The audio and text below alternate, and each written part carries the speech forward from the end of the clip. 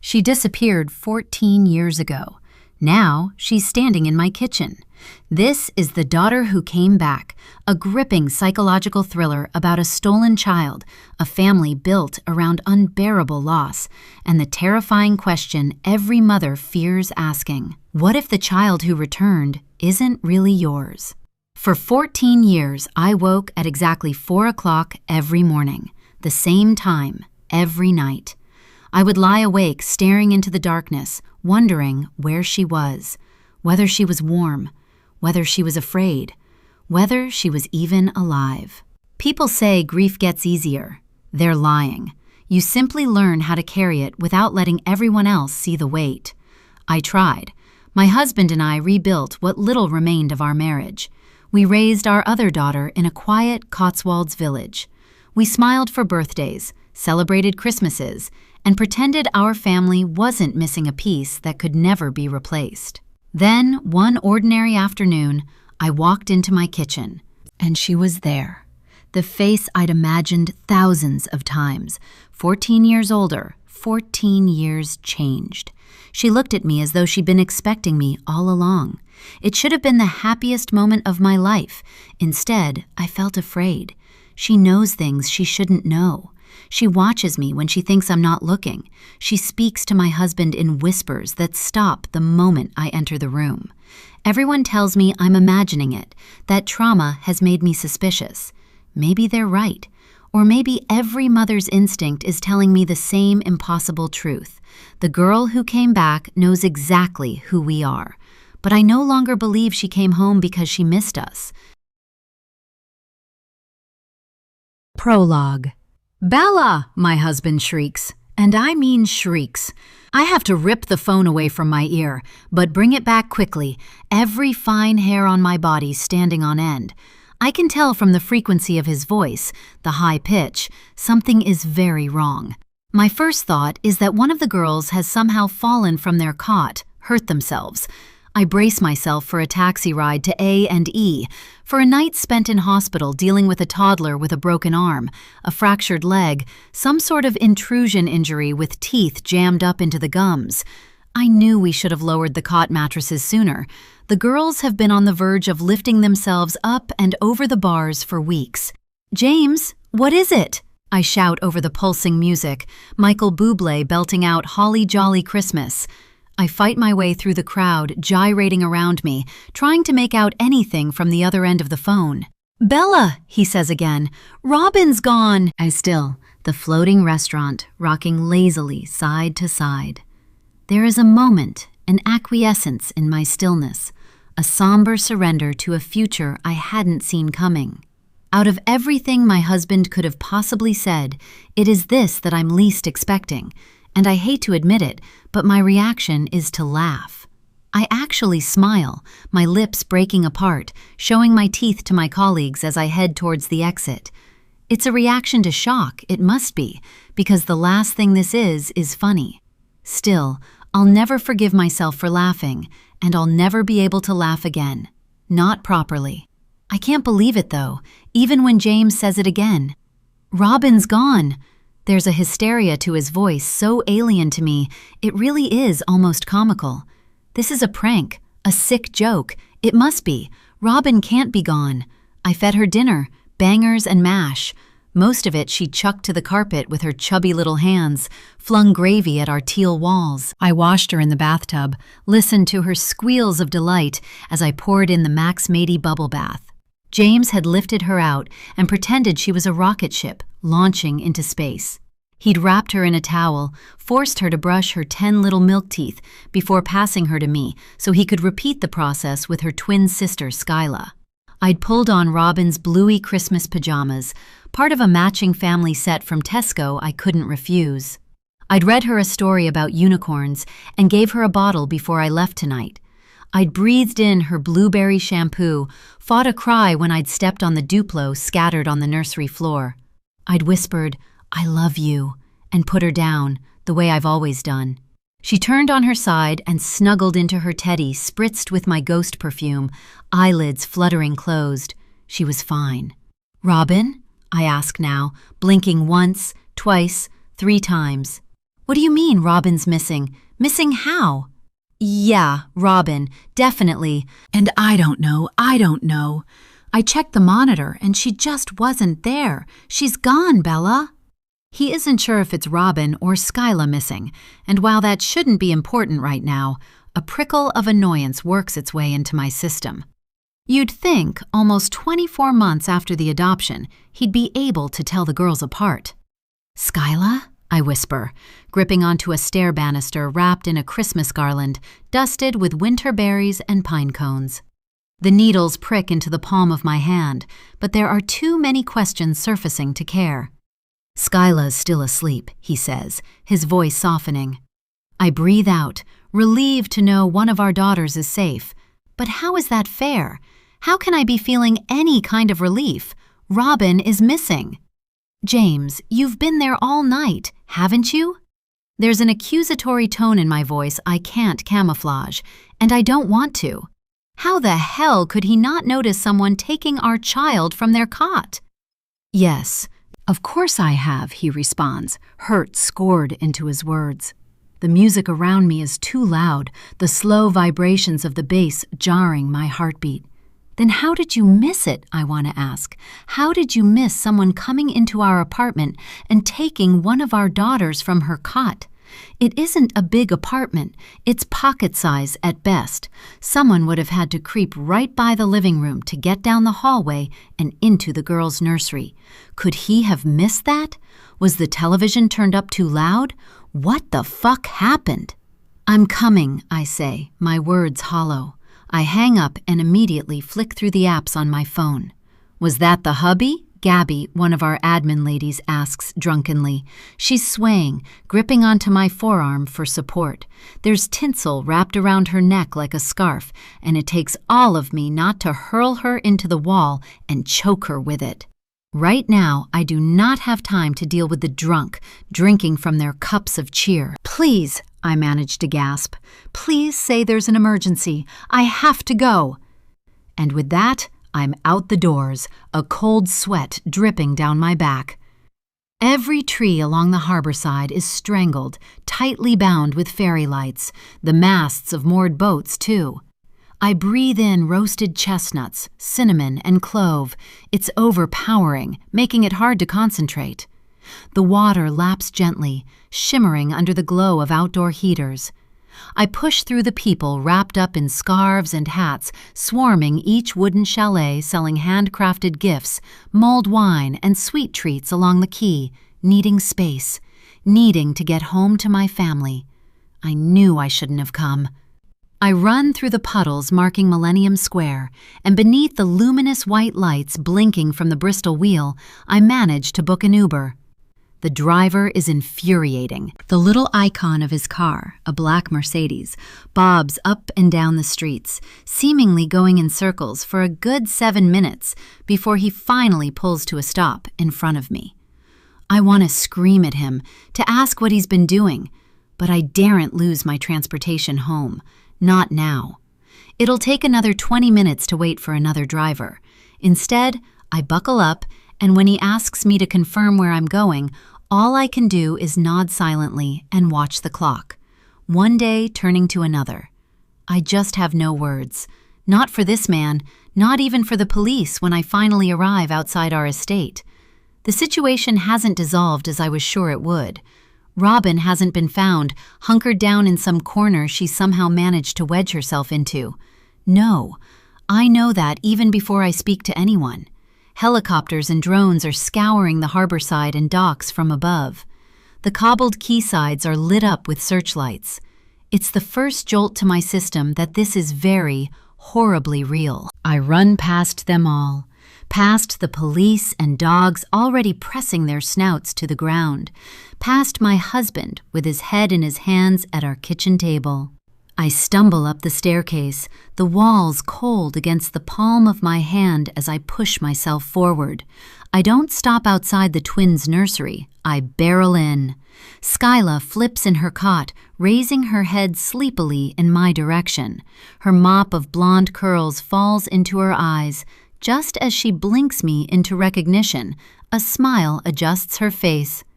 "Mommy," she grumbles, and I can't ignore her.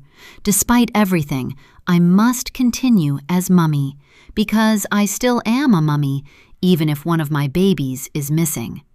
Nothing is out of place. Before I left this evening, I'd rearranged the girls' toys, packed everything neatly away. The board books have all been carefully slotted back into place after they'd ripped most of them down from the shelves. Their room is undisturbed, almost too perfect. The window is closed, secure on its latch. The idea that someone uninvited was in here at all is unfathomable.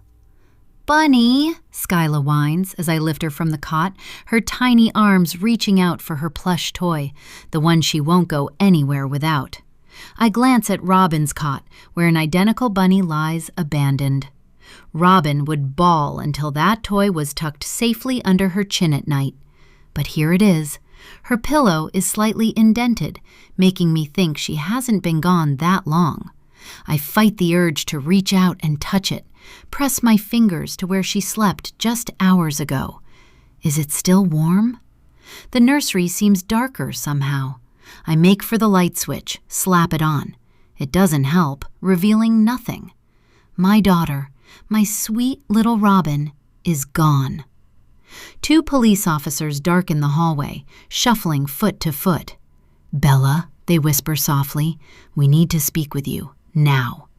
I pull Skyla in, closer, as close as I can make her. Her little legs wrap around my waist, and she nuzzles deep into my neck in that irresistible way toddlers do. "Where'd Robin go?" she asks, her head swiveling, twisting around the room, searching for her sister. And I think it's that moment my world shatters. She is too young to understand what's happening, just shy of 2, and for a moment I think perhaps I am too young to understand too. A ridiculous thought at 36, yet I can't comprehend what is happening around me. "Robin," Skyla sings, "where are you?" Her little voice is haunting as it carries through the night. I don't know how to answer her. I can't. My tongue turns heavy, and my entire body begins to tremble. I'm leaving the room, Skyla scooped under my arms, when she speaks again. 2 words that send a chill down my spine. "What that?" Her pudgy finger points down to my feet. We all turn, bend, and inspect the dummy on the floor. My first thought, heartbreakingly, is that Robin doesn't even have her dummy tonight. "Bella, sorry, but we need to take your statement," an officer says. "I need to put this one back to sleep first," I whisper, watching as they bag up the dummy. I hoist Skyla up on my shoulder. "It's the middle of the night." "I can do it," James offers, appearing on the landing with swollen eyes. "I've given my statement." There's a Tommy Tippy bottle in his hand.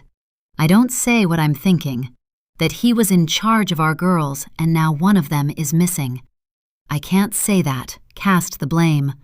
Reluctantly, I pass her over, having no choice but to kiss her forehead delicately and let her go. "I'll give her some milk," James promises, and buries his face into Skyla's curls as he walks away with her. The clench of my heart as I watch him disappear with our remaining daughter is hard to shake off. "Milkies," I hear Skyla whisper pleadingly, and I've never needed to hold her and watch her fall asleep in my arms so much in my life. But I let them go, and the police sit me down at my table that suddenly doesn't seem like my own anymore. It's covered in files and paperwork, pens that aren't mine. "Where have you been tonight, Isabella?" It's a question so loaded with blame, I almost feel culpable. "At my work's Christmas party," I mumble, doing my best to maintain eye contact, to sit up straight, to not sway. "You left the twins here with James, did you?" The detective raises his eyebrows as he looks at me. "I did," I say, my spine straightening a little more. "He's their father. Why wouldn't I?" What I don't ask is, should I have not? That's the real question, on the tip of my tongue, which is absurd. James is their father. He loves them. And I heard the panic in his voice when he called me. It was the sort of hysteria that can't be faked. "And how much would you say you had to drink tonight?" Those hairy eyebrows lift again as the detective catches my indignation, written in the way my fingers worry. "I mean, it was a Christmas party," I stammer, heat flooding my face. "I don't know. Why does that matter? Why does anything you're asking me matter? My child is missing." The detective chief inspector is an unreadable man, Gary Quinn, but his eyes, the sort of crystal blue that could be the color of frost on a winter's morning, are kind. He stays with me throughout the early hours, his questioning hard, relentless, but he's patient with me when he sees me crumbling, hands me tissues, and gives me the sort of look that could almost make me believe he's on my side, that he believes everything I'm saying anyway. And he should, because every word I speak is nothing but the truth. What James has told them, I can only hope is true too. The door was unlocked, he said. He'd ordered a Domino's, evidenced by the box holding a half-eaten Hawaiian pizza that has long since gone cold, and yet still somehow makes my stomach growl despite having no appetite. The delivery guy didn't set foot inside, James assures us, cradling Skyla in his arms. But from the little I've been told, the police are collaring him for questioning anyway. Because how could this have happened? It makes no sense. Someone must have seen something. James, a neighbor. A child abduction couldn't just go completely unnoticed in an apartment block like ours.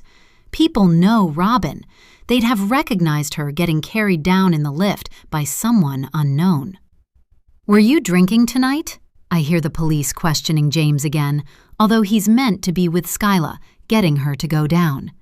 Her sleep doesn't matter to them, and for once, her routine doesn't matter to me either. Something in the officer's tone makes me think this isn't the first time they're asking James if he's been drinking tonight. "What are you implying?" he snaps at them, his irritation radiating around us. "Is there any chance you could have fallen asleep?" the detective asks, and James blanches, as though shocked to even be asked such a thing. But it is possible, isn't it? We have been sleep-deprived. The girls had gone through a blissfully long stage of sleeping through the night, but now that they're two, they've started waking again, crying in their cots until we reluctantly open the door. They've started telling us something is scary in their room. I don't tell the police this.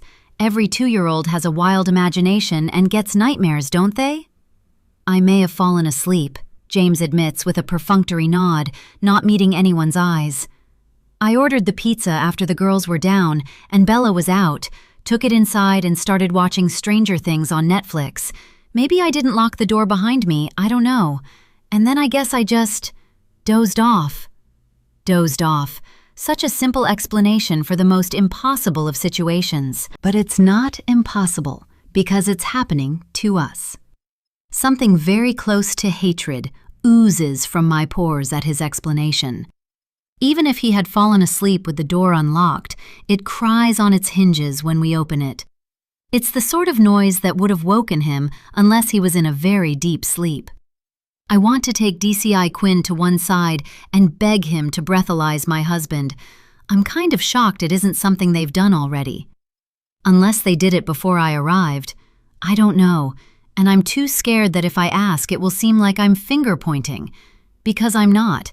I just don't quite understand my husband's explanation, and I don't think the police do either. I try not to let DCI Quinn's clear tactics to have me slip up in my own story bother me, reminding myself he is just doing his job. I just wish he'd focus his attention elsewhere, because questioning me isn't going to get him anywhere. The forensic team are in the nursery for what feels like hours. They sweep the walls and floor with a special lamp designed to find even the faintest trace of blood. But they find nothing, just like whoever took Robin tonight intended, I'm sure. A meticulous plan carried out flawlessly. I can tell as the hours pass, DCI Gary Quinn and his team start to worry. Their frowns deepen, conversations becoming more frantic with each door they search. They all seem to come up empty-handed. I lose count of the amount of tea bags I throw into the bin, even during ungodly hours, but it's the making of the tea that keeps me sane. It helps me do something, measure the sugar, steep the tea. If only the other things I do in life were this simple. I'm surprised when I head upstairs to find Skyla and James asleep in our bed. Overcome with a boiling rage that James could sleep at a time like this, I stomp down to the nursery, but it's hardly recognizable. It's taped off and it's been dusted, searched for prints. I don't go in, but I hover by the doorframe, fighting back the racking sob threatening to break from my ribcage. An officer shuffles to my side, and I want to ask him, what do I do now? How do I handle this? But he doesn't know. No one does. I learn that quickly in the coming weeks and months when our faces get plastered all over the news, when allegations are spread. Our names are dragged through the mud. People I've never met swear I'm a murderer. They're convinced I did something to harm my own child. It's sickening, and there's no telling them otherwise. The only one who seems to believe in our innocence is DCI Gary Quinn, who has gone above and beyond the call of duty for us. He has handed me tissues while I've cried, answered every hysterical phone call, and soothed me in that calm, authoritative way he has. He has sent flowers, cards, checked in on us even when he didn't need to. And he's the one who helped me learn that the more I fight, the worse it'll get for me in the media. So I retreat into myself, let the case swallow me whole, until it goes terribly, abysmally cold. The police don't close their investigations. They can't. But I know that they start giving up on the hope they once had of finding her. They seem to have a deceleration as they exhaust all leads, a building apathy about them at every visit. I know they're using their resources elsewhere, their priorities shift, and it's then that I finally drift back into the nursery. The pale yellow walls blur, and my legs give way. Robin is truly gone, and I can't bring her back. Part 1, Chapter 1. I think we should move, James announces one evening after I come down from putting Skyla to bed. The suggestion is so out of the blue that I have to ask him to repeat himself, and as I do, my voice comes out strangled. I think we should move, he says again, pulling down 2 wine glasses from the hanging shelf. Absolutely not, I shake my head furiously. My cheeks flame, head starting to pound. I punch at the screen of the baby monitor angrily, watching as it fills with an image of our little girl splayed out on her tummy in the cot. I stare at it until the screen turns black. Darling, please, think about it. He looks at me with tearful eyes. We're getting mined out here, picked apart. He glances out of the window. The nights are becoming lighter, and from our apartment we can see the quay still bustling with life. The change in season isn't welcome. If anything, it serves only as a reminder of the time that has passed without Robin. James is right, though. The media and the public have been like vultures since Robin's disappearance. At first, I thought it would mellow with time, but if anything, it has only become worse the longer our daughter remains missing. People are getting angrier, their need for answers almost as strong as our own. We have been ostracized, shamed, tormented. It has been hell, and it shows in our faces, which reflect off the glass on the sliding doors leading to our small balcony. I doubt it's going to be any different elsewhere, I say, as he selects a bottle of Chablis from the wine rack. The news isn't only shown in Bristol. Our faces are everywhere. Everyone knows who we are now. I press the screen on again and find our daughter has already shifted, her arm at a different angle, but she's still there. She's still there. I know that, he says. I'm just sick of it here. I can't leave the house without people staring at me, taking pictures, trying to talk to me or shout. It's doing my head in. I swallow a mouthful of wine and nod. I know what he means. I can't even go to Tesco Express without being harassed these days. Even if I shove on a hat and dress as inconspicuously as possible, it's like they're waiting. We have become part of some sadistic witch hunt, and I'm not sure how much more of it I can take. The screen returns to black, and I immediately click the button so I can keep watching our daughter sleep. James comes up behind me, wrapping his arms around my shoulders. Very gently, he prizes the screen from my hands. "Stop," he soothes. I exhale, trying to stop the itch to reach for the screen again. It has become my obsession in recent weeks. I've had this primal need to have eyes on Skyla at all times, to know her every move and make sure she's okay. It's a comfort I don't think I'll ever be able to have again. The aftermath of having a wound that can never be cauterized. We sway in the kitchen for a moment, the rhythmic thump of his heartbeat slowly calming me. "I wish people would just leave us alone," I say. "I know," James sighs, keeping me close. "It's like I couldn't leave the house without someone saying something about the twins before. 'Bet they keep you busy,' or 'got your hands full,'" I sob. After Robin disappeared, I started getting these fucking grating comments like, "You're missing one." I don't have to tell my husband about the horrified looks that followed as the people recognized my face and who I was. They regretted their remarks instantly, but it was too late to take them back. Changing from the double buggy to a single was a knife through my heart, but it was the only thing that stopped the comments. No one tends to say something to you when you only have the one baby to take care of.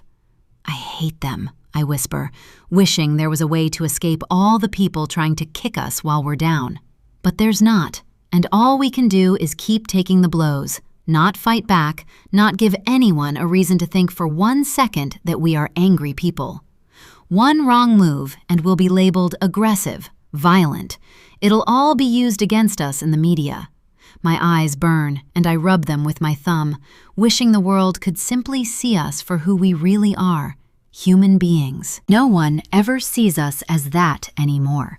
We are, to the majority of people, monsters, at least in their eyes. Rumors have spread like wildfire, stories about how we killed our own daughter. Even the people who think we didn't hurt our daughter intentionally have it in for us, think we're covering up the truth, when the truth is, we don't know any more than they do. They just refuse to believe it. "It'll be good for us," he says after a while, "a fresh start." "With what money?" I scoff, and this seems to make him wince. It's a low blow. He hates discussing our finances because they aren't good, not anymore. I look out to the floating harbor, wishing I could take back my words. He doesn't deserve me bringing him down. I wish I were the type of person who could just let him live in his own fantasy land, in a place where we can afford to move somewhere else, anywhere else. It's only fair. He lets me live in my delusions every day, and yet I feel the need to shatter his illusions. "We can't stay here forever," he whispers brokenly. The sad thing is that I know he's right. We can't afford this apartment anymore, but I'm terrified to leave it. "We have to stay," I say. "What if one day Robin comes home and we aren't here?" "She's not a cat, Bella," he sighs. "But she could, right? She could come home one day." My voice cracks, and before I even finish my sentence, James has crushed me to him. I know he's thinking what I'm thinking, that just before she disappeared, her speech was growing by the day. We'd just started teaching her to say the number of our apartment, 28. The street name was harder, and her words would come out sputtered, but she was learning. Will she remember that if someone ever asks her where she lives, the way we would? Will she remember the name of the address we used to try and teach her to say, in case she ever did disappear? All the while never thinking she actually would. We were the stereotypical family who took every measure to protect our children, but always assumed it would never happen to us.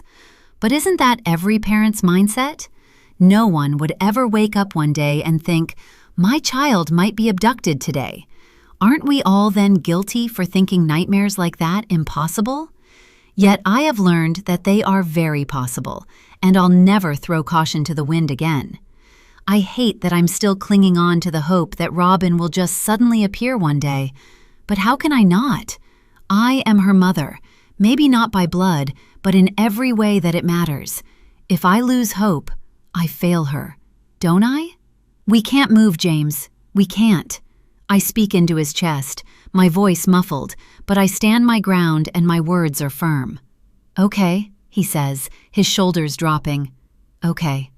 His hand glides down my back tenderly, and I let him hold me as tears fall between us. We don't speak about moving again for a very long time. Chapter 2. On Skyla's 4th birthday, I wake early and head out into the living room to blow up a collection of confetti balloons. When I've worn myself out, I take some out to the front of the building and fight with the rubber as I tie the balloons to the fencing. When they're secured, I take a step back and admire my work. But it's tainted. The for sale sign up at the front of our apartment complex makes my stomach turn. It reminds me of the multiple offers we've received in less than a week. Of course, everyone is eager to get their hands on a home boasting waterside living right in the heart of Bristol's city center. Perhaps naively, I'd allowed myself to believe that no one would be able to afford it. But they can, and we're in no position to turn down offers. In recent months, things have gone from bad to worse for us. "Morning," my neighbor calls on the way out the gates. She always greets me, always pops a Christmas card through our letterbox. Even now, I wave back, mute. She's either so out of touch with the world to not know who we are, or she's genuinely just one of those overly friendly people who is nice to everyone. Regardless, I don't trust her. I don't trust her because I don't trust anyone anymore. My entire life has changed since losing Robin. I have lost so many people. But over time, I've realized I'm better off without people who only see me as Isabella Rushmore, the woman whose toddler got abducted from her cot in Bristol. I never did go back to my job after what happened. Gabby had arranged a bloom and wildflower bouquet, signed by everyone in the office. I'm sure it was meant kindly, but there were names on there I didn't even recognize, and it came at the moment I was at my lowest ebb, when saying thank you for flowers seemed like the very last thing on my list of priorities. By the time the petals had decomposed, it was too late. I was too embarrassed to reach out. Angry, too. Lilies, the flowers they'd sent me, were for loss, and Robin wasn't dead. I didn't need something wilting in a vase in my kitchen telling me I should be grieving. Pushing those flowers deep into the black wheelie bin and washing out the vase felt like a relief. I ended up pushing all of my colleagues away, even the ones I was closer to. A few have tried to get in touch since, but I've ignored them all. It was too hard to let them in, let anyone in really. It was easier to lie to myself, to think of them all as younger than me, women who enjoyed going out, drinking until all hours. They couldn't possibly understand what I was going through, so why would I even try to explain? I'd passed the stage they were in, so already we had nothing in common, which made it easier, I guess. James and I were walking once along the Clifton suspension bridge, watching Skyla roll ahead of us on her scooter. We were trying to blend in, be tourists in our own city, as we like to do sometimes. Little did I know, my old company was having their annual summer party on the same day, and we bumped right into them. I wasn't prepared to see them, their wide-eyed stares and gaping mouths. Gabby was there, trying to keep upright in a pair of heels, surrounded by a couple of other women I used to work closely with, Sophia and Tara. They tried to approach us, came scrambling close enough we could smell their sickly, sweet, fruity perfume. "Bella! James!" Gabby's voice was so shrill, it must have carried across all 414 meters of the bridge. "How are you?" I'd shaken my head. I didn't want to hear what she had to say, didn't fancy engaging in conversation with her, talking about work, about Robin. It had been a relatively good day, and I didn't want to ruin it. But there she was, talking a mile a minute. "I just can't believe what's happened to you guys. I really can't. It's tragic." Her eyes were brimming, and I'd wanted to wipe those tears away because they weren't hers to spill. They weren't her emotions to live and breathe. They were mine, and seeing her experiencing even a fraction of what I was going through was enough to make me buck like a horse. "My heart just breaks for you," she'd said, turning towards Tara and Sophia, who had nodded in unison. Heartbreak, it seemed, was a communal experience. "Is there anything I can do?" She'd blinked up at us like it was a completely normal question to ask parents with a missing child. as though there could be anything we could really want her to do besides find our child. I'd squeezed James's hand so tightly I felt his bones creak together. Neither of us responded. We couldn't. Instead, he steered me away before they could say more. Gabby had called after us, but we didn't look back. We got off that bridge as fast as we could. It did take a while, but eventually, even the most persistent of ex-colleagues petered out. The summer breeze wraps around me, herring gulls swooping low over my head. I linger outside in the dazzling early morning sun a while longer before taking the lift back up to our apartment. Opening our front door, I blink at the stack of perfectly wrapped presents nestled between the balloons.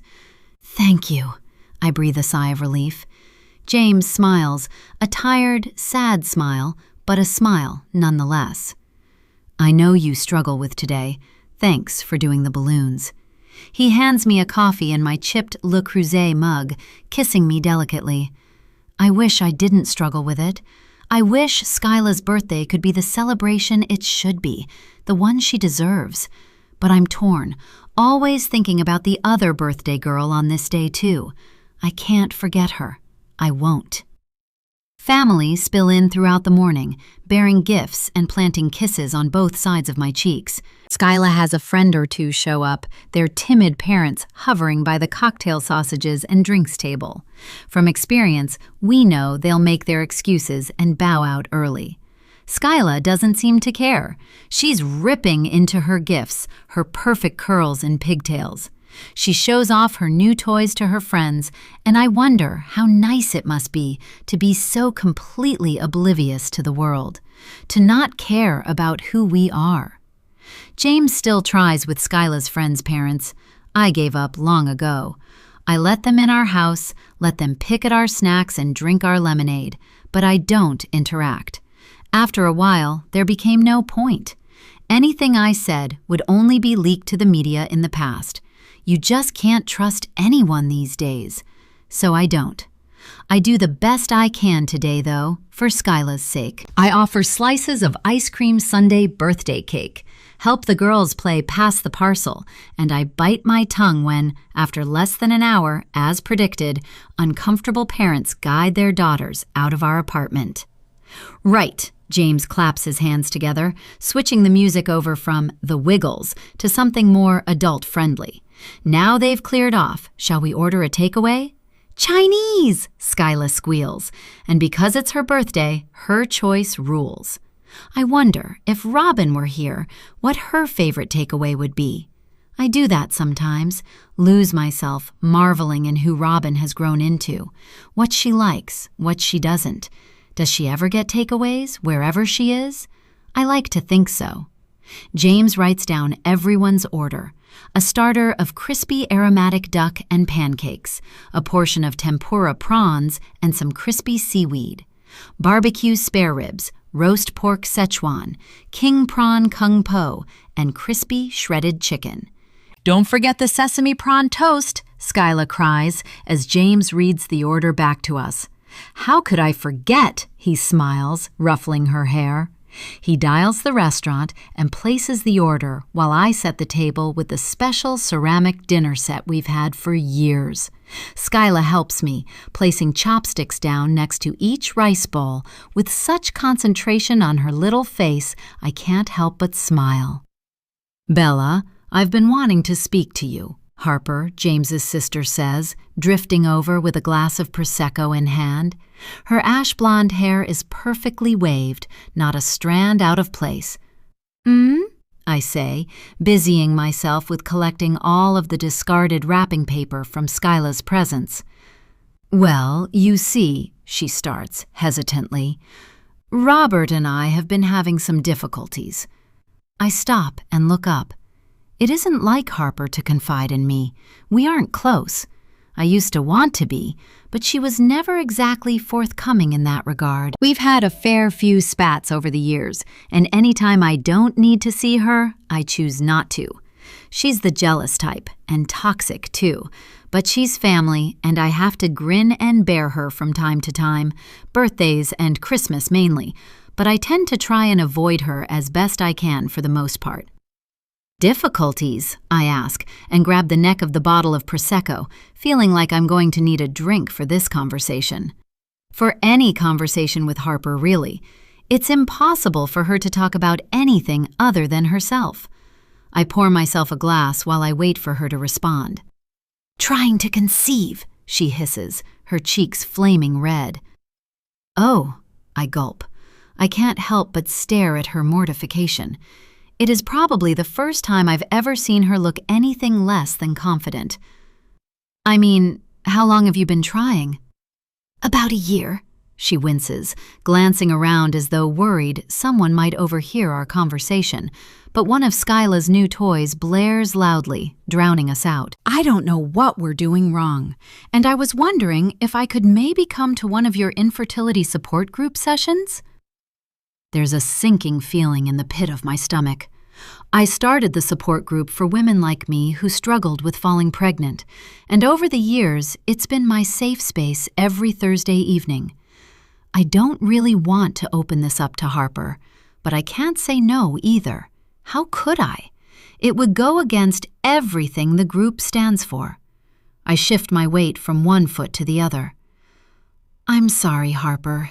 It's hard, isn't it?" I say, steering away from answering her question for as long as I can. She nods, and her hazel eyes brim with tears. Oh no. I open my mouth before I can stop myself. "Of course you can come," I say. Such a pushover. "We're a good group." I reach out, squeeze her shoulder, and she smiles gratefully, dabbing at her eyes. This new, vulnerable side to her is quite a show, and I'm still trying to work out how real it is when Skyla darts up to us and burrows in between my legs. I lean forward to smile down at her. She gives me one of her gap-toothed grins in return. Harper kneels down and pushes Skyla's loose curls away from her face.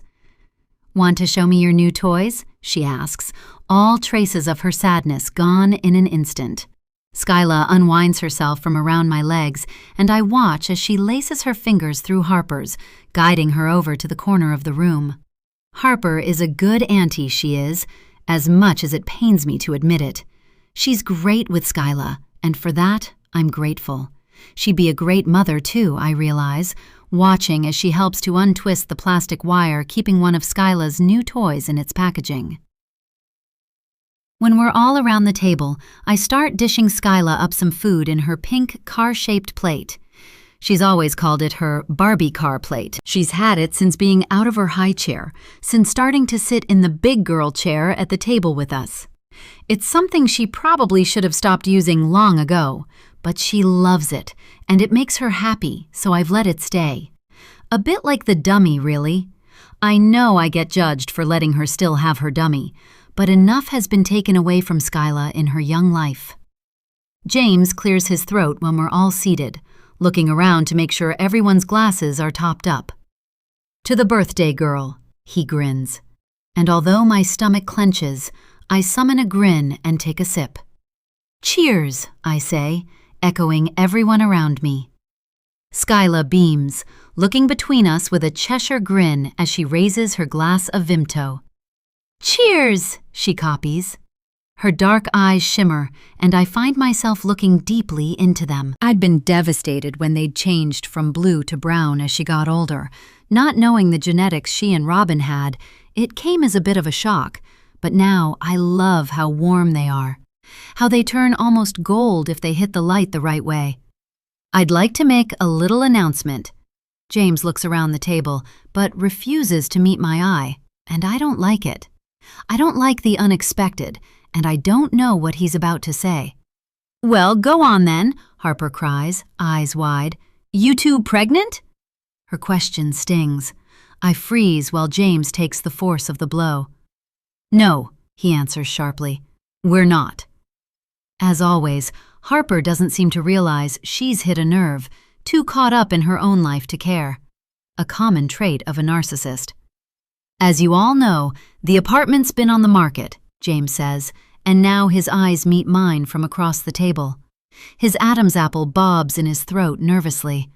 I narrow my eyes, unsure where he's taking this. I've heard nothing from the estate agents that should warrant an announcement at the dinner table. Well, we have an offer, and I've just been promoted at work, he says, positively glowing. I lean back in my seat. Did I miss an email? How don't I know this? I think back to all of the couples I've seen clomping in and out of our apartment in recent weeks. Which of them is it? Does that even matter? The glass in my hand feels weightless. My hand tilts, and for a brief moment, I think I may drop it. Darling, James says eventually, turning to me, I've found a home that's perfect for us, and we can finally get away from here. He says it like it's a dirty word. Here. Maybe it is. Maybe it's time. But my insides flip, and I feel the urge to flee. My fingernails claw into my thighs through the satin of the Marc Jacobs dress I'd purchased from Vinted just last week. James, I say, a warning. I look at him, silently begging him to discuss this with me later, in private. A simple word pools in my eyes. Stop. But he doesn't stop. Take a look at this, he says, pulling out a pamphlet and placing it in the center of the table. Skyla peers at it curiously, and I want to shield her eyes, block her ears. She shouldn't see this. It's not real. It's a castle, she gasps, pinching the pamphlet between her fingers. James's mom leans over. Is that the Cotswolds? She asks, her brows hitched. I glance at the pamphlet, at the rolling hillsides, the village of thatched medieval homes surrounded by pastures and wildflower meadows. I don't want to be interested. I really don't. But I am, because I don't understand. Is that? I start, but stop, rubbing my eyes. The house in the pamphlet is huge compared to our cramped apartment. 4 bedrooms, and it's on a vineyard. A vineyard!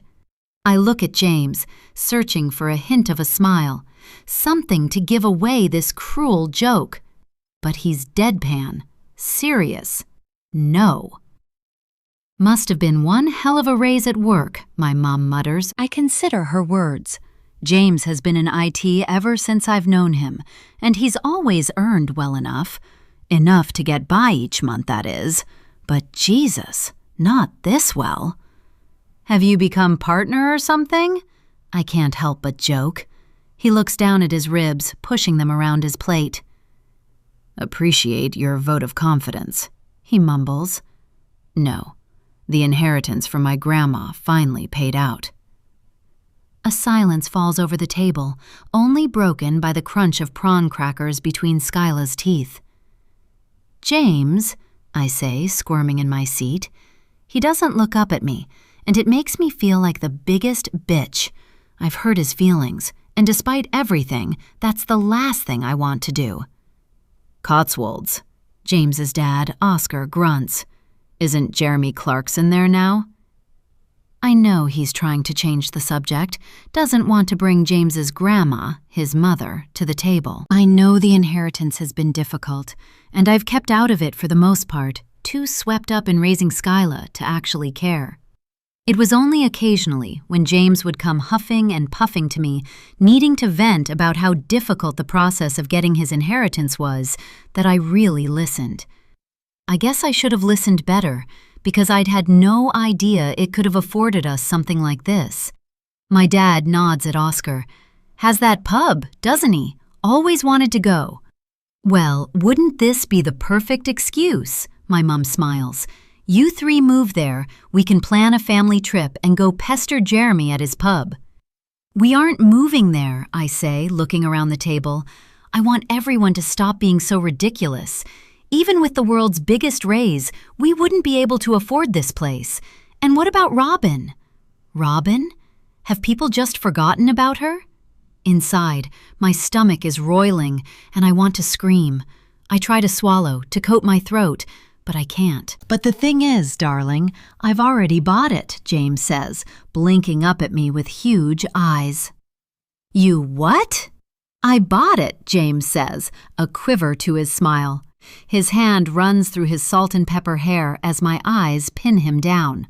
My body reacts before my mind has a chance to catch up with it.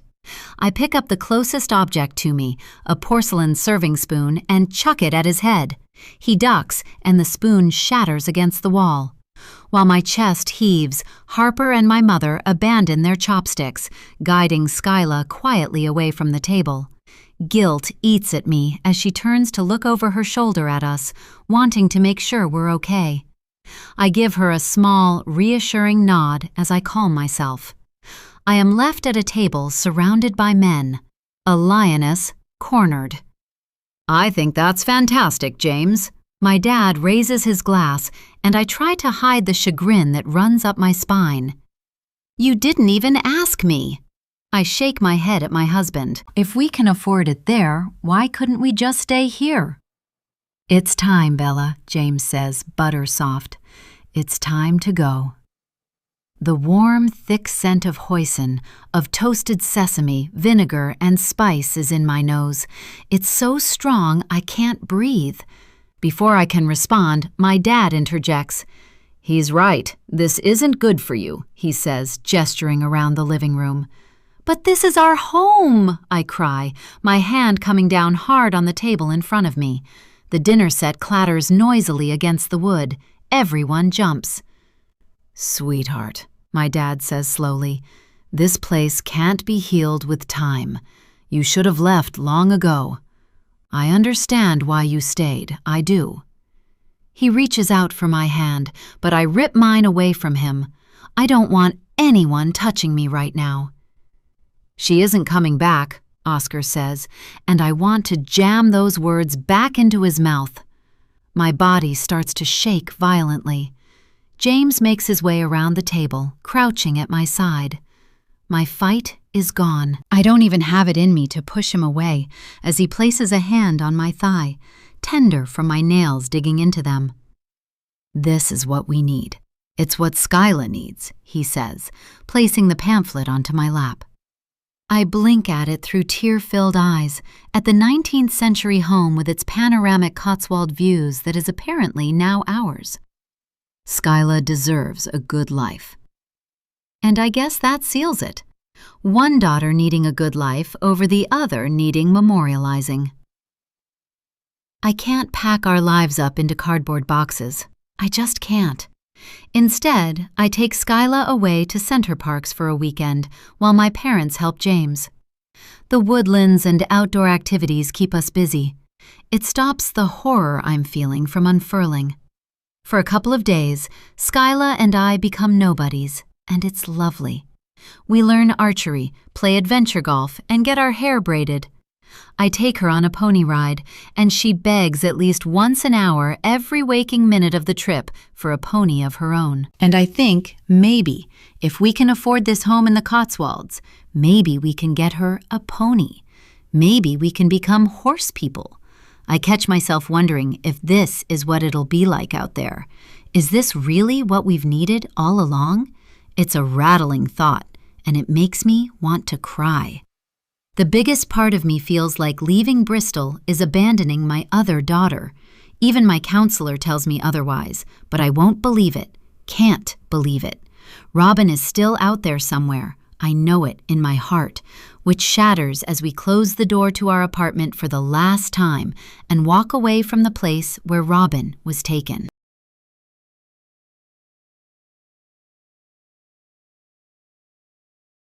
Part 2, Chapter 4, 12 Years Later. It is loud in the kitchen. The chime of girlish chatter greets me as I nudge open the front door, hoisting the Waitrose shopping bags inside. Alfie, our golden retriever, crashes in after me, heading in the direction of the noise. I pause and stand in the hallway with my eyes closed for a minute. 2. I lose track of time, the way I do sometimes. In another world, it would be both my girls in there, nattering away, but I know it isn't. You'd think after 14 years, the cavity in my heart would be familiar to me, and yet my throat constricts at the thought of what could have been. When my eyelids flutter open, I catch a glimpse of a girl disappearing into the guest bathroom. a veil of waves swooshing over her shoulders. I sigh, wondering if there's another mouth to feed tonight. I haven't bought enough chicken and will have to nip back to the shops, but I suppose I shouldn't complain. I'm just happy Skyla has a friend over. It's been a while. Kicking off my shoes, I note the black biker jacket dangling from the coat stand and the grungy pair of scuffed Dr. Martens lying haphazardly on the floor. I step over the shoes, wander down to the kitchen, and stop, leaning against the doorframe. The table is scattered with books, all on Elizabethan England. History. Skyla's passion. "Hello, you," I say softly, and Skyla tears herself away from her textbooks, offering me a beaming smile. They are so rare these days that my heart swells. Today must have been a good day. "Mom," she says, replacing the cap on her neon yellow highlighter. Alfie has curled up at her feet, tongue out, panting happily. Dropping the shopping bags to the kitchen counter, I start to unload the chicken breasts and courgettes. "What are you studying?" "Stuff about the monarch, Privy Council, and Parliament," she says, and there isn't an ounce of boredom etched into her words. She blows onto a page in her textbook to dry the ink from her highlighter. My little history nut. My lips curl up and our eyes meet. That reminds me. I dip my hand into one of the shopping bags and withdraw a paperback copy of Alison Weir's latest book, something on Cardinal Wolsey. Her eyes light up at the sight of the blood-red cover. "You didn't!" she grins, bouncing up and snatching the book from my hands. She clutches it to her chest. "Thank you." I won't tell her that I've booked tickets to Alison Weir's book talk in Chorleywood yet. I'll leave that to be a surprise, pull it out as a treat after her GCSEs. I'm happy my daughter is more thrilled with a book as a present than makeup or a Zara clothing voucher. She's a good girl, and it makes me feel like I've done at least one thing right over the years. I kiss her forehead, my hand grazing over her beautiful curls, the way I've always done. While she perches on a stool by the kitchen island, I bend and pull out some pots and pans to start on dinner. The guest toilet flushes, reminding me of a stranger's presence. "One more for dinner tonight, darling?" I ask, thinking, I can make this work. Instead of crispy Parmesan garlic chicken, I can do some sort of easy bake. I'm already reworking the recipe in my head. Saves a trip back to the shops. Glancing up, Skyla shrugs. "I'll have to ask," she says, and there's a pinkness to her cheeks that wasn't there before. I twist, asking the Alexa to play Tracy Chapman, my go-to music to cook to. I won't overwhelm Skyla by asking more. My counselor told me that's one way to help the situation. Don't breathe down her neck. Let her come out of her shell slowly, at her own pace. I start the slow, methodical process of slicing the chicken breasts into thick cubes. I guess the hiss of garlic frying in the pan muffles the sound of Skyla's friend re-entering the kitchen because I don't hear her footsteps. It's only when I turn again to look in my daughter's direction that I freeze, the wooden spoon falling from my hand like a dead weight. It clatters noisily to the tiles, oil splattering up the cabinet doors. "What the fuck?" I mutter, blinking again and again, but the image in front of me remains the same. Both girls snap their heads in my direction, their movements indistinguishable. I have to clamp a hand over my lips and dart from the room. By the time I reach the bathroom, hot vomit has already pooled in my mouth, the acidity burning my tongue. I spit the contents of my stomach into the toilet bowl and feel my heartbeat hammering against the vitreous china. I'm seeing things again, I think. I must be. It takes a while to compose myself. I splash water onto my face, smudging my mascara, and rinse out my mouth. By the time I make it back into the kitchen, the garlic in the pan has burnt, the smell bitter and sulfurous. But that doesn't matter, because staring up at me is a girl who looks so much like Skyla, it's not possible. Unless... "Mom?" Skyla questions. I don't think I've ever sworn in front of her before, been very careful not to. It was one of those things I really had to train myself to do in the beginning, mind my mouth.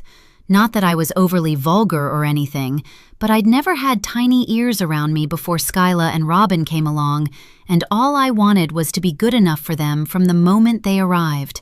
The girl beside her scoffs, eyeing me curiously. "Sorry, I stammer, unable to tear my eyes from the girl sitting at my kitchen table. "The ants are back.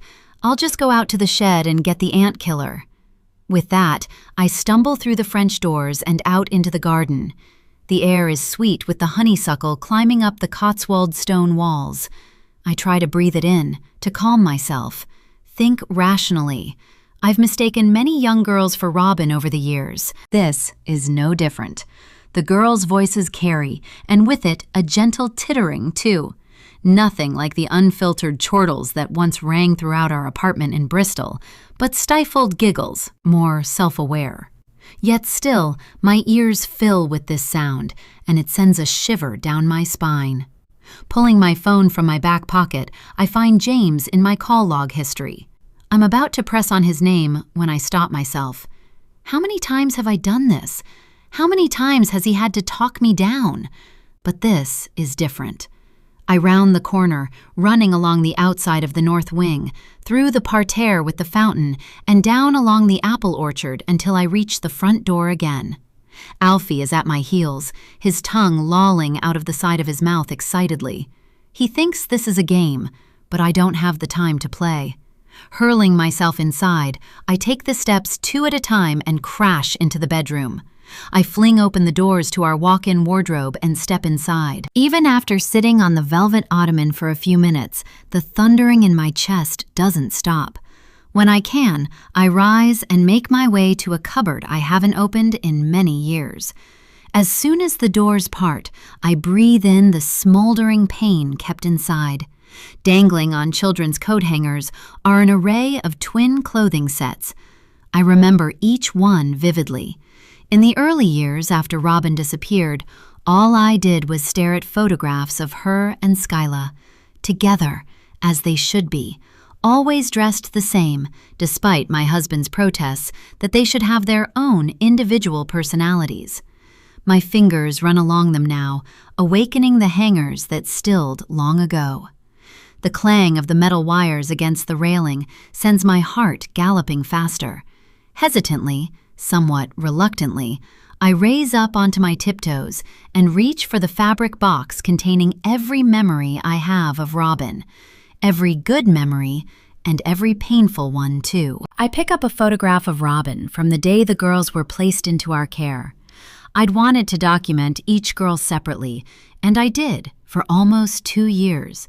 But in this specific photo, Robin was just a few days old, her skin still blushed pink, the dummy too big for her face.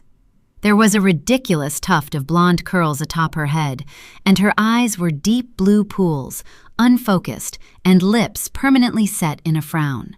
From the moment she was put into my arms, I was in love.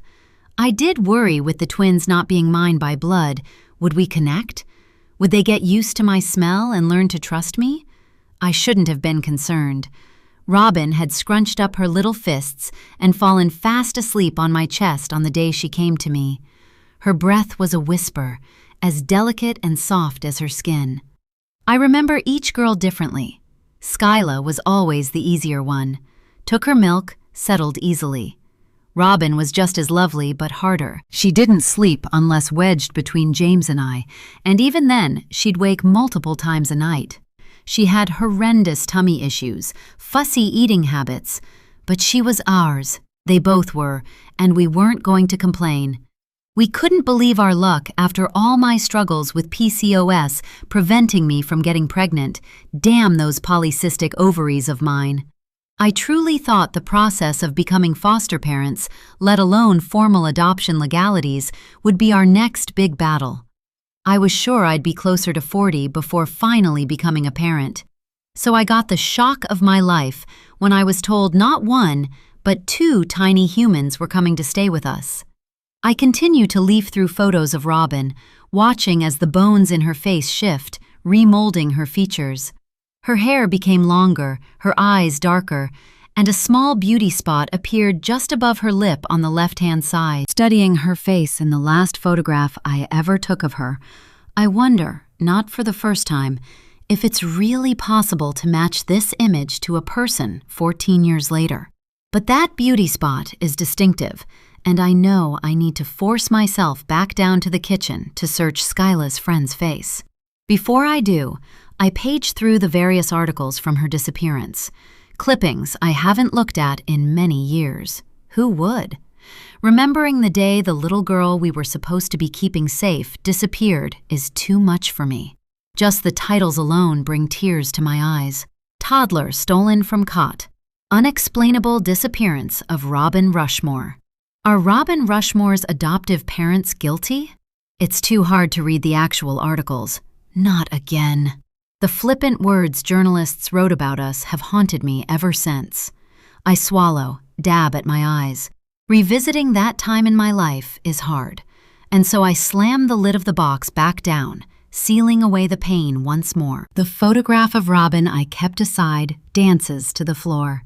I bend to pick it up after sliding the box right back into the depths of the cupboard, into the dust and cobwebs where it belongs. Staring again at Robin's face in the image, I search for more unique qualities, but it's hard. She was so young when this was taken. So much could have changed. I pocket the photo anyway and prepare myself to head back into the kitchen. "Sorry about that, girls," I say, perhaps a little too loudly as I stride back in, somehow managing a smile. I don't look at Skyla's friend right away, don't want to seem too interested in her. Instead, I head for the pan on the stove. I grip it in my hands, if anything to stop myself from shaking, and run it under water. The charred garlic swirls down the drain. "Mom," Skyla says, "you forgot the ant killer." "Oh, yes," I choke out a laugh. "Clean forgot."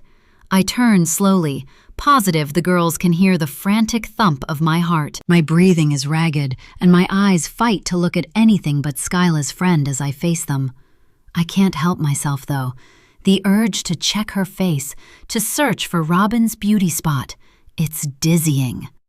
Eventually, I can't keep my eyes away, and at the sight of her, I almost gasp. The twins weren't identical. They didn't come from one fertilized egg that split into 2 embryos. We learned all about the biology of twins when we adopted the girls. Still, in the early days, even I found it near impossible to tell the difference between them. We had to put different colored crochet bracelets on their wrists to help us in the beginning, though as they grew, we still couldn't really tell them apart easily. And right now, if it weren't for Skyla's sun-bleached curls and the clothing I know I bought for her, I don't think I'd be able to tell them apart from a quick glance. I swallow, taking a tentative step forward. Skyla's friend is leaning against the kitchen counter, close to the knife rack. I come within inches of her, reach forward, and drag a knife out. Our eyes lock as I bring the knife towards me, but not for long, because mine fall down to just above her top lip on the left-hand side, where a deep, silvery scar is glinting under the bulb above our heads. Chapter 6. It's a coincidence. It must be. But she has a scar in the exact same place my missing daughter had a beauty spot. My mind fizzes. So many questions pool on the tip of my tongue, but I keep my lips sealed. I don't want to freak the poor girl out. I've done that enough over the years. Being a full-time mom, I've spent a lot of time meandering aimlessly around over the years, seeing girls that could so easily be Robin. In playgrounds and soft plays with Skyla, and coffee shops whenever I had that small, sacred slice of me time. I've always been left feeling unhinged, though, and over the years, I've become better. Learned to compose myself when these kinds of things happen. I grip the knife and take a very slow step back. "Skyla," I say, turning my body towards the chopping board. "Aren't you going to introduce me to your friend?" I ask, too nervous to speak to the girl directly. Not yet. "Oh, God, yeah, sorry." She shakes her head furiously, and I know she's nervous. She wants to impress, but she also wants to please me. She's a girl thirsty for acceptance from everyone in her life. "This is Raven." Skyla nods towards her friend, and it isn't lost on me that this girl is named after a bird, just like Robin. But where robins are cheerful and trusting, ravens are dark, intelligent. Scavengers. I shudder. Raven's mouth spreads, revealing a toothy smile with just the hint of gums. The scar spreads too, and I can't help but stare. She's waif-like, almost gaunt, with little to no fat and muscle on her. Her delicate wrist bones are jutting out sharply, and her chest looks like some sort of instrument you could play with a mallet, a xylophone perhaps. "Hi, Mrs. Rushmore," the girl says with a rolling R. Her voice is nasally, a Scouse accent, I think. Something I really wasn't expecting. Something so unattached from us, it throws me. She can't possibly be Robin, but it's been 14 years. She could be anyone. She steps towards me, arm extended. At my feet, Alfie grumbles unhappily. It isn't like him. I realize I can't speak, that I'm staring as I take her hand in mine. She's pasty white, so cold she could be bloodless despite the warm weather. "Bella, please," I say, shaking. "Bella," Raven repeats, locking her eyes to mine in a way that truly terrifies me. Eyes the exact same color as Skyla's, and yet darker somehow. "Excuse me," I squeak, dropping her hand and quickly making my way back up the stairs, already dialing James's number. It rings and rings as I shut the door behind me, dropping to my knees. The carpet is creamy and soft, and I want to sink into it. When he answers, I breathe out, waiting for his voice to calm me the way it usually does. But today, it doesn't. "James," I whisper into the phone. I'm crouched in a corner of our bedroom, my body pressed into the safety of our walls, wishing they could swallow me. "Bella? You okay?" my husband asks, and the sound of his voice has me gripping the phone tighter. "She's home, James," I say quietly. So quietly, I don't think he hears me for a moment, because there's nothing but static at the other end of the line. "James?" I ask, a quake to my voice. "Are you sure?" "Yes," I breathe. "Robin's come home." When James arrives, the front door bashes against the wall-mounted gold coat rack, and from the kitchen I hear him drop down his laptop bag, shrug off his coat. He hangs it on the banister the way he always does, kicks off his work shoes, and treads down the hallway. I shoot my eyes at him as soon as he enters the kitchen. "Careful," my eyes say pleadingly. "Don't startle her." His eyes are saucers, full of desperation. Or is it fear? I can't be sure. A bit of both, maybe. And who can blame him? I'm scared myself. It's been so long, but still, I'm sure. The girl sitting at our kitchen island is Robin. James's throat bobs, and slowly he turns from me to the girls. Their noses are buried in some glossy textbook, a Hans Holbein the Younger's portrait of Henry VIII, standing proud, feet shoulder-width apart in the center of the page. "Hey, Dad," Skyla says without looking up. "What's up?" James seems to dodder, his mouth opening and closing, like a fish, and I can't look anymore. There's a pounding in my temple. I fight against my nerves to calm down, breathing in through my nose and out through my mouth. I try to keep busy, pulling knives and forks from the cutlery drawer, placemats from the next drawer down. When Skyla's friend Raven raises her head, glancing up at James, I hear the sharp intake of his breath. Even though he won't meet my gaze as he turns to the cabinet to collect the plates for dinner, I don't need him to. I know he sees it too. The likeness between these two girls. Every hair on my arm stands on end, and I reach for a serving spoon slowly, wondering how to break this strange moment. I'm transfixed, watching this girl I'm sure is our daughter. Our Robin. The question is, does she know that, or is this some sort of cosmic, karmic thing that was always meant to happen? Because even when no one else believed me, I always felt she would come home to us. And I was right. I was right! Here she is! "Dinner!" I holler, the happiness I'm showing a lie, but one I stitch into my words and onto my face. The textbook snaps shut. While Skyla stacks her books to the side, I squint, studying Raven closely. She's so very similar to Skyla, but different too. Oily strands of her hair hang down her back, an unnatural shade of ruby red. The curls are missing, but there's a soft wave creeping in around her neck, making me think she's used straighteners. She's spotty too. Through the patchy, cheap makeup, her skin is red and inflamed.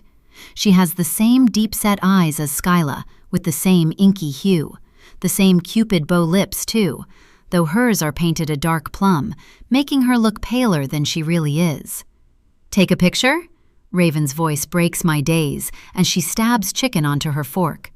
I shake myself back into the present, blinking at this girl raising her sharp, thinly plucked eyebrows at me. Blanching, I look away, but not before noticing a subtle dip of Skyla's chin to her chest. An awkward silence follows, broken only by the jarring squelch of Raven chewing her food, open-mouthed. It's loud and unapologetic. "So, are you new to school, Raven?" I ask once she's swallowed. "Yeah," she says, shoveling more food into her mouth, as though afraid at any moment the plate might be snatched away from her. If I didn't know better, I'd say the girl was starving. I give James a cursory glance, narrowing my eyes. Say something. I can't be the one to ask all of the questions. I need his help. He frowns, his fingers running along his jawline. "Where were you before?" he asks Raven after a while. "We moved around a lot," she says vaguely, bringing a glass of squash to her lips and smiling at us sweetly. "We? As in?" I venture, a tremor of anticipation running through me. "Mom!" Skyla cuts in, glaring at me. "What's with the 21 questions?" "It's okay, Sky," Raven says. Sky? I grimace distastefully. We've never called Skyla Sky before. "We as in my mom and me," Raven says, fast, each consonant sharp. She clamps her teeth down onto her fork and drags it out of her mouth, the sound like nails on a chalkboard. It makes me shudder involuntarily. My mom's an artist now, so she's not been office-bound for a long time, likes to travel. Meeting James's eyes from across the table, I watch as he deflates, and as he does, my heart sinks. She has a mother. Raven can't be Robin if she has a mother, can she? Wow, that must be a pretty exciting life, I gulp, hoping I've managed to lace enough enthusiasm into my words. Raven shrugs, and it's then that her brown eyes pierce mine, so dark you can't even see the pupils. "Not really," she says. "I'd have much preferred a bit of stability." My breath catches in my throat at the way she looks at me. Her stare is cold, almost accusatory. It strips me of any composure I have left. "Sounds like you spent some time up north," James comments. "Why'd you say that?" She scowls for a moment, just long enough to make our pulses stop. Then her expression morphs. The scar on her lip stretches as she laughs. "I'm kidding. Yeah, Merseyside. We moved here from Merseyside." My hope drains. If my geography's correct, Merseyside is at least 3 hours from Bristol. Would whoever took our daughter have taken her that far? I squeeze my eyes shut. What a stupid question. They could have taken her further. For 14 years, I've been haunted by the possibility of Robin being abducted for human trafficking. She could have been taken anywhere. Bangkok, Lagos, Romania, Johannesburg, even Merseyside, really. "I'm sorry, I stammer, getting dizzy, but I stand anyway, nudging away Alfie, who has been lying protectively at my feet, guarding me. My thighs connect with the plate in front of me, and it clatters noisily on the glass tabletop. Everyone gawps at me. At least, it seems that way. "Bella," James whispers, reaching for my hand. When his fingers touch mine, I realize I'm trembling.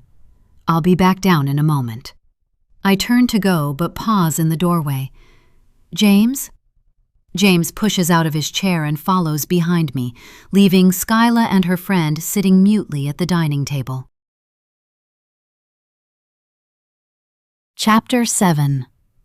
When we get into the bedroom, I march across the jute-woven rug and drag the floor-to-ceiling curtains across the rail, my heart pounding. We are too far from the main road for anyone to see in, and yet this moment needs privacy. However, the moment the curtains are drawn, claustrophobia sets in. "James," I hiss, twirling to face him. "She's here, James. It's her, isn't it? That's our girl."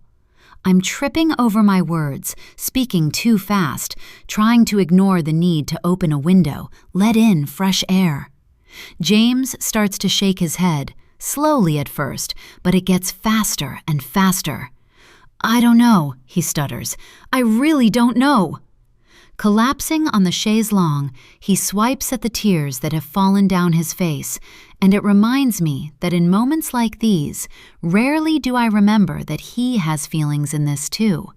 Robin was his daughter as well as mine. For all of the turmoil I'm going through, James has his too. "Babe, we've been through this before, and I can't," he swallows. "I can't do it again." I bare my teeth, looking down at him disdainfully. I've never thought my husband a weak man, until now. In this moment, he seems so incredibly small, and I hate to admit it, but I don't have the time for his emotional turmoil. It's the wine. It must be. Drinking has always desensitized me. I only had the one glass at the dinner table, but I'm hardened from it, and I have to get to the bottom of whether the young girl downstairs is my missing daughter, with or without James's help. I need to do something. That scar. I can't get it out of my mind.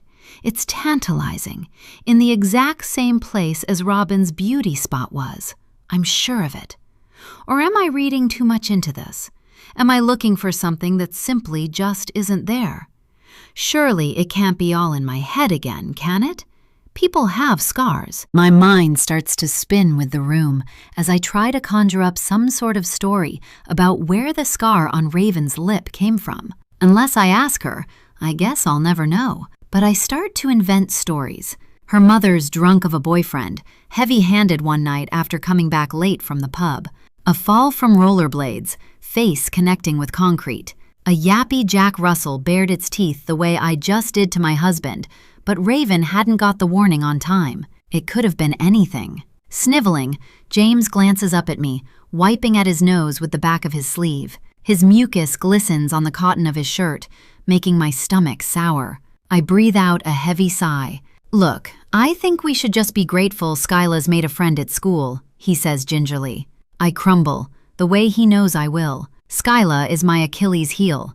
This last year has been tough on her, and seeing it reflect in her spirit has undone me. With no friends and the pressure of applying to university weighing her down, she's been struggling more than she'll ever admit.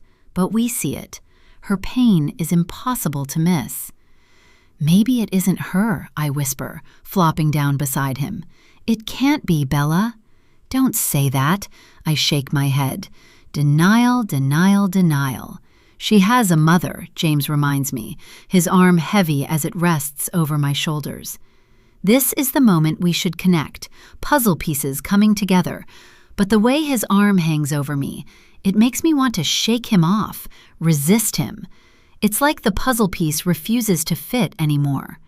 I wish I could go back to the very moment that first happened, fix it, make us align again. What were we expecting, though, really? For a girl of her age to be living alone? My eyes dart around. Maybe it's a foster mom. Maybe she just calls her mom. "Bella," James's voice has tightened, become steely. "I mean, she could have been living alone. Until she mentioned a mom, I might have assumed—" James stops me with a raised finger. "Unless she's older than Skyla, she's not 16 yet. She'd be living with an adult, and if she's older than Skyla, then she can't be Robin anyway." I hate him in that moment for shattering my fanciful theories. Until he lowers his finger, I sit there and stare at it, wondering what it would sound like if I reached out and grabbed it, pulled it back, and snapped each bone in that scrawny index finger of his. "Come," he says, breaking the spell. "We can't leave Skyla down there alone. She'll hate us if we ruin this for her." I know he's right, and it forces me to pull myself together. My wonderful, lovely daughter has a friend over. I know that isn't easy for her. I know that even now we're in the Cotswolds, she is known as the girl whose twin sister vanished from her cot in Bristol. People either tend to avoid her like the plague or want to pry every bit of information they can from her. Rarely is someone nice to her out of the goodness of their heart, and it's why she's suffered so much in recent years as her self-awareness has sharpened. Just this once, I want to be able to believe that someone genuinely wants to be friends with my little girl. She so needs it. Before we leave the room, James cups my face in his hands, resting his forehead to mine. Mimicking his breathing, we try to become one again, a unit. But still, there's a stubbornness about us, like magnets springing apart when pushed together against their will. "I love you," he says. 3 words we have always promised to remind each other of when things seem to be about to start spiraling. Usually, they help tether us back to the ground. Usually. "I love you," I reply, though he's already broken away from me. Following behind him, I trudge back down the marble steps, trying to tell myself I'm wrong about any resemblance between Skyla and Raven. I must be, the way I always have been, and that's the reminder I need. No matter how sure I've been that someone is Robin, I've always been wrong. There was always a family or some other unquestionable thing proving it could never be my missing child. And James is right, he is. I can't do it again either. It's crushing, soul-destroying. I can't stand the hope anymore. I collide with James, who has stopped on the staircase. I'm about to tisk at him, to be annoyed, but I follow his gaze, catching sight of the girls by the front door. They're lacing up their boots and zipping up jackets. Unnecessary clothing for such a warm summer's evening. My eyes swivel to the clock. It's late. Too late to be going out. "Off somewhere?" I rasp, clinging to the handrail. "Places to be." Raven grins, and Skyla smiles shyly too. It's then I notice her lips, painted dark, the same color as Raven's. Skyla has never been one for makeup.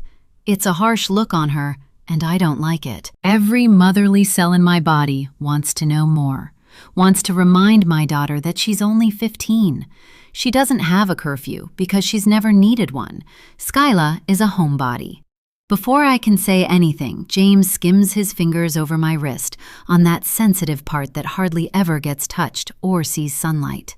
Pressing my lips together, I stitch a smile into place and watch them tramp down the drive, Alfie whining in the doorway. As I watch their backs disappear into the night, it hits me that Skyla hasn't told me where she's going, and she hasn't told me when she'll be home. I should have asked where they're going. I should have offered them a lift, I gasp, already loading up Life 360. There's a thump in my temple as I watch Skyla's icon moving away from the house. "We need to give her some free rein," James says softly. "She needs it." "And this is why one of our children is missing," my mind screams, but somehow I manage to stay silent. Is this normal, though? For a 15-year-old to go out this late? I'm shaking my head warily, glued to the app on my phone. James doesn't answer me, which is a good thing, because anything he says is only going to vex me further. I am overbearing as a parent. I have been even before Robin disappeared. When Skyla and Robin were placed in my care, I swore I would look after them forever.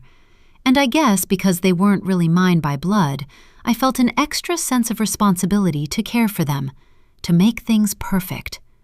Throughout the years, I've made sure to be available for Skyla for every school drop-off and pickup. It has cost me jobs, but it has kept her safe. Every time I drive by a young girl in one of those absurdly short school skirts walking alone, heavy backpack hitting her bare thighs, I grip the steering wheel tighter. I feel a need to watch her get to wherever she's going safely. It's the same with little boys, more so in fact, because while I'm not particularly experienced with boys, I know that they are a little more carefree. Through watching school children meander the streets while sat at a Costa with a frappe, I have learned that the boys are the ones who tend not to look left and right when crossing the roads. They ride without helmets, push and shove each other into oncoming traffic. The girls are a little more careful at least, catty, nasty little beasts, but vigilant too, I'll give them that. I just couldn't live with myself if something happened to Skyla, and so I made sure I was always there to deliver her to where she needed to go. So this, right now, is very foreign territory for me. I don't like it, but my mind is already starting to scatter, to think about Robin again. Raven. What are we going to do? I breathe, stalking to the pantry and reaching for a bag of half-eaten crisps. I'm comfort eating, the way I always do in situations I feel are out of my control. Trust her, James speaks calmly as he follows behind me. His face is pinched as he watches me jam a mouthful of crinkle cuts into my mouth. I mean about Robin, I say, flapping my arms wildly around. Raven, James replies coolly, and I shoot him my coldest look. Darling, it could very well be a coincidence. Don't all teenage girls look relatively similar these days? There's a slight crow to his voice. I narrow my eyes. Not in their bone structure. It's like I'm talking to a child. He just doesn't understand, doesn't see what's right in front of us. You've thought girls have been Robin before, he reminds me. Don't do this to yourself again, Bella. He steps towards me, reaching out and cupping my face in his hand. His small, beady eyes observe me steadily. He's always had this sort of Richard Armitage way about him, brooding, with intense eyes and salt and pepper hair giving him a distinguished look. I glance down at the Life 360 app, peering at the location on my phone. Skyla and Raven seem to have stopped by Willow's Park, where I used to take Skyla to play when she was younger. I'd spend entire mornings there charging around after her, pushing her on the swings, holding her hand as she slid down the slide. There was always the wailing tantrum with an arched back when I'd have to wrestle her back into her buggy and leave. It's always been a place of fond memories, and nostalgia often grips me when I walk by now, looking at the excited toddlers behind those heavy yellow gates. But I've walked by at night before, when the children are all tucked up in their beds. The park becomes a meeting place for teenagers who pinched alcohol from their parents' liquor cabinets. They go there to smoke weed and shout obscenities to passers-by. They light fires on the cushioned ground and spray graffiti. It is not the kind of place I want Skyla hanging out at this hour. Look at where she is, I say, thrusting my phone under James's nose. This isn't like her. I start to shake. James peers at the app, and is that a wince? I grasp onto it, letting it skyrocket my heart rate. He's worried too. He is, at least. I think he is until he starts to hang his head low. Bella, Skyla is a teenager, he says. We need to let her be one. My fury builds, and behind my scleras, I burn him and our entire house to the ground. If something happens to her, I'll never forgive you, James, I say hoarsely, the venom in my words penetrating. He sighs, raking his fingers through his hair. You've never forgiven me anyway, he says, and walks away. I don't like the resentment and anger I harbor, and a lot of my internal thoughts and feelings are probably unjust. But as a mother, I have been burned, wronged, scorned. It isn't something that can be fixed through time and therapy, no matter what anyone says. The need to keep Skyla safe is primal. I am a lioness trying to protect her cub, and like a lioness, I will fight to the death. But right now, I have no choice but to plant myself in an armchair and wait for my daughter to return. My neck is bent at an obscure angle when I wake, my chin wet on the pillow. The candle I'd lit is out, burnt wick and smoke filling the air. I rub at my eyes, slowly realizing I'm still downstairs in the armchair. Scrambling up, my breathing accelerates. It's still dark, but the small hand of the clock has stopped at 2. I shuffle down the hallway, blinking rapidly. My feet turn to granite as I reach the front door. My daughter's shoes are not there, neither is her jacket. It's 2 a.m., and my 15-year-old child is still out. I instantly pull up Life 360, and when it loads, I suck in a deep breath. Skyla's tracking has stopped. I click frantically at the screen, greeted only by 2 words that chill me to my core. Logged out. My daughter is far from perfect. I've seen her picking her nose on the home security camera we have wedged into the bookcase in the living room, and she chucks her dirty socks right next to the laundry basket, like she doesn't know where the lid is. She always leaves her makeup wipes on the windowsill in the bathroom, and never pulls her hair out of the hairbrush we've shared over the years. But Skyla would never do this. She'd never stay out without checking in. I load up WhatsApp just to be sure, but there are no messages from her, and she was last seen online around 11 p.m. My nerves actually can't take this. I want to scream, to howl out into the night like some sort of feral animal, and perhaps I should, but I hold it together by a thread. I can't collapse, but I can call for help. Automatically, I tap at the green call button and punch 999 into the keypad, but then stall. Is calling the police a good idea? Should I go and check the park first? Maybe I should check her bedroom, just in case. If I alert the police that my daughter is missing, will they see on their file that my other child is missing too? Will I be seen as a bad mother? Am I a bad mother? Bolting up the stairs, I open her bedroom door without knocking, hoping to see her boots and clothing discarded on the floor. But my lower lip trembles at the sight of her bed. Still made. 2 bunny teddy bears propped up against a selection of throw pillows. She isn't here. She's still out with Raven, whose surname I don't even know. I open WhatsApp and start typing a frantic message to the Mums group chat for Skyla's class. But I delete what I write twice before closing the app completely without sending a thing. Skyla will be furious at me for causing a scene. But then, I'm furious at her for not telling me where she went, for turning her location off. What if she has been taken? I swallow hard. I'm sitting here seething at my child when someone might have abducted her. Nothing I do seems to be right. Everything I feel is wrong. Parenthood is something you blindly navigate every single day, and just this once, I wish there was someone who could tell me what to do in a situation like this. I return to the keypad, where the number for the emergency services is still entered on the screen, and press call, squeezing my eyes shut while I wait to be connected. A woman with a monotone, drawn-out voice drawls down the phone like she's ready for her shift to end. I tell her my daughter is missing, and just saying the words out loud is my worst nightmare come to life. I rattle off all of the information I remember. Skyla Louise Rushmore, 15. She was wearing... I stop, crane my neck to the coat and shoe rack just to be sure. Chuck Taylor All-Star boots, a black River Island jacket, jeans. She's got blonde, curly hair and... Oh my God, please just help. She's 15. She's my everything. Was she with anyone tonight that you're aware of? Yes, I sputter.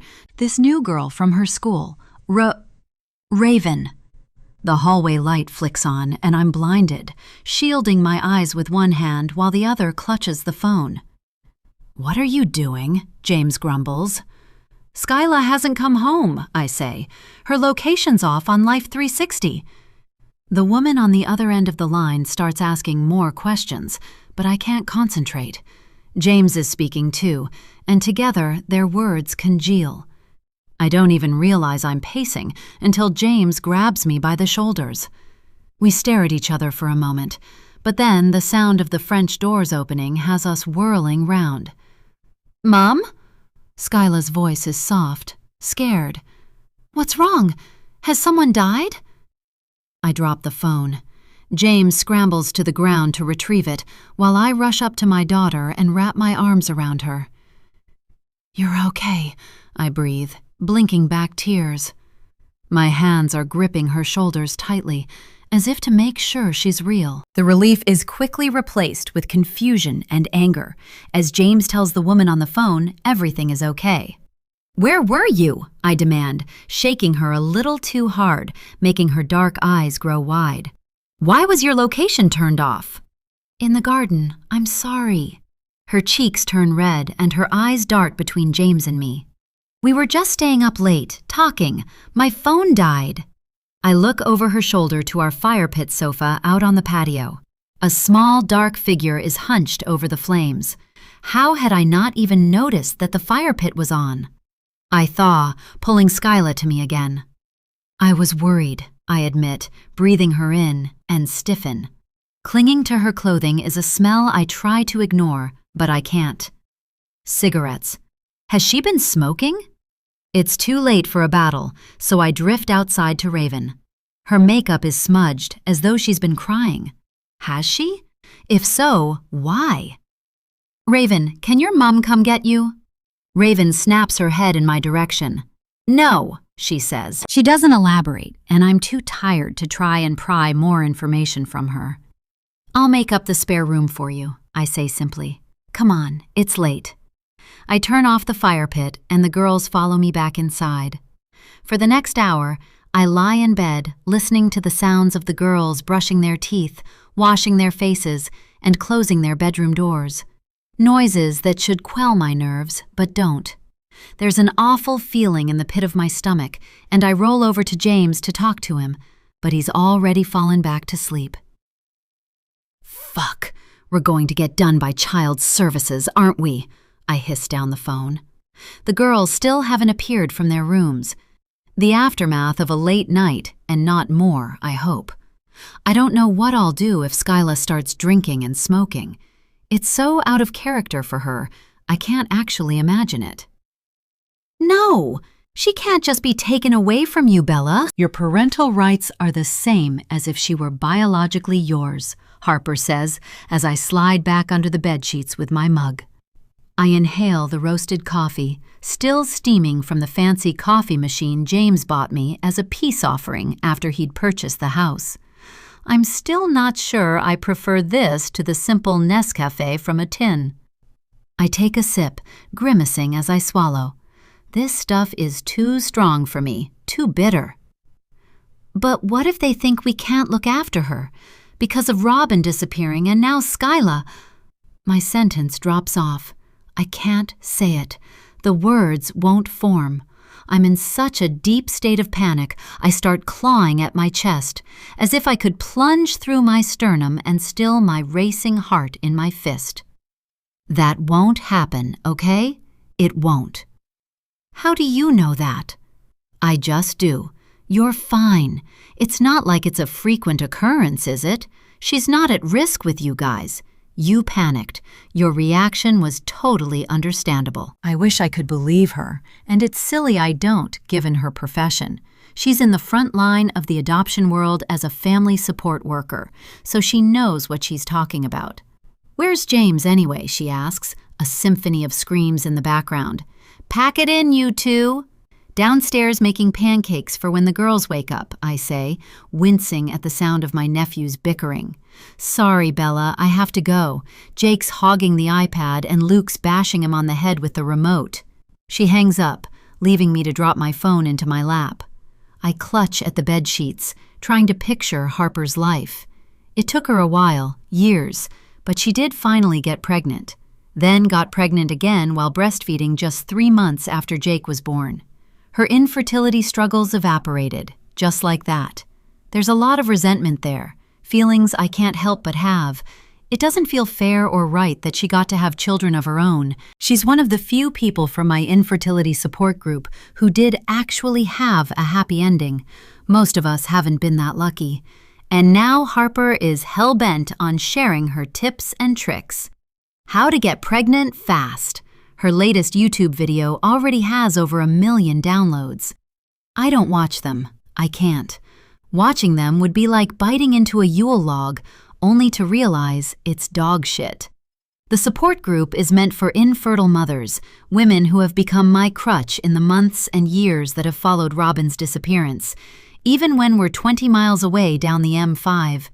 I have to remind myself that it was Harper who helped me to find a place in Bitton, a village sitting roughly between Bristol and the Cotswolds, so we can keep the group going despite the move, and Harper who picks up the pieces when I have to take some time away to focus on my own diminishing mental health. I sip the rest of my coffee in silence until the sound of a door opening and closing makes me throw my feet out of the bed.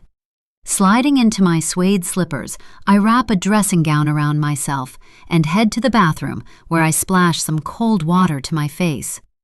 Spooning out some cream that smells of vanilla and is supposed to smooth and regenerate my skin, I dab it to my cheeks and glance at my reflection. As always these days, I can't look for long before reaching for the stick of concealer. I blend it into the dark crevices beneath my eyes, instantly looking slightly more refreshed and ready to show face. Laughter is trailing up the staircase and onto the landing as I open the bedroom door. I smile. It's a wonderful sound, one I've never taken for granted, but especially not today. Had something happened to Skyla last night, today would be entirely different. It doesn't even bear thinking about. But everything is fine, and she's downstairs making her father laugh. All of my nerves vaporize because our little bubble we've formed over the years hasn't popped. It's still there, fragile, so easy to change, but floating along. For now. When I get to the kitchen, I freeze, the grin on my face collapsing, sagging my features. James is in the kitchen, but it's not Skyla he's with. It's Raven. They're standing in front of the cooker, flipping pancakes. James is tossing his head back and laughing at something she's saying. It makes my shoulders tense, because when was the last time James and I laughed like that together? 14 years, at least. Longer, probably. Before Robin disappeared, we'd drowned in becoming parents overnight to 2 tiny newborns who depended on us for everything. We became passing ships in the night, bargaining with each other. "Please, can you do the first feed?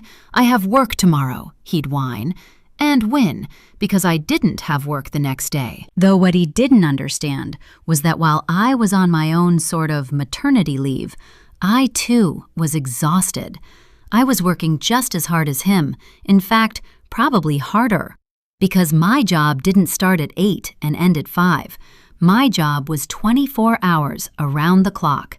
And yet still, he made me feel guilty for craving sleep too. The exhaustion ate at us, turned us against each other in the middle of the night while we had yowling babies between us. We became bitter, sometimes even violent, which really wasn't us, our words coming out like poison as we spat at each other. We just couldn't seem to get a handle on juggling twins. Yet to the outside world, to Facebook and to our friends and family, we seemed golden, glowing. No one saw the cracks. No one offered to watch the twins so we could reconnect because they didn't see us losing the connection. Our date nights disappeared. Watching a movie on the sofa together became a nap session. Cooking dinner became a whispered fight about the meat in the pan sizzling too loudly. And the sex? What sex? Just the idea of trying to be intimate with each other at that time in our lives is enough to make me laugh. I don't even know how long it's been since we were last intimate. For a while after the twins, I assumed it was normal for sex to become less of a priority. But once they did start sleeping through and we started carving time out for each other again, it seemed like James had suddenly shifted his tastes. It jarred me. Instead of pulling me into him in the kitchen and fucking me on the countertop, he'd whisper, "Wanna watch something naughty?"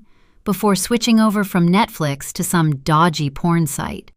I started to feel like he needed to watch other women just to be with me, and so I withdrew. I wouldn't have recognized Raven as the 15-year-old girl from last night had it not been for the red mop of grease hanging from her scalp, dripping. She is in the tiniest little outfit imaginable, something silky. I'm sure I've seen the same set of lingerie in Ann Summers recently. I may have even bought it. Wait, I squint, looking closely. Is it mine? But no, it can't be. She'd have had to come into our room and sneak past our bed while we were sleeping to get to the walk-in wardrobe, and that's just ridiculous. I try to remind myself that I'm not the only woman in the world who owns these particular undergarments. But Raven is not a woman. My mind gnaws at my insides. What is she doing with something like this on? And why is she wearing it in front of my husband? I clear my throat and they both turn. Raven's budding breasts perky and proud, a far cry from my own. I wrap the dressing gown tighter around myself, watching as her brightness fades the moment she sees me, her mouth becoming slack, eyes draining of life. Chapter 9. Morning, James says, layering creme fraiche and berry compote onto a stack of pancakes. I can tell by the way he only briefly glances my way that he's uncomfortable. At least, he is now. He was laughing when he was alone with this girl a moment ago, before I interrupted them. For a moment, I think about saying something, asking Raven to cover up, but just as I start to part my lips, Skyla drags her feet through. Her green checked woven pajamas are crumpled, her hair sticking out at all angles. "Morning," she yawns, reaching out for her favorite Friends mug with Central Perk printed across it. She pulls out a chair and sits at the island, smiling at James as he takes her mug over to the coffee machine. "Hey," Raven says, driving her head into Skyla's shoulder, the way a cat would come up to their owner for love, and their intimacy surprises me.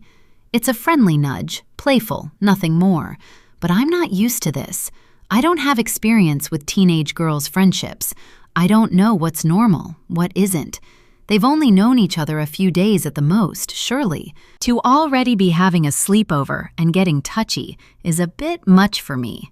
Skyla doesn't bat an eyelid at Raven's clothing, or lack thereof. Is this just what teenage girls wear to bed at night these days? The thought sickens me as I wonder what went on in James's brain, seeing something so revealing on a body so perfect. Too skinny, yes, but not saggy and lifeless like mine. When Raven slips into the chair beside Skyla, I see it again, the striking resemblance between them. I hadn't been imagining it. It almost makes me choke on a rasher of crispy bacon. Even with Skyla looking like she's risen from the dead, her blonde curls electrified around her, and Raven with her fresh face of makeup, protruding collarbones, and inappropriate negligee, it's there. A likeness. I wonder if they see it too, if James is giving it any thought, or if he's already dismissed the idea that Raven could in fact be ours. He's so busy pouring the next batch of batter into the pan that I don't think he is. "This is amazing, Mr. Rushmore, thanks," Raven says, beaming at my husband as she bites a blueberry off the tip of her fork. She bursts it open between her teeth, purple juice dribbling down her chin.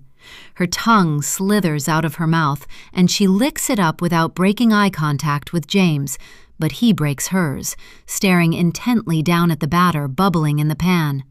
I swallow, looking down at my plate. The grease from the bacon has slid into the creme fraiche, pooling at the surface. "Oh my God, Mom!" Skyla gasps, making me jolt. "What are we doing for your birthday tomorrow?" "The Big 50. James raises his coffee cup at me, making my stomach curdle. 50. When did that happen? I am very much still stuck in my 30s, waiting for my daughter to come home, but my body has carried on aging and growing without me. Raven retracts her tongue, her bony head swiveling as she looks between us. "Are you having a party?" "Skyla, why didn't you tell me?" she asks, a crackle of something in her tone. Anger? Whatever it is, it makes the skin on my arms pebble. She drums her fingers against the tabletop so hard, her chipped black nail polish starts dusting the glass. "Oh, I just didn't," Skyla flounders. "I only just remembered." Her usually pale face is crimson, and the way she wants to please Raven makes my hackles rise. "Well," James says, obliviously interrupting. He slides a hot pink envelope across the glass that he seems to have produced from nowhere. "It's not my birthday yet," I say, slicing it open with a manicured nail. I pull out a card that has 50 and fabulous splashed across the front, and as I open it, something falls down to my lap. A voucher for House of Hair, I say, inspecting it. Thank you. I've been needing to get these grays covered up. Out of the corner of my eye, I'm sure I catch Raven's smirk. I've made you an appointment for later this morning. Thought you deserve some time to yourself? That way, you'll look gorgeous for your birthday tomorrow, James says. Not that you don't already, he adds as I look up at him. How thoughtful, I say, unsure if I'm being sarcastic or not. It isn't like James to do something like this. I'm both pleasantly surprised and annoyed. It's a Saturday, and we always try to do something together on a Saturday, especially during the summer. Especially this summer. It's the last before Skyla may be going away to sixth form college. It's something we need to talk about. What about tomorrow? What are you doing then? Raven asks before knocking back the rest of her squash. The birthday girl will have to find out when that time comes, James winks, and I swear Raven actually rolls her eyes. Skyla and I will keep ourselves busy today. I was thinking Sudley Castle? Skyla's eyes light up. Yes, she breathes, and I know she'll be excited to get back to a place so rich with Tudor history. I couldn't believe her excitement when we'd first visited, and she'd got close to Catherine Parr's tomb for the first time. Aren't you a little bored of castles and monarchs? Raven says, making us all turn to stare at her.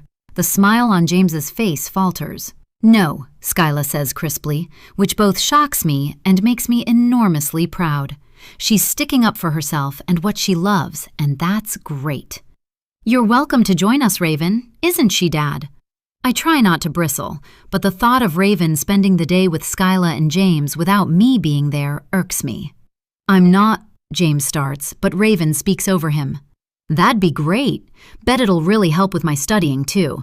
I've been really struggling with history, but Skyla has been so helpful. She couldn't sound sweeter if she tried.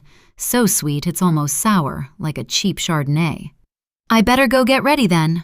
I try to look happy as I rise from the table and amble up the stairs. Before we go, I venture into the spare room. I'm surprised to find the bed made, not with as much precision as I make it, but she's tried. Making the bed is still something Skyla neglects to do more often than not, and such a simple act is enough to have me wondering if I should start to give Raven the benefit of the doubt.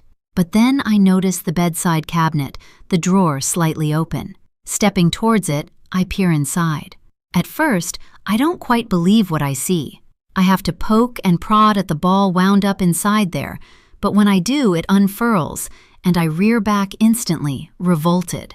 A bloodied pad has been jammed in the corner, fresh, glistening, and metallic. Why is Raven hiding this here? Was she too embarrassed to chuck it in the guest bin? Disgusted, I close the drawer too quickly. It slams, making me jump. If Raven plans on keeping that there, I'll have to come back later for it, with a pair of rubber gloves. I start stripping the bed, wanting to clean these sheets, take Raven's grease out of the pillowcases. What are you doing? Raven, standing in the doorway, says. I get such a fright, I clutch the duvet to my chest. Changing the bed sheets, I say, turning to face her. I've only slept in it one night. Her face is stony. Beds need changing after guests sleep in them, I reply, wondering why this feels like an interrogation. Oh, she laughs, but her face barely shifts. Didn't Skyla tell you? I'm staying for a few days while my mom's away. Chapter 10. Skyla did not tell me this, and I skulk from her room into my own, raging. The rainfall shower with body jets pelting onto my skin from all angles does little to take the edge off. Even the walk down Chipping Norton High Street, wandering past the boutique shops and quaint cafes on my way to the hairdresser, I'm still reeling. All through the appointment, through trying to read a Joy Ellis book I'd picked up on a recommendation from a friend while the dye develops, through sipping my cup of sugary tea, through the rinse and massage and blow-dry, I can't seem to let it go. Raven, the late night with Skyla, the lingerie, the bloody pad, the way she seemed to kick me out of the guest room like it was hers. Would it be? If she is Robin, wouldn't that be her room had we moved here as a family of 4? Most likely. Or would Robin and Skyla still be in together, sharing? That was always my hope, that they'd grow up wanting to be together as long as they could be, until life eventually prized them apart. Inevitable, unavoidable, but something that could be deferred as long as possible. I breathe in the Wella products the stylist tries to sell me when I'm leaving, biscotti still sweet on my lips. "Thank you, but not today," I managed to say, aware of several pairs of eyes ogling me. I knew it wouldn't be long. Women with tinfoil snaking around their heads, making them look like Medusa, stare at me from behind magazines, speaking in hushed tones to one another about me, about who I am. This is why I don't come out, or ever do things like this. I'd known from the moment I'd seen that voucher that this was a bad idea. "That's Isabella Rushmore," I hear one of them murmur from behind a copy of the latest Women's Health. "The woman who killed her baby." "She didn't!"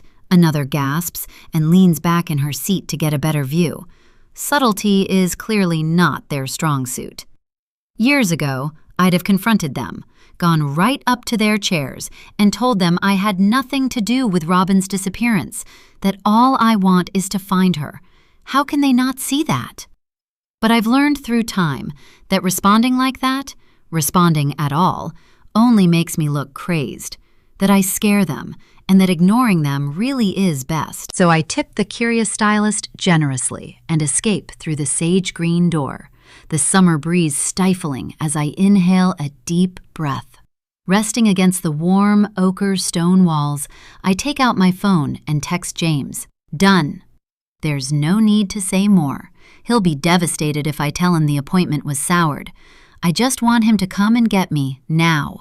I hate feeling stuck here, having to wait for him.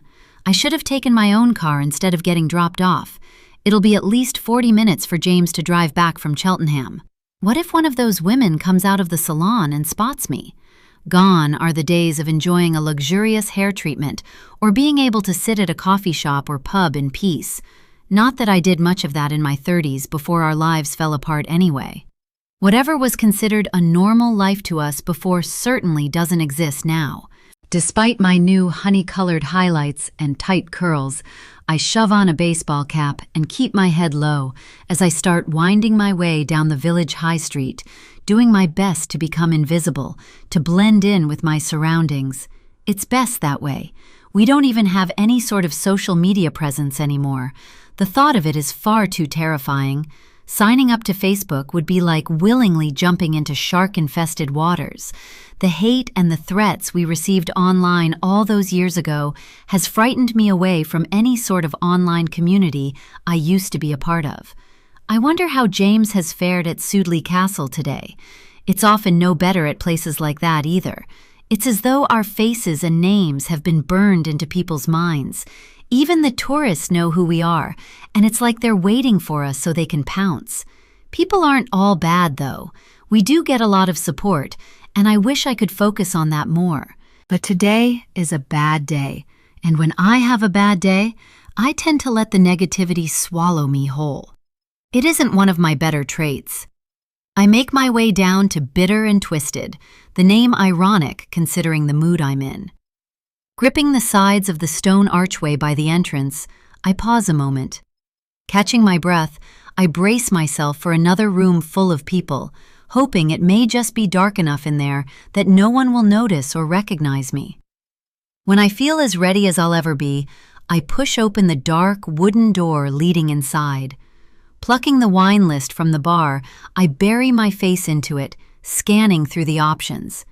It's my birthday, I remind myself, and order a Calypso Cooler cocktail.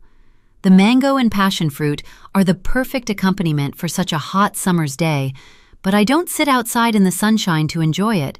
I never do. I stow away into the darkest corner I can find, keeping hidden behind Joy Ellis's book, sipping my drink and waiting for my lift home. 40 minutes comes and goes, yet there's still no sign of James and the girls. As always, my anxiety starts to mount. Are they stuck in traffic? A few minutes later, I start assuming the worst. Have they had a car accident? Before my mind can spiral out of control, I open WhatsApp, surprised to see no response from James, despite him having been online. That isn't like him. He always takes the time to send a reply, or at least give a message from me a thumbs up. Isabella? A voice startles me, making me drop my phone to the tabletop. I turn towards a woman on my left. She must be early 40s, dressed in a floral number, tall and round, with a peach matte lipstick making her lips look cracked and dry. I don't recognize her, and I become a deer in the headlights as she gets closer. I thought it was you. Oh, Isabella. The woman looks at me with tear-filled eyes. I believe you. She reaches out for me, this strange woman I don't know, and instinctively I pull back, away from her. What? I gulp, trying to put my cocktail down, but I miss the table completely and it smashes to the floor, drenching both of our legs. Oh God, I'm so sorry, I say, but it's as though she hasn't even noticed the stains on her dress. She's just gawking at me, and I've seen this sort of look before from people. It belongs to those who have become obsessed with Robin's missing person case. I believe you, she says again. You poor thing, to not have answers after all these years. But I know you didn't do it. I know she means well, but I don't want to hear it. I don't want to engage. Why do people feel the need to approach us and say these sorts of things? It rarely helps, only has us feeling cornered. The need to flee is overwhelming. When the waitress comes over to mop up the mess I've made, I apologize and scamper out of the bar before she can say anything more to me. Back out on the high street, there's nowhere to hide. I feel exposed, vulnerable. Wrapping my arms around myself, I turn left and right, unsure where to go. Where is James? Being Saturday, the high street is bustling. There's no escaping the crowds. As I call James, I pinch the bridge of my nose to try and calm myself down. Hello? He answers, and it doesn't sound like he's driving, which makes my stomach drop. Where are you? I ask woodenly. Sudeley Castle? Skyla's dragged us back to St. Mary's Chapel to see that Queen's tomb again. Just had a bite to eat at the pavilion. Catherine Parr, Dad. Her name is Catherine Parr. I hear Skyla moan in the background, telling him things she'll have told him 10 times before. I texted you, I cry down the phone. Did you? Hold on, he says. I don't have any messages from you. Are you done? Yes, I've been done ages. I just want to come home. The women in the salon were all talking about me, pointing at me.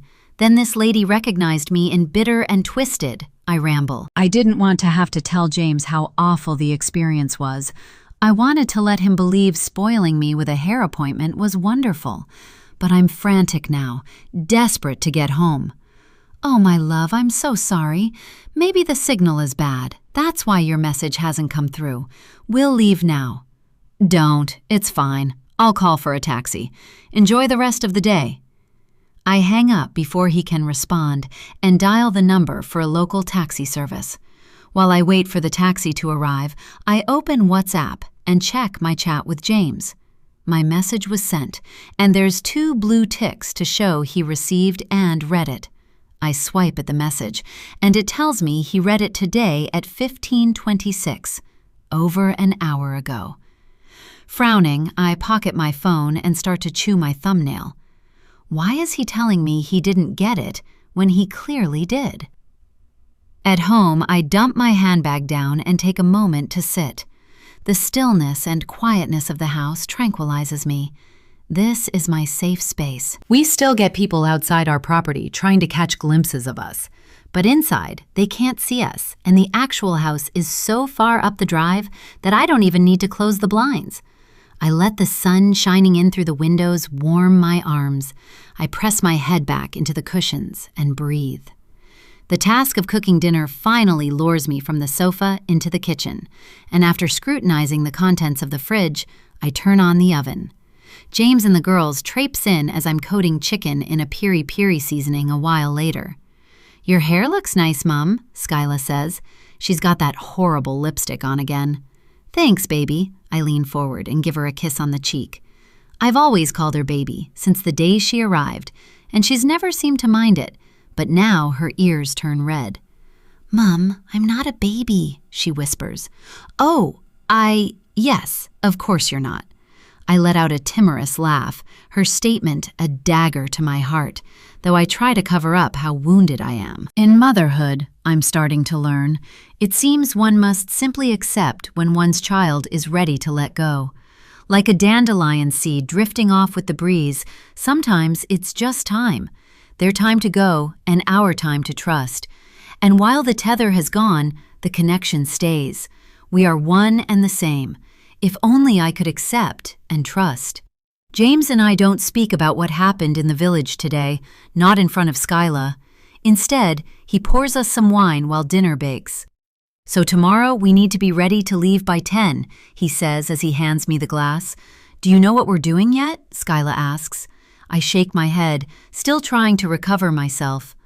"I know we're doing the end of summer party next weekend," I say. "It's a combined celebration. My 50th and Skyla's party for finishing her GCSEs. "One more exam to go," she grins, excited and proud. She's worked so hard for this, and I just know that one day she's going to get into any university she wants. A bittersweet realization. "Can't wait for it to be over," Raven says, appearing in the doorway.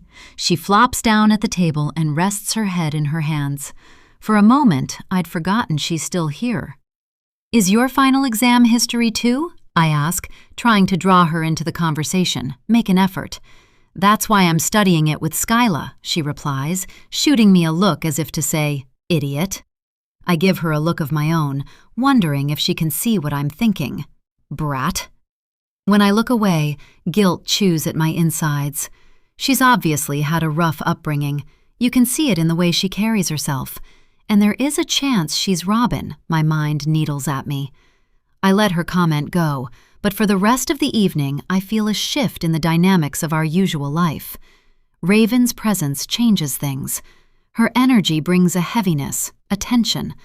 I feel I have to watch what I say and do, like I cannot be myself. It's suffocating, and for the first time in my life, I can't wait to get away from Skyla, from her friend, and retreat to bed.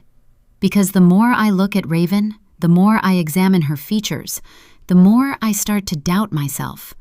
James must be right. She's just another teenager, nothing to do with us. Just someone Skyla's connected with, and that should make me happy. But instead, I feel like she's brought a mongrel home from a dog rescue, and I want it gone. "I'm sorry today wasn't nice. I really did want to treat you to something nice," James says, plugging his phone in to charge and placing it on his bedside table. I drag a makeup wipe under my eyes and try to smile at him. "It's okay," I say, and mean it. It isn't his fault. It was a lovely idea. I kiss him, just a peck, but the act seems to surprise him. He looks down at me, and for a fleeting moment, I think he's going to draw me back in, kiss me harder. But he doesn't. He touches my hair, tells me it looks nice, and disappears into the bathroom. The affection that could have been lingers, and I drink it in alone, wondering if he felt it too. It has been a long time, longer than I care to admit. After Robin disappeared, my libido went along with her.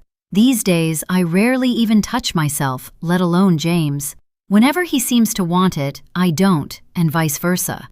I wake sometimes from a dream and lie there in the darkness feeling that now unfamiliar tingle of arousal. It's there now, a deep ache to be touched emanating from between my legs.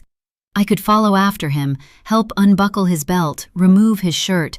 I could, I should, maybe I would, but I don't. When I hear the beard trimmers go, I know he'll be in there a while, so I pick up his phone and type in the password.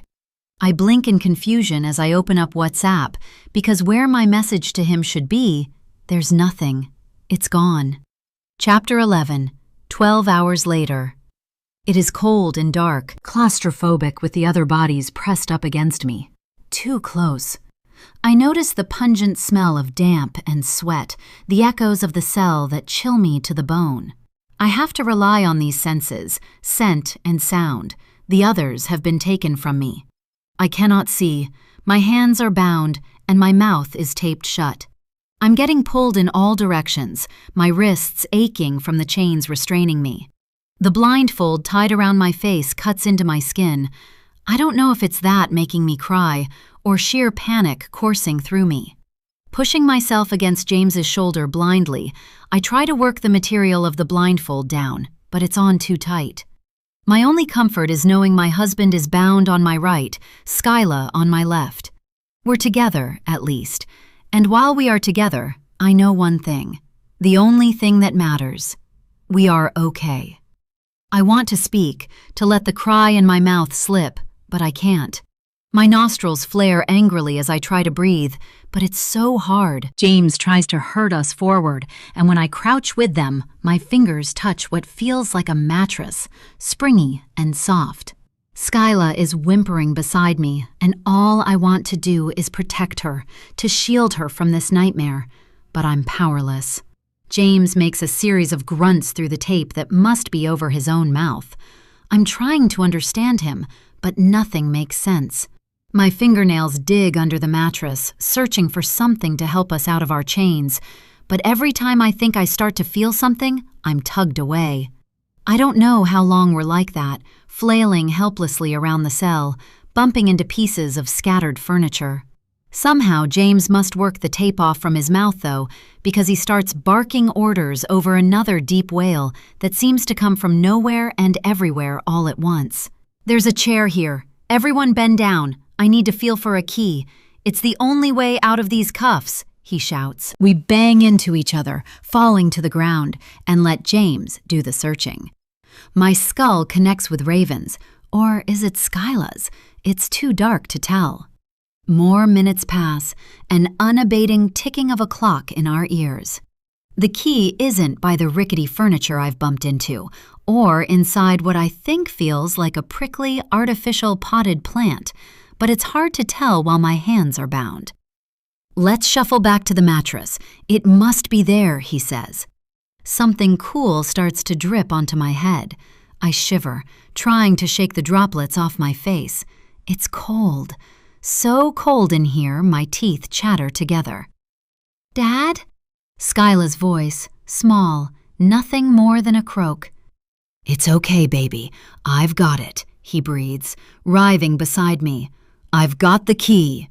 He detaches himself from me, and without his closeness, I start to shake. A metallic clang sounds against my hand, and it takes me a moment to realize my handcuffs have opened. I twist and massage my wrists tenderly. My bones are definitely bruised. Ripping off the blindfold, I squint. I have just enough time to see that we've all managed to free ourselves before the only source of light, a small bulb above our heads, flickers and fades, thrusting us into the darkness of the cell. A scream reverberates around the room, something blood-curdling, distorted, as though from a speaker crackling in a corner. I found a torch, Skyla pants. A faint stream of light whirls around the room. I look around, catching sight of Raven in the far corner. She's just standing there in the shadows, glaring at me. She's cadaverous, her wasted frame hunched, stringy hair clinging to her bony shoulders. She reminds me of someone, but it isn't Robin right now. It is something menacing, dangerous, demonic. I quiver at a vision of her lurching towards me while we're trapped in this god-awful cell. Look, there's a bag hanging on the doorknob, Skyla says, pushing the intrusive thought from my mind. I find I can't move, though, my knees too weak. I watch as James digs inside the bag, pulling out a small slip of paper. Look around you. What do you see? Rows upon rows. Where is the key? Find it and break free, he reads, then passes the paper to me. Rows upon rows, Skyla repeats slowly, considering the meaning. The bookshelf. They scurry over, tearing into the old books, while I try not to meet Raven's eyes again. They're too dark, sinister, gleaming under the glow of the torchlight.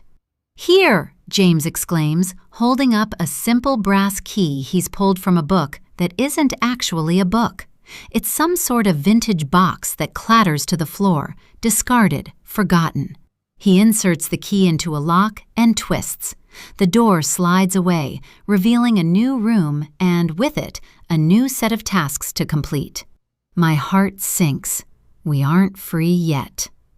We managed to get out of the escape room in just under 60 minutes, getting a shiny certificate and a group photo. The company prints it out and sticks it into an envelope for us, which they hand to me, and all I can do is smile meekly. Perhaps in another life I'd have loved an escape room. I enjoy problem solving, tactical thinking, but the theme of that room, hostage, it was too much for me, too real. That was genuinely terrifying, Skyla says as we make our way back to the car. Looked like you were about to cry at one stage, Raven mocks her, and while I think it's said in jest, I don't like the way she's laughing at my daughter. I don't think Skyla likes it either from her reaction. She turns mute, buckling up her seatbelt and slumping back in her seat. I want to unfold her arms and tell her it's okay. I thought it was scary too.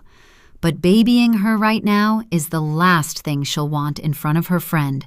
And so I watch in the rearview mirror as the arms across her chest tighten. I look out of the window, watching the stone village, winding country lanes and golden crops in the fields drift by, my lip twitching. Traditionally on my birthday, on any of our birthdays, we have a family games night. We order Chinese and spend quality time together. We're doing that tonight, but with the inclusion of Raven, it feels like someone is intruding. She's only been here 24 hours, but her presence is unnerving. Yet still, we get home, we order food, and I steal half an hour to myself to scrub away the grime from the escape room before a delivery scooter turns up at the gate. As always, Alfie goes wild. "Stupid dog," I'm sure I hear Raven mutter while I'm trying to hold him back as James takes in our food. I throw my head back to look at her, but she's already walking off. I shake my head, my ears ringing from Alfie's barks. I must have misheard. "When is your mom back from her trip?" I pry over duck pancakes, desperate to eke out some information from her, but all she does is shrug. Looking at James, I'm hoping he'll say something to help the situation. Realistically, we need to know how long we should be planning to keep this girl fed and safe. Until her mother gets back from wherever the hell she's gone, this girl is our responsibility, isn't she? If something happened to her while staying under our roof, that would be our fault, and I can't have that. Not again. My eyes bore into James, but he seems indifferent, digging into one of the food boxes in front of him and ignoring me completely. I sigh, rubbing my stomach to pretend it's because I'm full up, but I'm not. I've just lost my appetite, because something tells me Raven isn't going anywhere anytime soon.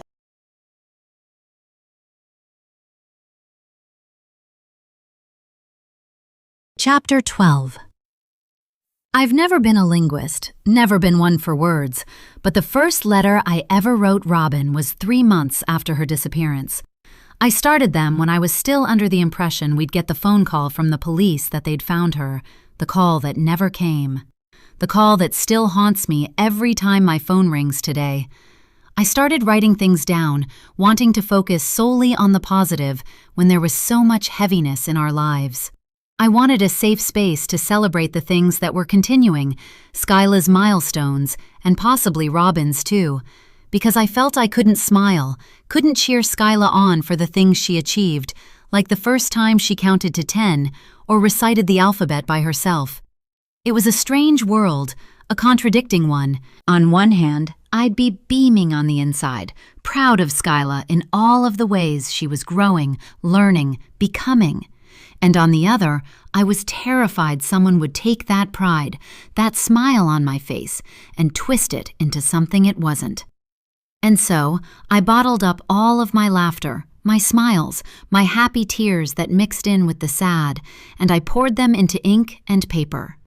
Letters I hoped would one day be in Robin's hands, proving to her that I never once forgot about her, gave up on her, even when I kept on going for Skyla's sake. And she is really the only reason I kept going. Without her, I don't know if I could have. Over the next couple of days, with Raven haunting our corridors, I'm drawn back to my box containing all of my memories of Robin, a box no one knows about but me. And for the first time since I started writing those letters, I start reading through them, one by one. Dear Ro, there's been a breakthrough. Teeth brushing suddenly isn't the total massacre you and Skyla always used to think it was. I'm smiling as I write this, vividly remembering so many nights having to pin you and your sister down, holding your heads in place while James scrubbed your teeth. We tried everything, watching all the award-winning YouTubers who sing songs for toddlers about brushing teeth, bribing you with stickers, buying you a toothbrush so you could brush your doll's teeth at the same time. But tonight, Skyla wanted to brush her teeth herself. She positioned 5 of her dolls around the sink so they could watch her while she looked in the mirror above the sink and scrubbed away. She was so proud of herself, stood up on the steps of her potty, kept spitting every few seconds, so I don't know how much brushing actually went on, but it made me so happy. The sort of happy that someone who isn't a parent will never understand. Your kid brushed their teeth, so what? There are so many people I can imagine saying that who wouldn't care about such a milestone. If only they knew the struggle. You hated brushing your teeth more than you hated broccoli and peas, more than you hated being trapped behind the baby gate or having your nappy changed, more than you hated sharing toys with your sister. Why am I writing in the past tense? I catch myself talking like that sometimes to James, and I hate it. Speaking like you're dead. You aren't. You are so alive, in every way. I'm waiting for you, baby. I'll be here when you come home. I hope somewhere out there, someone is brushing your teeth. Even if you do still hate it. All my love, Mummy. Dear Ro, I still find myself taking out 2 sets of clothes every morning, 2 pairs of shoes. Today there was an independence in Skyla I haven't seen before. She looked at the outfit I'd selected and decided she wanted to choose something herself. She went about rifling through the cupboard drawers, pulling trousers and t-shirts, dresses and cardigans out in a flurry of excitement. She ended up demanding I dress her in a Disney princess top with a tutu, colorful stripy tights, and a unicorn horn Alice band. She looked ridiculous, but couldn't have been more delighted. Paraded around the bedroom, modeling for me. I laughed. It escaped before I could stop it, and even though it was alone in a private space with just your sister, there was such guilt. Skyla, of course, was thrilled.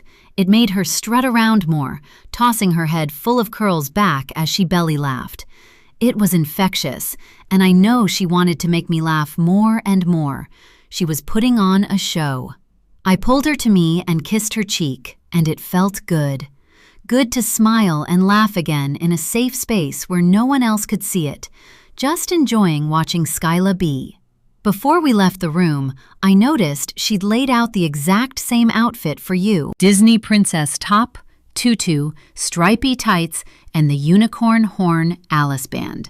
It stayed in a neat pile on the floor for the day, and before bed, I replaced the pile with your set of pajamas, laying your bunny on top. I do that every day, Ro. God, I miss you so, so much. Love always, Mummy. It's a small, brief window into the happiness that was still there even when I felt I wasn't allowed to show it. These pages were my sanctuary. I hold them close, as though I could squeeze out the ink from the page, draw out those happy memories into the palm of my hands. Life with a toddler was filled with so much joy. Of course, there were stresses, moments where we snapped, times we'd raised our voices and caused Skyla big fat tears I wish we never had. But it's all part of parenthood. Our parenthood, Skyla's toddler years, were stolen from us. While she was still there physically, we were so wrapped up, consumed in the chaos that was Robin's disappearance, that we let so much slip by unnoticed. Every so often, though, I'd catch something. Hear a sentence she'd strung together, using words I didn't know she knew. I'd marvel at how smart she was, wondering where it came from, where she'd picked it up.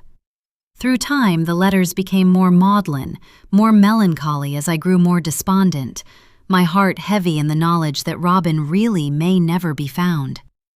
While I never lost hope, my fear definitely increased. Dear Ro, something James seems to find entertaining is asking Skyla who her best friend is. I think he's desperate to hear his name from her mouth first, but it never is. It's always yours.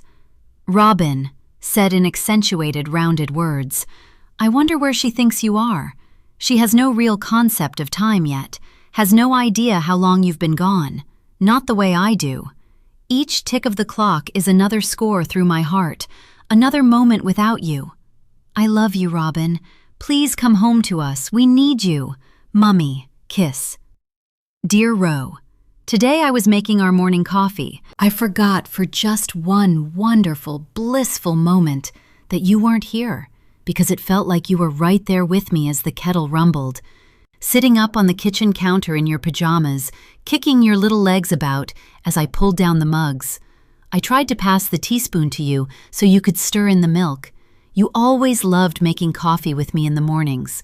So much more of a morning person than your sister, who would take a lot longer to rise, who would eventually come bleary-eyed into the brightness of the kitchen in Daddy's arms. I miss you so much, my little morning person. Love you forever, Mummy. Dear Ro, Skyla's started getting into arts and crafts.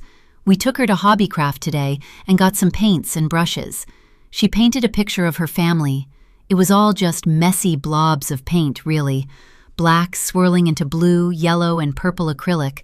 But when I asked her what she'd painted, she jabbed her finger to the paper and said, Mummy, Daddy, Skyla, and Robin. I've put the painting on the fridge. It symbolizes our family, the one Skyla still remembers. But for how much longer? When will that change? I'm not naive enough to think it never will, so I want to hold on to the things that keep us as a family of 4 for as long as I can. Please come home soon. You complete us. I don't want Skyla to ever forget you. I never will. Love you forever, Mummy. I didn't necessarily know if twins could really forget each other.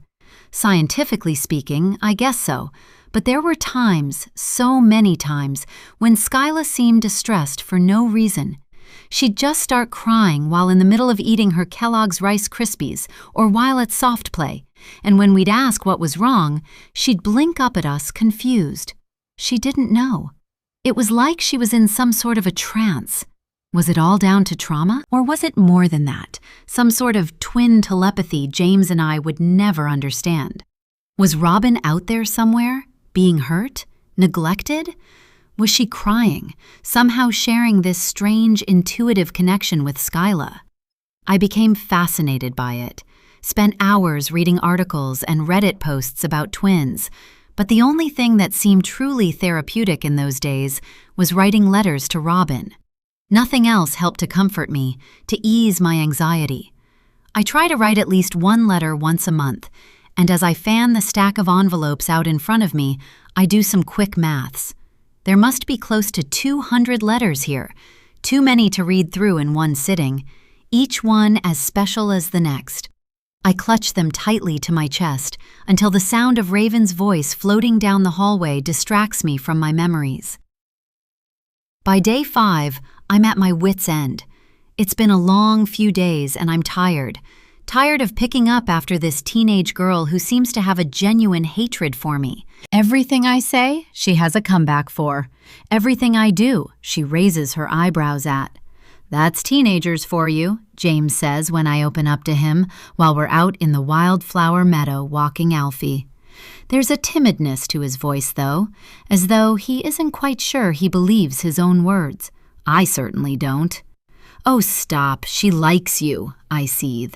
And it's true. Over the last few days, I'd almost say James and Raven have developed a bit of a bond. And while Raven seems to be positively shining under James's wing, Skyla has dulled. She's withdrawn from us, stopped kissing me good morning and hugging me goodbye, something I must have taken for granted before, because now it's gone. The ache is enormous. She won't sit up front with me when I'm driving. Instead, she scooches into the back and spends the journey chatting to Raven in hushed whispers, as though she doesn't want me to hear their conversation, their plans. She's dressing differently, too. The same clothing, but put together in ways I haven't seen her do before. Shortening her skirts, knotting her button-down shirts. There are new rips in her expensive jeans, and she's started wearing Raven's makeup. Small things, but they make a difference. I'm starting to brace myself for her request to buy makeup of her own, and that would be a normal thing for a girl of her age. I should have been expecting it long ago, but I can't help but feel like this change is purely from Raven's influence. It's like she's modeling herself on Raven, making them look more alike than I thought before. This isn't normal, though, James. For a girl to just show up at our house and start practically living with us, shouldn't her mother have vetted us or something first? I ask. Her mother is on holiday. It's summer, James says, and it's only been a handful of days. I wouldn't call it living with us, Bella. I roll my eyes. So her mother just swans off to somewhere in Europe or whatever and leaves her 15-year-old daughter to fend for herself, not even bothering to check where she's going to be staying? It all sounds a bit odd to me, I scoff. And why isn't Raven on holiday with her? Maybe she trusts her. Maybe, just like us, she needs a bit of alone time sometimes. I draw in a breath, holding on to it to keep from screaming. Why does he seem to have an answer for everything? Why can't he just be on my side for once? Alfie charges between us, kicking up dirt and almost knocking me off my feet. James catches me, steadying me. I look at him gratefully, but sigh. She's changing, Skyla, I say petulantly. We've been lucky with Sky, all things considered, James says. Why are you calling her Sky? My eyes widen. He's never called her that before. Sorry, Skyla, he corrects himself. She'll just be going through a phase. It was bound to happen eventually, love. I reattach Alfie to his lead and pull him back in the direction of the house. Bella, James calls after me, but I'm already 5 meters ahead. My relationship with James has never quite recovered after Robin's disappearance, not just sexually, but in every sense. We get by, though, and we still love each other, still support each other. So this disconnect from both him and our daughter has me on edge. It's only when I get back to the house, realizing James is still miles behind me, that I look down and notice the blood on my fingers from where I've been gnawing on my nails. Loading up our wicker laundry basket with Skyla's load, I remember I should check the guest room too. Raven hasn't come out with anything to wash over the last week, but she'll be running low on clothing by now, surely. I don't knock. The girls have been at school taking their final exam, and I know they've been planning on going out for milkshakes afterwards to celebrate, so I pull the door handle down freely. But the door doesn't budge. It's locked. Why would Raven feel the need to lock the bedroom door on her way out of the house this morning? What's in there that she could be wanting to hide? I crouch down low and peer in through the keyhole, but I can't see much. There must be a spare key somewhere, or a master key to the house perhaps. I can't say it's something I've ever needed to look for before, but I know James tends to keep a collection of keys and bills for payment in a small drawer down in the kitchen. Heading back downstairs, my teeth tear at my lower lip. I'm just trying to nibble off some dry skin, but I lose focus, ripping my lip open. Blood pools on my tongue, and I dab at the cut with the back of my hand. With the girls out and James squirreled away somewhere hiding from me, the house feels too quiet. Ominous, especially with the guest bedroom being locked. I need to find out what's in there. Rifling through the drawer in the kitchen, I pull out a set of keys. They jangle in my hand as I take them back up the stairs with me to try each one on the guest room's lock. When I finally discover the right one, I brace myself as the door swings open. At the sight of her room, my stomach twists, and I back away slowly, stunned by what I see. Who the hell does this girl think she is? My lingerie, not just one pair, but several, are strewn across the carpet, including the pair I'd seen Raven wearing in the kitchen. I knew they were mine. My nostrils flare. I recognized them all instantly, but had no idea they were missing because my lingerie drawer is a space covered in cobwebs and dust these days. Before I can think about what to do, and before I can feel the full effects of the violation, I hear Alfie barking. It's such a sharp, sudden sound that I drop the laundry basket, scattering clothing all over the floor. I swipe it all up as quickly as I can, relocking the bedroom door, and I try not to trip as I run down the marble steps to find out what the commotion is. Skyla and Raven have fallen into each other against the wall in the hallway. They're laughing, hysterical, babbling words that make no sense. "Hi, girls," I interrupt sharply, and they both try to snap up straight, but they're swaying slightly. I frown. "How was the final exam?" I aim this question at Skyla, but it's Raven who responds. "Awful! We're totally going to fail." Instead of sounding upset about this, she throws her head back and laughs again. A cackle, like she couldn't care less about something so important. My breath hitches. "Skyla?" I step towards her, noticing her eyes are glistening, but I can't be sure if she's trying not to cry or if she's been crying from laughing so hard. I sniff the air and recoil slightly. Both of them absolutely reek of booze. "Baby, have you been drinking?" I whisper, a tremor to my words. "Mom, stop calling me baby." She stomps her foot, pulling away from me, but as she does, she loses her balance and falls into the coat stand. It crashes to the floor, and she looks at me wildly as Raven's laughter intensifies. "Just leave me alone for once in your life," she screams, and clops up the staircase as quickly as her unstable legs will allow.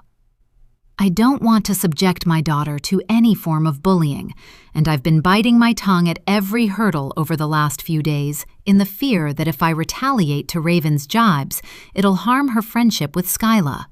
The last thing I need is Raven turning on her, making her life hell. So I've been taking the blows as they come, but this is one step too far. There's still a lot of adrenaline coursing through my veins from seeing my underwear in Raven's room, but as I clear my throat to speak to Raven, I am physically vibrating with rage and fear.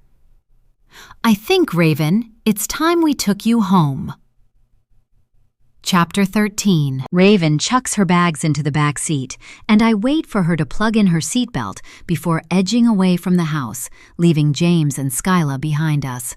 The girls didn't even say goodbye to each other, and while I worry about the impact this may have on their friendship, I also can't help but think perhaps getting them away from each other is a good thing. GCSEs are over now. Skyla is going to move on to study her A-levels, and as her school doesn't have a sixth form, she's moving to a college. Perhaps her camaraderie with Raven will dwindle when they are no longer together every day. One can only hope. Besides giving me clipped directions, the drive to Raven's house is silent, icily so. "You can just drop me off here," she says sulkily as we reach a gate. I look at the property with narrowed eyes. There isn't a house in sight. "You sure this is the place?" I ask uncertainly. Despite wanting to get rid of her, I can't just abandon her at the side of a road next to a field. I can't. "I think I know where I live," she says, wrenching the seatbelt away from her. "I need to see you to your door," I insist. "Your mom's back, right?" "I told you, I don't know when she's getting back," she snaps, throwing open the car door and stalking over to open the rusty gate. She doesn't look back or wave goodbye, but closes the gate and marches through the field. Every part of me wants to throw my car into reverse and get as far away from here as possible. But I can't just leave her here. No matter how much I don't like her, I can't leave her stranded in a field. There's nothing around for miles.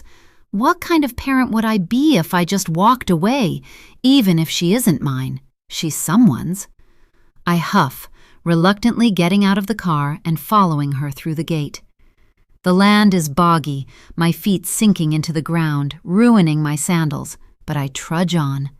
Rounding a corner, I swallow at the sight of a corroded Fleetwood caravan. There are what looks like hundreds of flies lying dead in the window, trapped behind a discolored voile net curtain. I'm really not one to judge, but it looks condemned, and it smells too. Not of the countryside, of manure or silage, but of something more putrid and fouler. You live here? I speak softly, but my voice still startles her. She rounds on me. Piss off! It's the first time I've seen any sort of color to her sallow face. There's a jingle from inside the caravan, someone unlocking the door. We both look up at it in alarm. Please, she snarls. Please, just leave. She'll be mad at me if she sees you here. I furrow my brows, trying to understand. Raven has lost the hardness to her. She looks petrified, wide-eyed. Her vulnerability tugs at my every maternal instinct. Go, she yells, and despite my better judgment, I take off through the squelching mud and race back to the safety of my vehicle. At first, I think Skyla must be pissed off with me. I hardly see her for a few days. She keeps to herself, shutting herself away. I know I need to speak with her about the drinking, but right now, all I want to do is get her to break down the walls she's built, get her to confide in me again. I'm wandering the hallways like a lost puppy, trying to give myself things to do around the house, when I hear a subtle whimper come from the guest bathroom. I press myself up against the door and realize quickly that Skyla is crying inside. Skyla? I call, unable to stop myself. She sniffles, and something clatters to the tiles. Just a minute, she says. I wait, hearing her muttering under her breath, like she's on a phone call. I frown, struggling to make out any sentences. Skyla, honey? I ask when things go quiet again. Are you okay? She unlocks the door, backing away from me. Her hair is damp, as though she's just stepped out of the shower. I peer into the room, but there's no condensation, and the shower is dry. I'm fine, Mum, she says, but she doesn't sound it. She doesn't look it either. Who are you talking to? I check her hands for her phone, but they're empty. Was I hearing things? No one, she snaps. My temper blazes, suddenly and unexpectedly. I've had it with her mood swings. All these years of being her mother, nothing prepares you for the sudden arrival of hormones, of mood swings, and the desire to be completely independent. Fine, I retort, and turn to leave. I never thought her aloofness could be so alienating. It's like I'm being punished for something, but what? Mom, wait! Her voice trembles, a sound that has the power to instantly pull me back into the room. That's when I notice her shaking, pale. Are you sick? I place the back of my hand on her forehead, and my God, she's on fire. I lead her out of the bathroom, and she clutches at her stomach as I sit her on my bed. Honey, I press, needing her to tell me what's wrong. Already my mind is racing. Is her appendix about to rupture? Does she have another cyst on her ovary? She gets those sometimes, something I'm all too familiar with myself. There are circles beneath her eyes, as though she hasn't slept in days. I don't want you to be mad at me, she says under her breath, as though speaking any louder would be too much for her. My heart breaks. The last thing I've ever wanted is for her to feel like she can't come to me with something because she's afraid of how I'd react. Is that how I've made her feel lately? I scoop the back of her head into the palm of my hand and press our foreheads together, uniting us. Why would I be mad at you? I laugh, unable to think of any reason I'd be mad at her for being unwell. I need to show you something. She swallows, breaking away from me and peeling up her lime green jumper. I look down and my pupils flare. Jesus! I drop to my knees to get a better look at her belly button, where a surgical steel bar has been pushed through. The soft pink crystal balls are a stark contrast to how red and inflamed the skin around it is. Skyla! I can't keep the irritation away from my voice, but instantly regret it when a flicker of hurt passes over her features. When did you do this? I sigh, surprised by how hot her skin is to the touch. As I press gently down, the piercing oozes with pus, a yellow, milky fluid. "Last week," she winces. "Why?" I ask, hoping for some sort of reasonable explanation, as if there could be one. But I think I already know what she's going to say. "Raven!" She squeezes her eyes shut, inhaling a sharp breath. "Please help me get it out," she chokes desperately.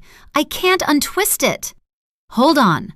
I run back into the bathroom and quickly disinfect my hands. When I get back, I lie her back and pinch the top ball of the piercing in my fingers, but Skyla cries out in pain. It's the worst sound in the world, and my hatred for Raven spreads like the bacteria feeding on Skyla's wound. "Baby, I can't get it out unless you keep still." "I can't," she sobs. "It hurts so bad." "Where did you get this done? We'll go there. They'll be able to help," I say, realizing I'm not going to be able to get this thing out myself. There's no way. She won't let me touch it. Skyla blinks up at me rapidly. "Raven did it. Here," she admits. Fuck. My brain whirs. Unsterile equipment and God knows what else has caused this. What the hell was Skyla thinking?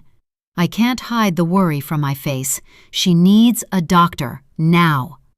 "I told Raven it was infected days ago. She told me to leave it alone, said it'd heal on its own. But I can't take it anymore, Mom. I just want it out." I feel helpless. Tattoos and piercings have never been my thing. It took me until I was 16 to get my earlobes pierced, and even that was petrifying for me. Just looking at Skyla's tummy, at the swollen skin throbbing around her belly bar, it makes me want to gag.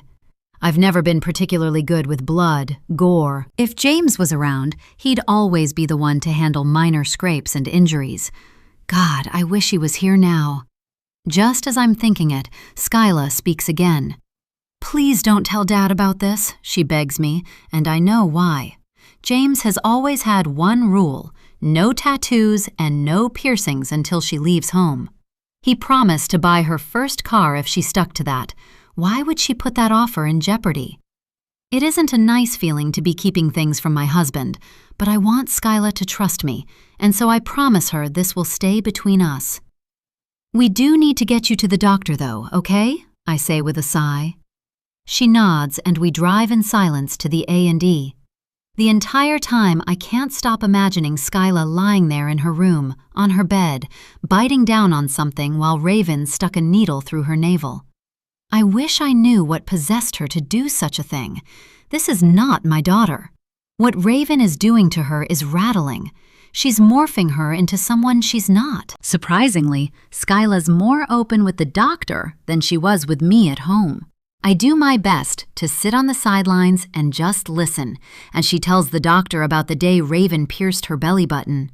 "She told me she knew what she was doing, said she does it all the time," she tells the doctor, a young girl who can't be much older than Skyla herself. The name Peyton is printed on a name badge clipped to her jacket. She has that dewy sort of complexion of a young adult with not much to worry about in life. "Well, whoever she is, she's wrong," Peyton says with a smirk, snapping on a pair of surgical gloves. "The infection here is severe." She looks at me as she says this, as though I should have known better, got her here sooner. If only I'd known. "I'm going to clean it with some saline solution," she says, and Skyla looks away, burying her face into me as the wound is flushed. I wish I could cover my ears, look away, but I force myself to stay strong, to be the anchor my daughter needs. Once it's clean, Peyton cuts the bar off with a pair of medical pliers, gently tugging the piercing out of Skyla's navel. "I'm prescribing an oral antibiotic, flucloxacillin. Start it right away. If you don't see an improvement in the next day or two, please come back in." Again, she looks at me, not Skyla, as she speaks. If this infection had become any worse, it could have potentially been life-threatening. Life-threatening? Skyla pales, reaching for my hand. I squeeze it in my own. Peyton nods grimly. "Sepsis was right around the corner. You need to tell your friend to stop piercing people's belly buttons at home." I like the way her tone implies that Raven isn't a friend at all, because that's exactly how I feel. and I'm hoping it's only a matter of time until Skyla sees it too. On the way home, Skyla holds tightly onto the prescription. "I'm sorry, Mom," she mutters as we rumble away from North Cotswolds Hospital. I want to tell her it's okay, but it's not, and so I answer her with a stony silence. I'm glad Raven has gone home, that we have a break from her being around. Her presence was stifling, not to mention the shift in Skyla's personality from the moment she started hanging around. The old Skyla never wore makeup, drank, stayed out late, pierced parts of her own body. Maybe this is all normal when children become teenagers. Maybe it's their way of testing boundaries, like the way they start doing when they're toddlers, fighting bedtime routines and refusing to eat their dinner, the first flicker of their independence starting to shine through. That was hard enough for me to handle, but this is a different ballgame. It's all new for me, and I have no idea how to navigate it all. But there have been odder, more disturbing things too. Things I can't shake off no matter how hard I try. Raven wearing lingerie around the house for us all to see, stealing my lingerie and scurrying them away in the spare room like some sort of magpie. The WhatsApp message I sent to James disappearing, the one asking him to come and pick me up from the hair salon. Could that have been her too? Then there's that disgusting bloody pad in the bedside drawer. Since she arrived, I felt nothing but trepidation. This girl, I'm starting to realize, is trouble, whoever she really is. The next time I see Raven is at the summer party, an event I did not invite her to, and frankly, she should have considered herself uninvited after what she did to Skyla. The severity of what happened is still sinking in, and yet, despite her absence, things haven't improved with Skyla. If anything, they've become worse. I can't figure out if she's just worried about her GCSE results or if she's mad at me for sending Raven home, but she won't talk to me. And this antisocial behavior is so out of character for her that I really don't know how to handle it. I watch the girls together now, leaning against the wall of the house, looking as bored as can be. They're dressed almost identically, all in black. They look more like they're about to rob the place than celebrate the end of their GCSEs and my 50th. They look, I realize, and I'm seized with some sort of overwhelming nausea, like ravens. The thought sends every hair on my arms standing on end, despite the humidity. I try to make out what they're saying by reading their lips, but they're talking too fast, and I'm too far away to be able to hear over the reverberating bass of Billie Eilish sounding through our ceiling speakers.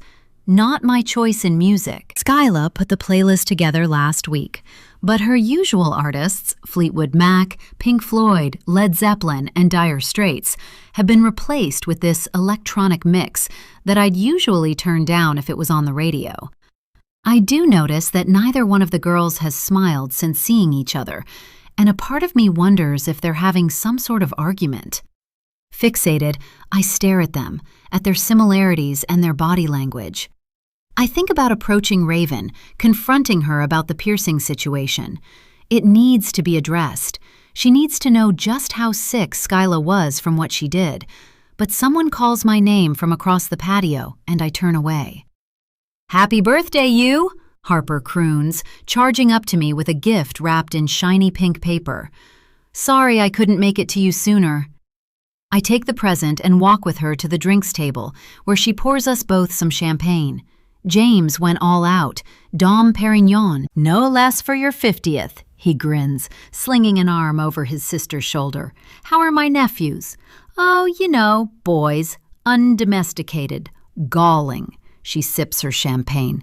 "But gotta love them." She nudges me, and I wish her comment didn't sting as much as it does. She expects me to understand a mother's grumbles about her children, and deep down, I know she's only joking about them. But I've never been able to find her quips funny. There's my jealousy again, resurrecting itself. It's like when someone talks about pregnancy symptoms, the backache, the nausea, the swollen ankles, or birth, like Harper detailing the massacre of her vagina for Jake's delivery, how she had to get stitched back together and has reportedly never been the same since. Even breastfeeding, the tearful stories about spilled milk, cracked nipples, and mastitis.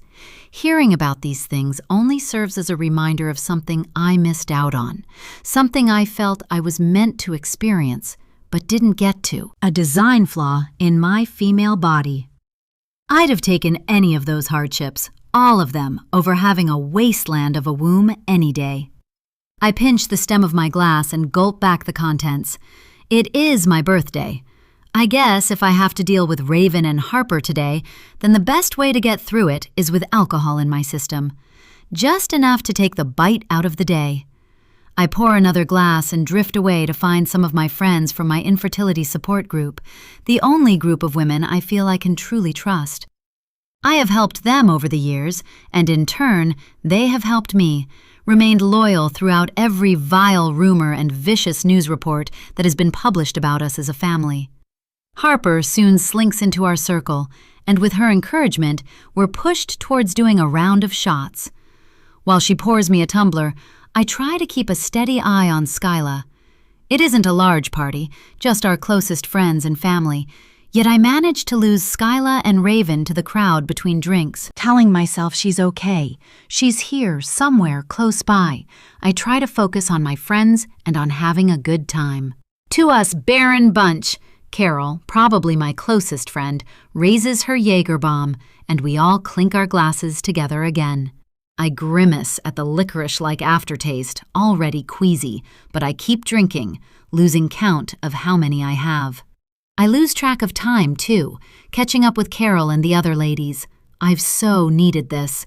Living further away from them, I don't get to see them nearly as much as I'd like, and at times it is very isolating, because I never did make new friends when we relocated. It was too hard when the world knew who I am. I couldn't join local groups, take up a new arty hobby, or take up lawn bowling in the area. My only real interaction waited until my infertility support meetups. "When's the next meeting?" Harper asks, looking between us through those absurdly long eyelashes she gets done every 2 weeks. Harper only comes to some of the support group meetups now, and it's usually to promote something she's trying to push out into the world, a new video she's uploaded, a product she's being paid to promote. Once she had her boys, she didn't really need to come to the group sessions anymore. It didn't apply to her any longer. But sometimes she still appears, as though wanting to make sure no one will forget her. "Next week," Carol says laconically. She's never hidden her dislike for Harper. "I'll try my best to be there," Harper beams, no doubt thinking we'd all miss her presence tremendously if she couldn't make it. I can tell some of the women want to ask her why she wants to come, why she feels the need to be there when she has 2 healthy sons now. Attention, attention, attention. She's addicted to it. By the time I notice the setting sun, a knot in my chest tightens. I haven't seen Skyla for a while. Weaving past everyone, I turn in all directions. Despite the giant rose gold 50 balloon bobbing up and down by the drinks table, this is Skyla's party too. She wouldn't have left, surely, and yet she's nowhere in sight. Alfie jabs his wet nose into my calf, and from his heavy eyes, I know he can sense my unease. "Where is she, Alf?" I murmur. He plods along after me as I do a circuit of the grounds.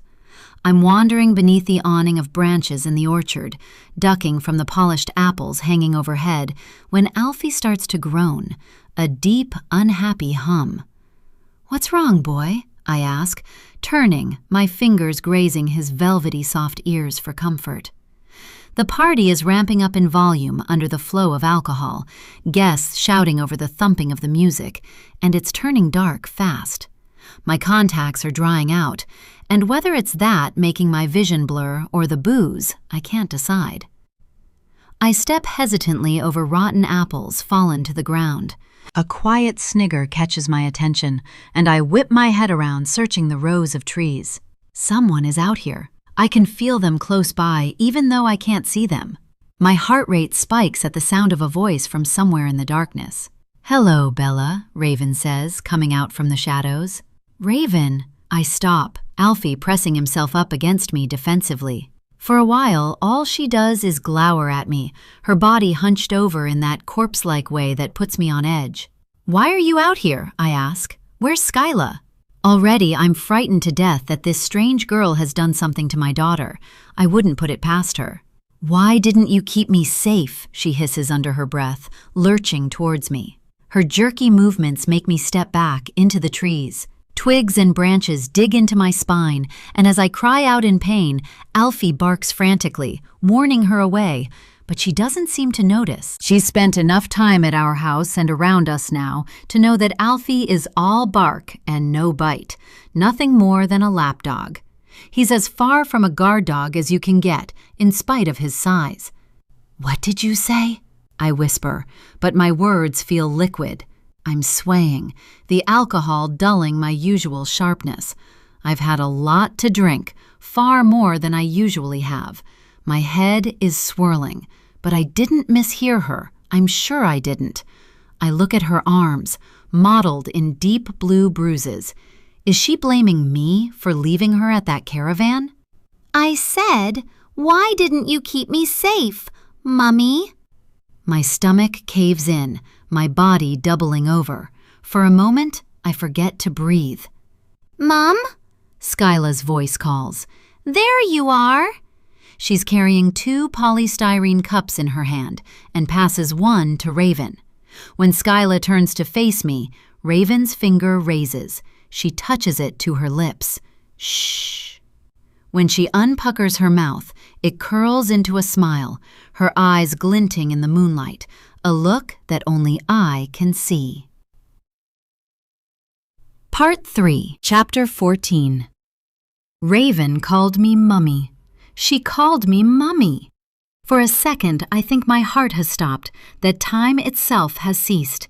I wasn't being delusional. It wasn't wishful thinking or some crazy fantasy. Raven is Robin. She's admitted it, or just about. I knew I wasn't imagining their resemblance. What I can't understand is why she doesn't want me to tell Skyla. Why did she silence me, and why is she hiding the truth? Is she afraid? Scared to be rejected? My mind becomes a hive of activity. This girl clearly knows who we are. She knows our story. Is there a chance she's toying with me? Like some of those Madeline McCann lookalikes. Does she simply think she looks similar enough to get away with this? Or does she genuinely think she's Robin? Know she's Robin? I wish I knew. And if she is Robin, what could she possibly want if she doesn't want Skyla knowing the connection? Does she expect me to keep quiet to my husband now that she's shared something so colossal? I have to tell James, of course I do. But if Raven doesn't want to admit it to anyone but me, will he even believe me? He didn't before. When I get inside, I drift into the living room in a complete daze. My mind can't seem to grasp onto anything concrete. Every thought is cumbersome. My underwear on the floor of the guest room. Raven's scar. The word mummy, the significance of it, its essence.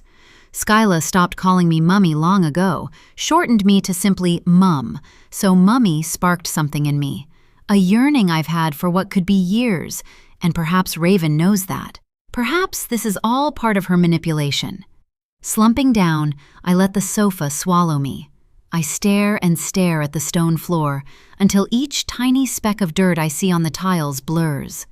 It's in the middle of the night when what I have to do comes to me.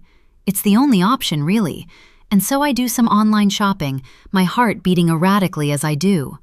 The party has wound down. James is snuffling into his pillow, the after effects of too much Dom Perignon, and Skyla's bedroom door is sealed, another new thing she's been doing lately. I tread across the landing and pad down the cold marble steps. I'm about to round the corner and get to the living room, where I know the clear tape I'm after is kept. But the sound of shattering glass stops me. Someone is downstairs.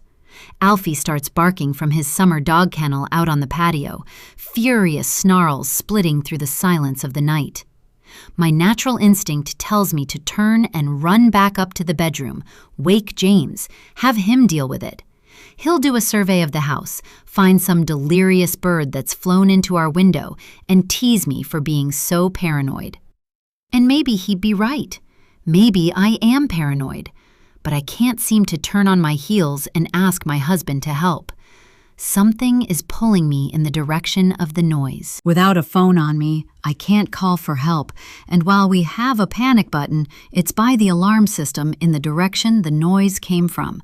Not much help to me right now. The silence that follows as I try to work out what to do roars through my eardrums. Looking around me, I think about protection and consider my options.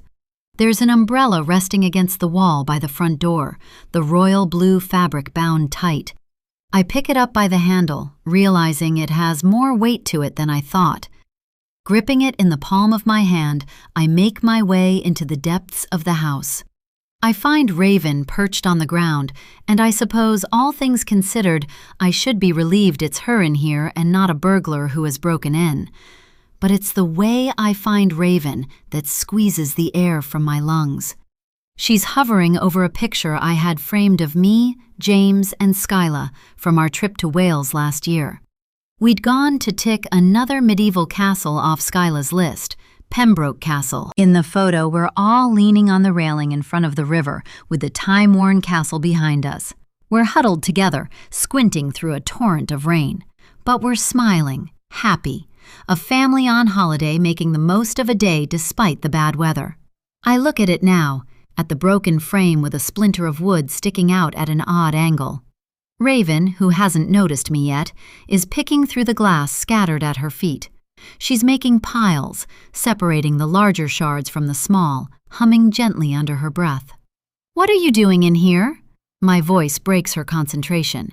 She rolls her head over her shoulder lazily, as though she's been disturbed in her sleep. When she spots me, she glares at me in the gloom of the night. "Oops," she says simply. "It fell." I said, "What are you doing in here?" I repeat, fighting to keep the tremor from my words. I thought I'd made it quite clear to her that she was to go home after any visits going forward, for a while at least. Hadn't I implied that when I dropped her off at her ramshackle caravan? Skyla said I could stay over again. "You and James had way too much to drink to drive me," she says uppishly, her lips pouting with a mean grin. Standing, I notice her keeping a sharp sliver of glass in her hand, and for a second, as she takes a step towards me, I think she might use it. I clench onto the umbrella, ready to aim the end tip at her if needed, however pathetically. "Is your mom away again?" I ask crisply. "Vicky, that's right, she's away." Raven nods, working the glass between her fingers. Vicky. Everything about the way she says her mother's name makes it seem like she's testing it on her tongue. It sounds fictitious, and her expression only seems to confirm that it is. Why has she been lying to us? I take a step back, not realizing this simple move has me cornered against the wall. I don't like the way this girl keeps closing any distance between us, encroaching on my space, making me feel trapped. Raven, I have to ask, what did you mean earlier? I swallow, trying to keep my head held high. I won't show fear, weakness. I'm stronger than that. "What do you mean?" she asks with doe-eyed innocence. "In the orchard, you asked me why I didn't keep you safe. You called me—" I pause, my eyelids fluttering. "Mummy." Taking another step towards me, she's so close I can see the pores marking the tip of her nose in the scantily lit room. I glance down at the glass in her hand, then back up to her. She smiles. Skyla's smile, Skyla's teeth, yet it's Raven's mouth, so similar. She rolls the glass between her fingers, scoffing as I purse my lips together tightly as I watch. Even though I'm trying my best to hide it, my distress must have a flavor. Raven seems to taste the air, dark yet gleaming.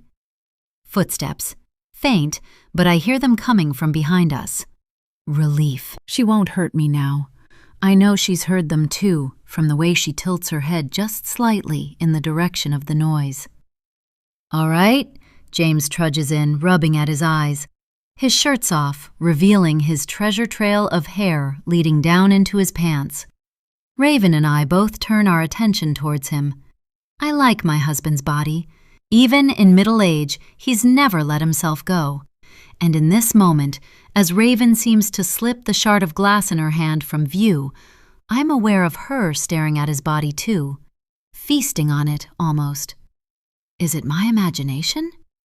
A surge of possessiveness washes over me, and I reach over to the sofa where a chunky knit blanket lies usually forgotten about over the armrest. I chuck it at James, and he quickly covers himself up. "What happened here?"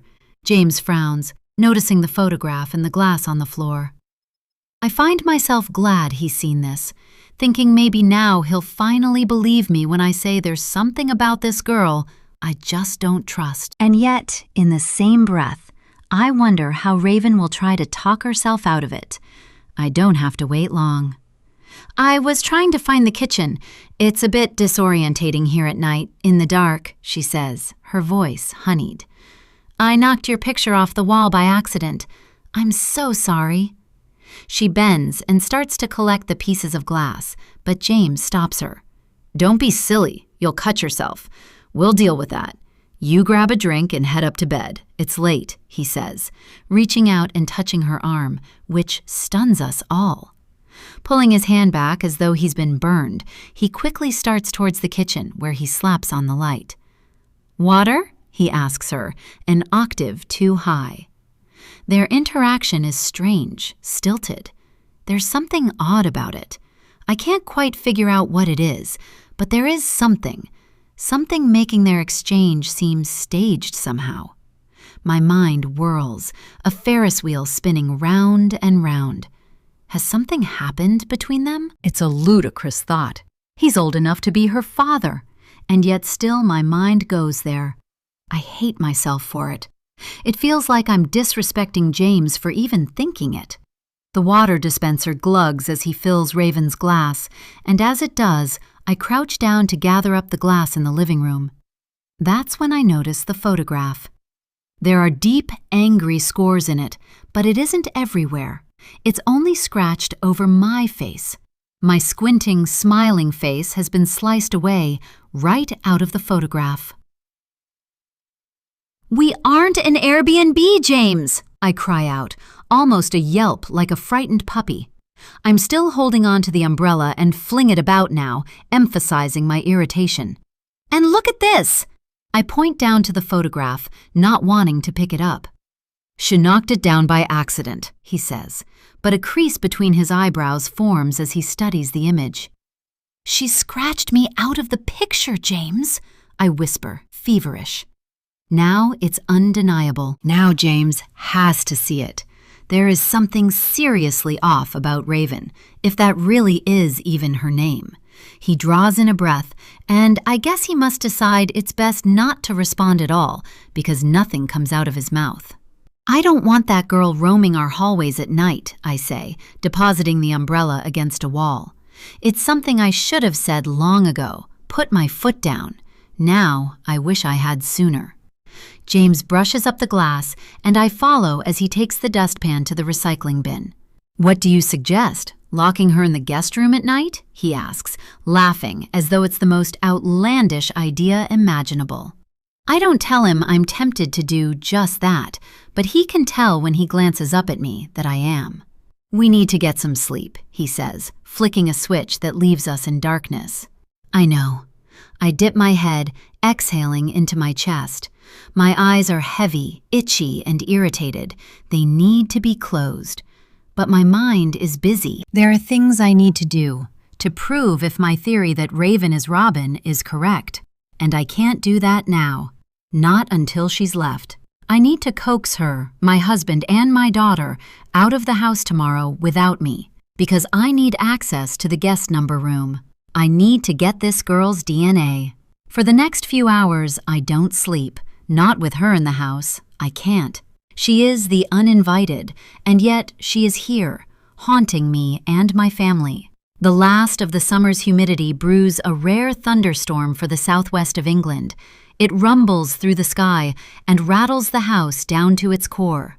I watch the flashes of lightning flicker through the bedroom as I lie awake in bed, revealing things in the shadows that set me on edge.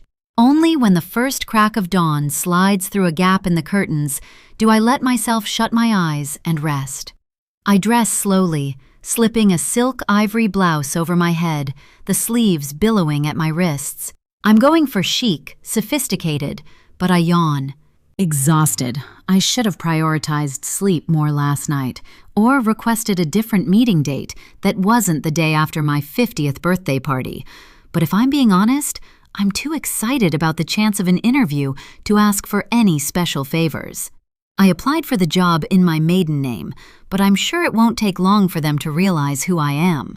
Grossly overqualified, I can only hope they give me a chance. It's my first interview in years. Financially, I don't need a job, but that doesn't stop me from wanting one. I've often thought about working in a charity shop or something in a similar vein, but it's too public. I need something I can do behind a desk with limited interactions with other people. All I want is a purpose, especially now Skyla is getting older. After sixth form college, she'll head off to university. Oxford, hopefully, which suits me fine being less than an hour away. Cambridge is another option, a little further away, but not by much. Thankfully, it seems that, for now, she's keeping close. I don't know what I'll do the day she decides she wants to travel or move away. Have some sort of a nervous breakdown, definitely. So this job interview is important to me. I tuck the blouse into my high-waisted trousers. Corduroy, wide leg, nothing I'd usually wear, but something I'd ordered especially for this interview from mint velvet. The sort of thing I'd have looked at the price tag of in my 30s and scoffed at, walking away without a backwards glance. But I have to admit, it feels nice being out of jeans and secondhand vintage finds. I feel, for the first time in a very long time, somewhat important. Looking at my attire in the mirror, I'm reminded of who I used to be. A 9-to-5 office worker, a professional. With my grays now covered from my hairdressing appointment, I even appear younger. But I still look like Isabella Rushmore. That is something that, despite my best efforts, I can't change. How soon will the employer realize? Will they proceed with the interview and get their no doubt pretty young receptionist to send me a blunt email saying I've been unsuccessful shortly after leaving? I sigh, smoothing down my outfit one last time as I wonder if I should even bother going. But I know I need to. I need to do this, for me. I try not to dwell on the outcome of the interview as I head downstairs to make a cup of coffee for the drive, though job interviews have always made me tense. Even before the world came to know who I am, I was always a nervous wreck with them, so the apple I force down churns with the nerves in my stomach. When I pull open the drawer to the bins to chuck away the apple core, I stare down at the broken glass at the top of our recycling. The shards shimmer under the pendant ceiling lights, their glint a threat. An unwelcome tremble scurries up the back of my neck. The sooner I figure out the truth about Raven, the better. Luring the girls and James out of the house is going to have to wait, though. I need to get this interview over with first, and I need to put my all into it. It's the first thing I've done for me in many, many years. "Morning, Mum," Skyla says as she enters the kitchen. "Wow, don't you look smart?" As she checks me out, there's an impressed quirk to her eyebrow. She's being warm, friendly, her old self. It's a wonderful surprise, although her moods are like playing Russian roulette these days. You never know what you're going to get. "Thanks," I grin, slamming the drawer to the recycling closed. She doesn't need to see what Raven did with our photograph. I'll buy a new frame and have the picture reprinted before she notices. "I've got a job interview," I tell Skyla proudly, popping a tea bag into her friend's mug. Her eyebrow climbs. She knows how big this is for me, even if she doesn't really understand why I want a job I don't technically need, given our financial situation. "Oh, you're headed to town? Mind if I grab a lift?" Raven asks from the doorway. She looks at me expectantly, eyes winged with black liner, arms folded across her chest. I don't want to say yes, not after last night and what she did to the photograph, but I'm also aware that me driving her into town would mean getting her out of the house, and I'd like to keep her out. As soon as I get a moment alone with Skyla, I'm going to have a chat with her.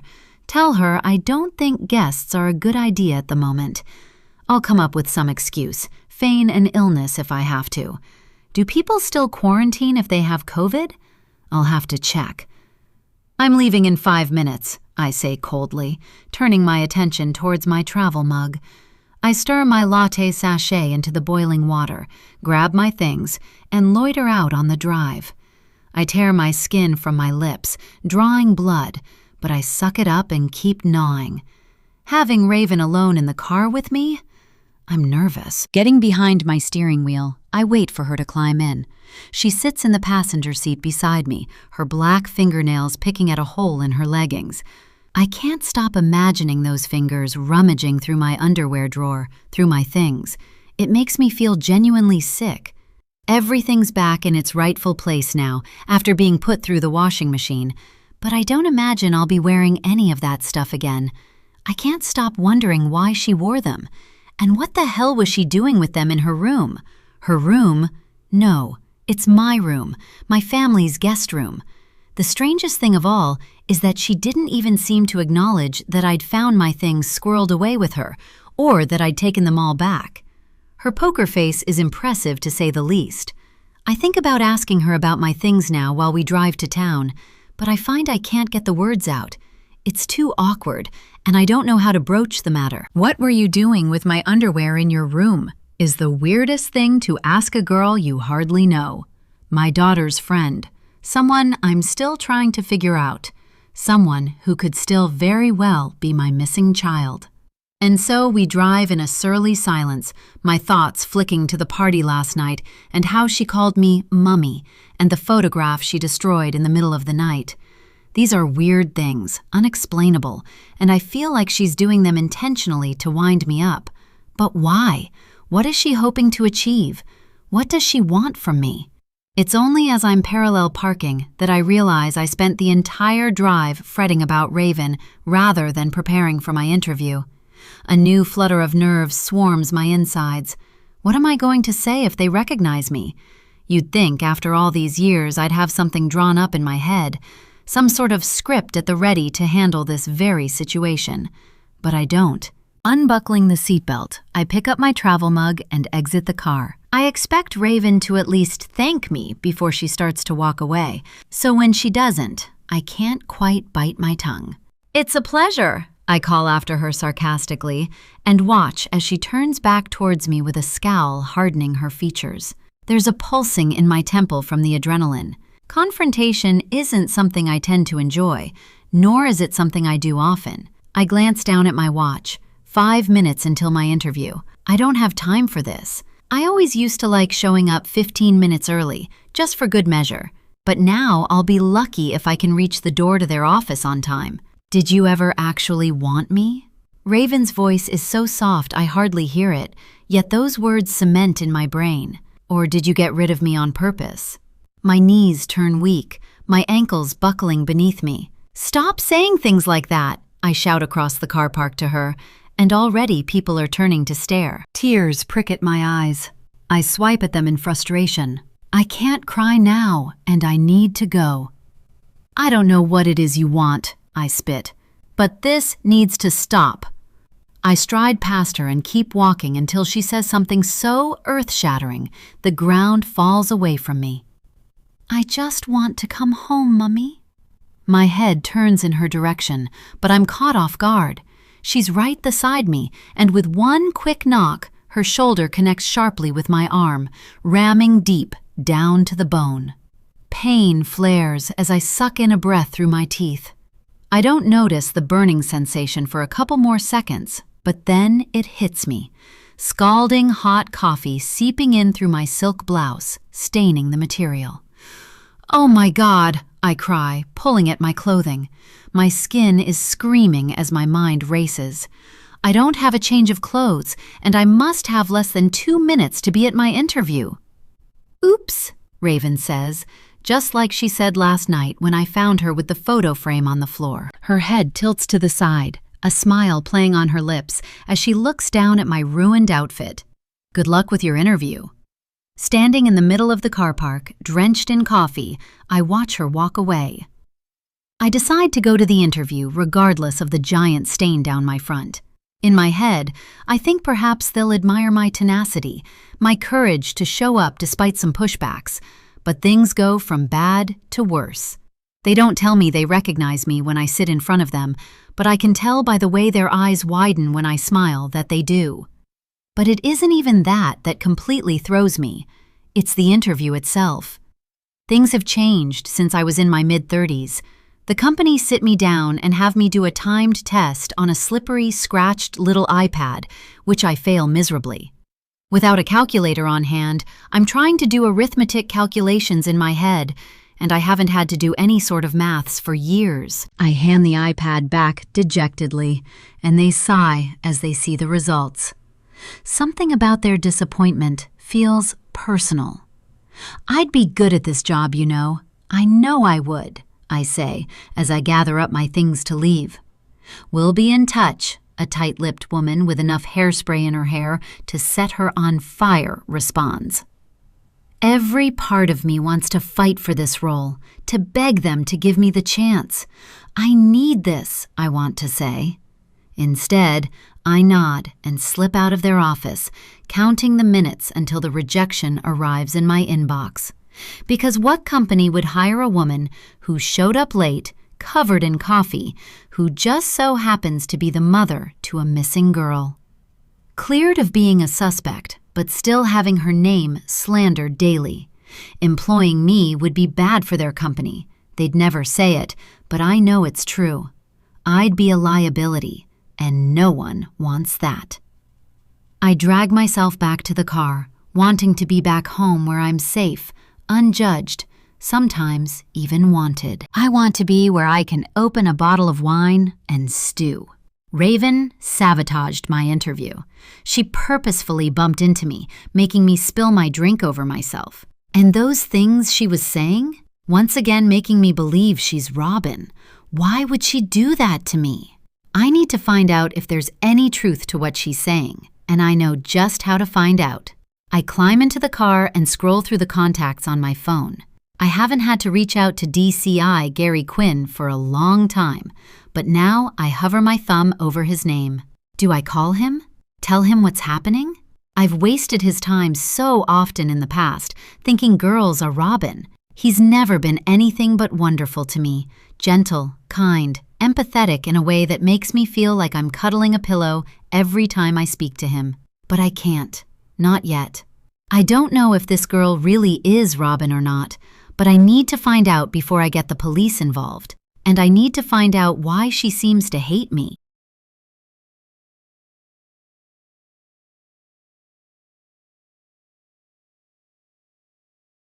Chapter 16. I pocket my phone and go for a drive, the way I used to when the twins were tiny and I just needed them to sleep for an hour. Directionless, nothing but the hum of traffic and the rumble of tires on concrete in my ears. Back then, it was to have a moment to myself, to listen to a podcast or just some music, anything other than the whines of babies needing something from me, a chance to reset. Now it's to think, to be alone with my thoughts and figure out how the hell to put the plan I have in my head into action. It isn't straightforward. It's going to be tough, and I find myself wishing I could ask someone for some help, or support at least. I haven't completely isolated myself in life. I have Carol from the infertility support group, and the others too. I have Harper, who, despite her exasperating ways, has always been there for me when I need her. And DCI Gary Quinn, who I'm becoming more and more tempted to call with each passing mile. I'm on the A429, and the straightness of the road is numbing. I go on autopilot, foot down on the accelerator, eyes cast ahead. It takes me a while to look in my rearview mirror, to notice the car behind me. It's a big car, black, something meaty, a Range Rover or Land Rover. I'm not a car person, so I can't tell. I wouldn't know the difference, especially not from a distance. They aren't up my ass exactly, but they're gaining on me. We're on a road built 2,000 years ago by the Romans. There's no lefts or rights, just an arrow-straight path, so there's absolutely no reason for me to think that this car is following me. But I do. I do because it's happened before, multiple times. Paparazzi, or people who just genuinely hate us, tailing me, wanting to snap a picture or shout some sort of verbal abuse. It could be that. I grip the steering wheel tighter, wishing I could just pull over and let them pass. But there's no space to do that. I have no choice but to keep going and hope that eventually, when there's a fork in the road, they'll go one direction and I'll go the other. The windscreen on the car behind me is tinted, so dark it can't be legal. I can't see the driver or any passengers, even though their bonnet is practically touching my boot. They're too close. If I had to slam on the brakes right now, it would cause a collision. My hand shakily checks my seatbelt, and as I exhale, my lips quiver. I press my foot on the accelerator and speed, 75 up to 80 miles per hour to get some distance between us, but they follow suit. The rev of their engine makes me terrified they're actually going to try and run me down. I'm not in a small car by any stretch, a Mythos black Audi A3, but the car behind me could crush it easily, drive over it like a monster truck. I fumble for my phone, holding down the button on the right-hand side. "Call James!" I shout, but the call doesn't connect. There's no signal. This fucking first world country has less signal available than any of the third world countries I've ever been to, with all of its rural areas like this. Fury and terror model together as I think about what my options are. I can't go any faster than I already am. I'm afraid I'll lose control of the vehicle, so I choose to do the opposite. Pumping the brakes just slightly, I try to see if this will get them off my back, but I jolt forward from an impact. Steel on steel. I let out a scream, my seatbelt cutting into my neck. They've hit me. More of a nudge, but still. Whoever they are, they're doing this on purpose. They're teasing me, playing with their prey. I want to speed up, to get as far away from them as I possibly can, but I haven't moved my foot from the brakes to the accelerator, and as I press my foot back down, there's a loud crunch. I'm thrust into the steering wheel, my neck close to snapping. The collision sends me off the road, into a ditch. It all happened so fast, I'm still trying to lift my head up when the black car cruises by, and I swear it's Raven I see in the passenger seat. Her oily crimson hair blows out of the open window, trailing along behind as the car deserts me. I sit there, my car steaming in the ditch, trying to figure out what to do next. For a while, I physically can't move. Besides the tremble running through my body, I am still. There are no cars whizzing by. No one saw the accident. No witnesses. No one coming to help. I have no choice but to move, to reach for my phone, which skittered from the passenger seat to the floor on impact. Now I will call the police. Dial 999. I need help from DCI Gary Quinn, from anyone. I manage to pinch my phone from beneath the seat and pull it towards me, punching in the numbers. There are no bars of signal, but surely an emergency services number would connect despite that, piggyback off a signal from somewhere, a satellite perhaps, but it doesn't. I try the SOS emergency call because even without a signal, that's what it's there for, isn't it? The call doesn't go through. A bellow rips from my chest.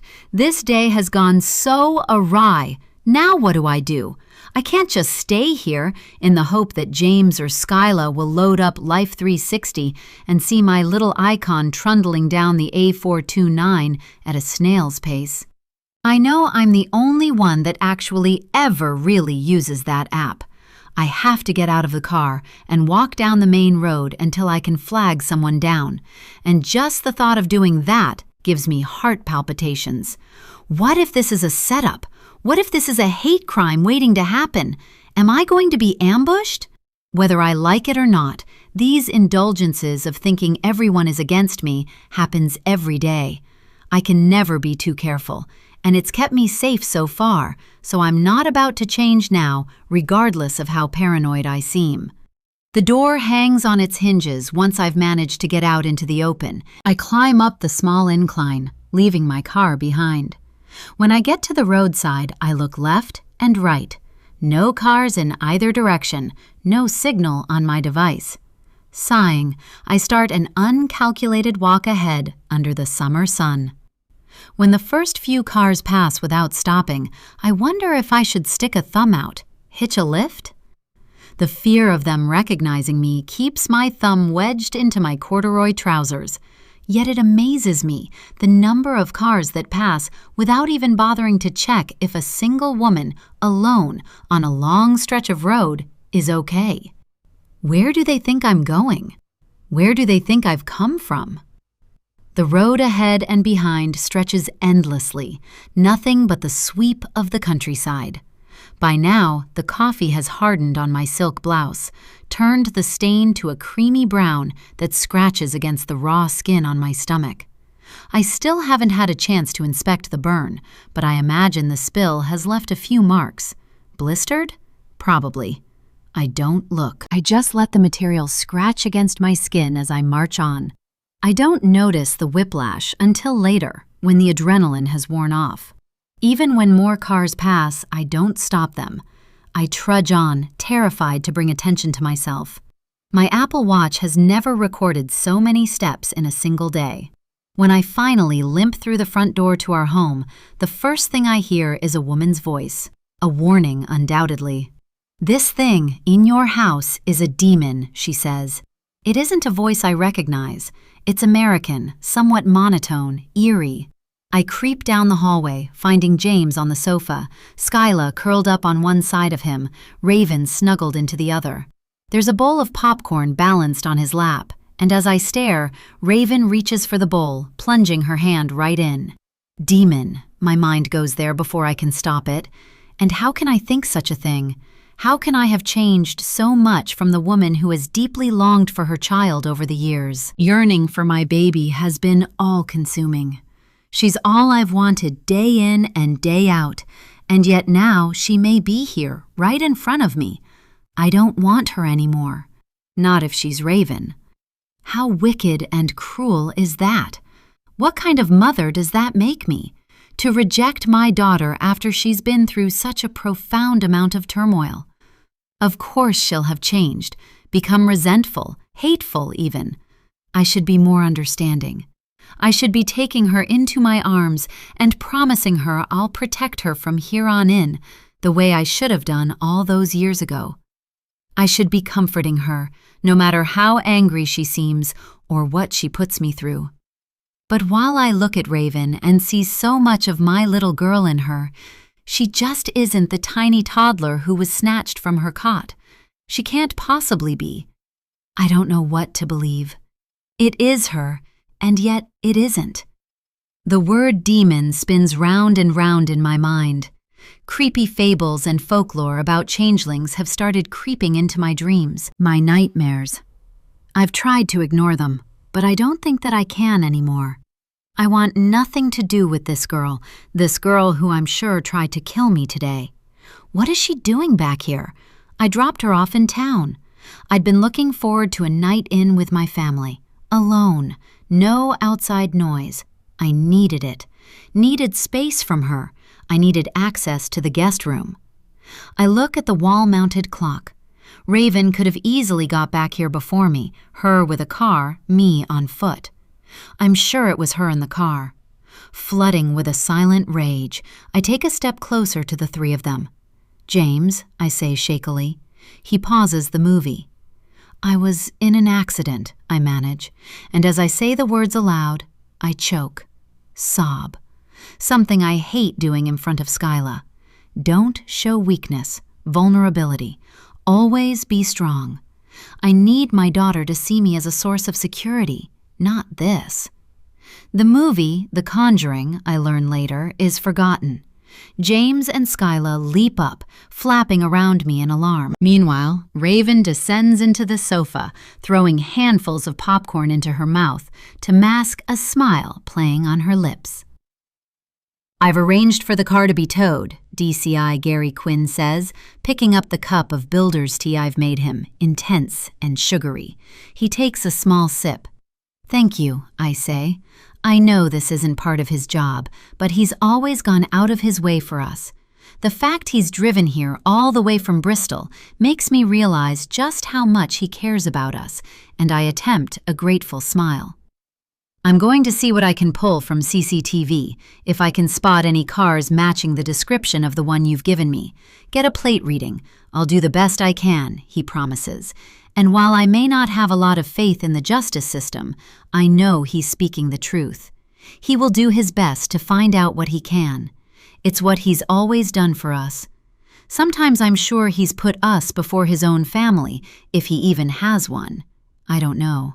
But he's definitely worked longer hours than any person ever should. You'd think after all this time people would just leave us alone, James says, beside himself. He hasn't sat down since I told him about the crash. He's just been pacing, rubbing incessantly at his jaw, pulling the sagging skin on his neck that he's always been self-conscious about as he's aged. I'm sorry this has happened to you, Quinn breathes out, his eyes soft, the color of the sky on a cloudless day. There's the beginning of what looks like cataracts starting in them, reminding me just how long this man has been in our lives. I wonder if he's ever looked at me and noticed my own deterioration. When we met the night Robin was taken, I didn't have a gray strand in sight and had only a whisper of wrinkles starting to appear on my forehead. Grief and turmoil age you faster, and DCI Gary Quinn has experienced both every single day of his career.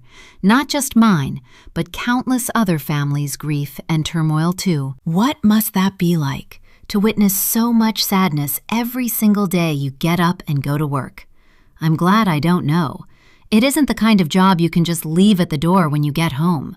These cases have stayed with him. I see them deeply rooted behind those blue eyes of his. If there's anything else you remember, please give me a call. You have my number. Use it any time. He nods at me, unsmiling but kind, gentle. Now is the time to speak up, to tell my husband and DCI Gary Quinn about Raven, while the girls are back in the lounge finishing up the film, distracted. I open my mouth to speak, but nothing comes out. The bloodied pad keeps coming into my mind, the need to get to the guest room and hope to God it's still there, as vile as it is. I need to extract her DNA from it. I need to get confirmation that this girl is Robin before I say anything. If I hand it over to the police, I won't be the first to know, and I may never know the truth, because how often does evidence get tampered with? With a case this big, there are a lot of people who may want to change the results that come in. No, this feels like something I need to be in control of. I need the answers.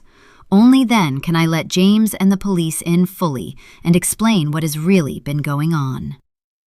DC. Gary Quinn finishes his tea, gathers up his paperwork, and leaves none the wiser. And part of me does wonder if I've just made a giant mistake, one that might cost me everything. Our safety? Maybe even our lives? After today, I really don't feel like I'm being that dramatic in thinking that. James cradles me in the kitchen, breathing deeply. "I'm so sorry I wasn't there for you," he mumbles. His fingers press into my shoulders, kneading and massaging the pain away. "I'll run you a bath. Take the girls out with me to walk Alfie so you can relax a bit," he says, kissing the back of my head. Under any other circumstances, I'd beg him to stay. I don't necessarily want to be alone right now. I'm so shaken up. But with him and the girls out of the house, I'll have time to get into the guest room and do what I need to do. A strong scent of sage and sea minerals overpowers the steaming bathroom as I enter. I look longingly at the full bath, hoping I'll have time to enjoy it once I've collected Raven's DNA. Cracking open the window just slightly, I push up on my tiptoes and peer out, watching as James, Skyla, Raven, and Alfie disappear down the drive. As soon as they're a good distance away, I fly down the staircase and grab a pair of gloves from the cupboard under the sink. As I rip open the DIY DNA testing kit, a small card the size and shape of a business card slips out. its sharp edge nicking my leg. I pick it up and read the warning written in bold red lettering. It is illegal to collect a person's DNA for testing without their consent.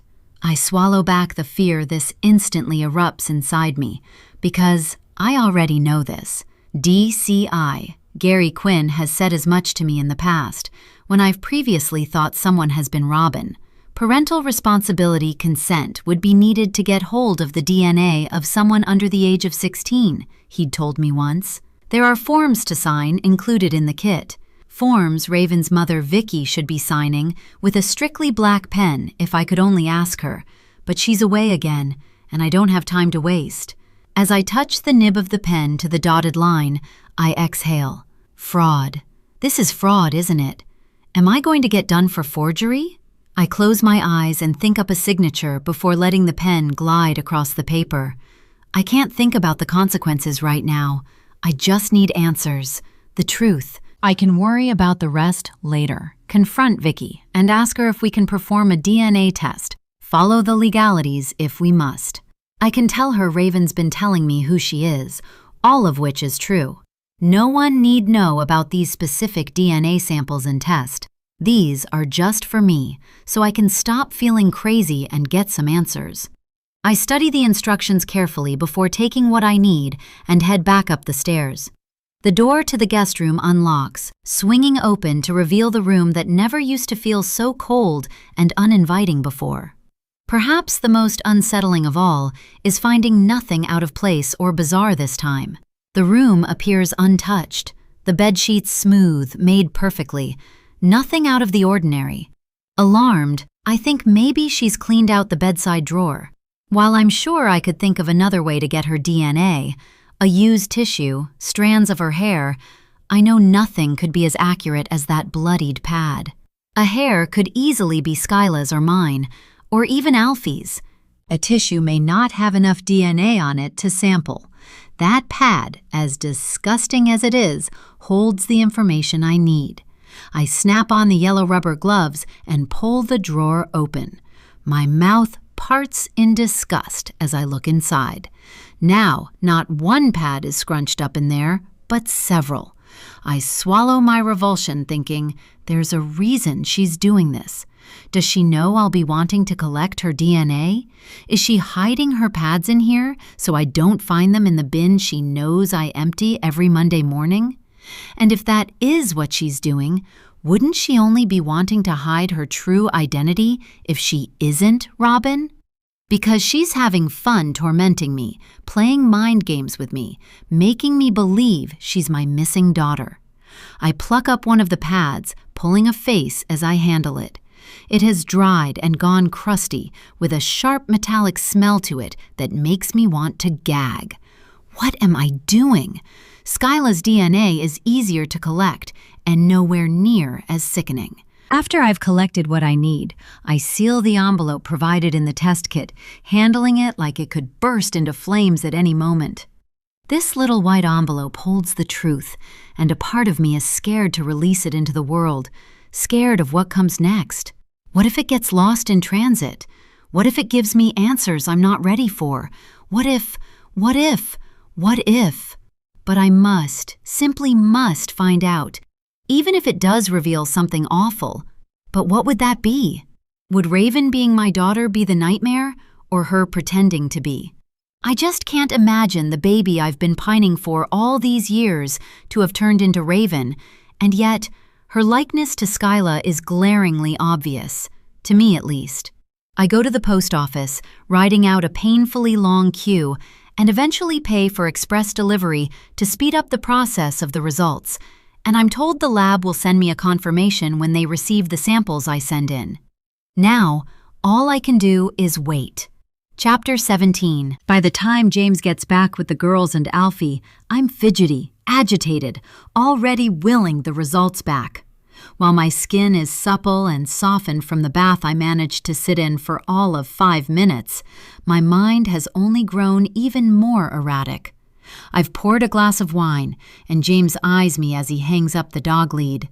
"Drinking again?" he asks in a way that makes it hard to know if he's judging me or not. What do you mean? I snort, suddenly self-conscious of the glass in my hand. It's just, he draws in a breath. You've been drinking quite heavily lately, every night, sometimes even in the day. My eyelashes flutter as I stare at him, my body going stiff. I stand motionless, mouth parted. How can he say that when it's usually him pouring the wine? Wine that he drinks too. And I haven't been day drinking, have I? I had a cocktail in town after my hair appointment, but does that really count? That was a treat for my birthday. I want to respond, but as I'm busy conjuring up the words, Skyla walks in with Raven. How are you feeling, Mum? She asks, wide-eyed. My daughter, the empath. When she was 2, I remember being so truly proud of her. Everyone who met her commented on how lovely she was, how caring and loving. I stopped going to playgroups after Robin disappeared, but we still saw family members who had babies of their own, and if ever one was upset or crying, Skyla would desperately want to help. She'd offer toys, cuddles, kisses, anything she could. There were times where I'd be in floods of tears, trying to hide them from her, but she'd notice despite my efforts, and she was amazing. At just 2 years old, she put a hand on my shoulder, comforted me, cuddled and kissed me with her wet Cupid bow lips. Her empathy has always shone through so much, until recently. So it's a relief to see it there again. Not gone, just muffled. I place the glass of wine down on the countertop now and smile at my daughter, because her feeling secure is more important than anything else. I've always tried to shield her from things like arguments and disagreements I've had with James. Fights are a normal part of a relationship, he's always said, and while I know he's right, I'm still the mother swan fiercely protecting her signet. Skyla has been through enough. The last thing she needs is to feel like her home life is rocky, especially with Raven here watching on. We're under a spotlight, or so it seems. I'm okay, honeypot, I say, using one of the names I have for her that came from nowhere and everywhere, like it was a name that had always been there, waiting to be used. A derivation of honey, a term of endearment I'd never used before. I'm not usually one for pet names, but honeypot always stuck for Skyla. Robin had always been Songbird, though her nickname had always been ironic, because what she did at dawn isn't exactly what I'd call singing. It was more of a shrill squawk, I think, glancing at Raven over Skyla's shoulder. I lean in to kiss the top of Skyla's head. Her hair smells of her shampoo, watermelon and lychee. As I draw back, I catch James still glowering at me from across the room. Silently, he turns to go, but not before looking back at the full glass of wine in front of me. What is his problem? I've had an accident. Shouldn't I be entitled to a drink to calm my nerves? Not that I need a drink to calm my nerves. I've never needed a drink. I just enjoy it. I've never once thought I could have a problem with alcohol. Rarely do I drink enough to get drunk. My birthday was an exception. And anyway, I couldn't drink too much tonight because it's the evening of my infertility support group. I'll have to take his Tesla now that my own car has been driven into a ditch. I don't like the way he's scrutinizing me, especially when there's still a couple of hours before I have to get back behind a wheel again. More than enough time for the alcohol to work its way out of my system and to be fine to drive legally again if that's his issue. I wasn't planning on having the bottle, just the one glass. I'm just going to see your dad upstairs, my love. Mind chopping up some onions and garlic for me for dinner? Skyla nods and draws out a chopping board and the 6-inch chef knife. I'll do it, Raven says, holding her hand out. Least I can do for letting me stay here again. Skyla shrugs and places the black handle into the palm of Raven's hand, making me freeze. How do you want the onions? Diced, minced, julienned? Raven smirks, but her words come out sugared, mocking. Something passes between us then, as we stand watching each other from opposite ends of the kitchen, Skyla in the center. She knows I'm not going to say anything about what happened in the car park today. She knows I don't want to upset Skyla, because if I say anything, I would be the bad guy. I would be the one Skyla ends up resenting, wouldn't I? I'm in a lose-lose situation, and I hate it. Roughly chopped is fine, I tell her, no longer wanting to leave the room. That motherly instinct to protect my daughter has flared back up, Raven a threat with that blade in hand. I hover, watching Skyla topple a handful of garlic cloves down onto the chopping board. Raven slices off the tips and crushes the garlic beneath the blade before setting to work. As I turn to go, I listen closely to her knife work against the butcher's block. As long as I can still hear the blade coming down hard against the wood, I'll know Skyla is fine. All the way up the staircase, my ears stay pricked.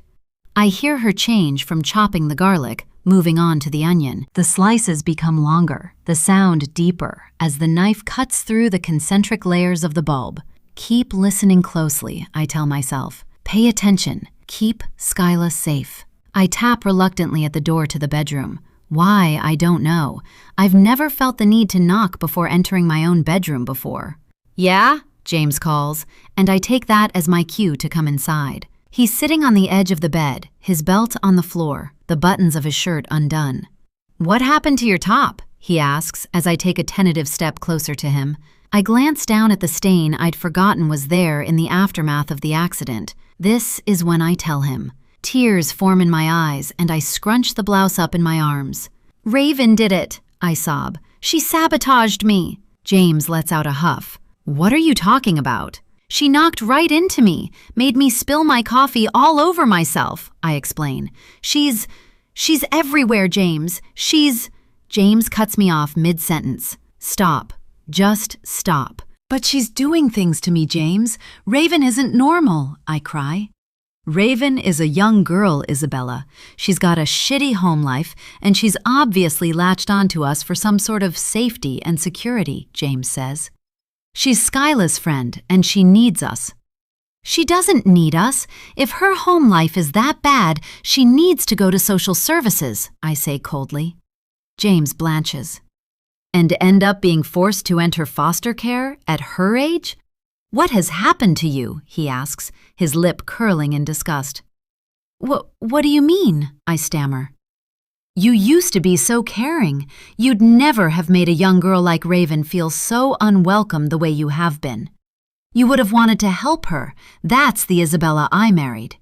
He looks me up and down. This version of you is nasty. Nasty? I gasp. James, it's her being nasty, not me. I feel the need to race back down the stairs. I'm too far from the kitchen now to hear the chopping, and the idea of Skyla down there with Raven holding a knife in her hand is keeping me on edge. I know you've been drinking more than you let on, he says, and we both know alcohol makes you mean-spirited. I only ever drink with you. My eyebrows are set into a deep frown, and I shake my head wildly back and forth. I can't believe what he's saying. I glance at the door, wishing I'd at least kept it open so I could hear something from down there. You were drinking when we came back from walking Alfie, he points out. That's different. I'd been in an accident.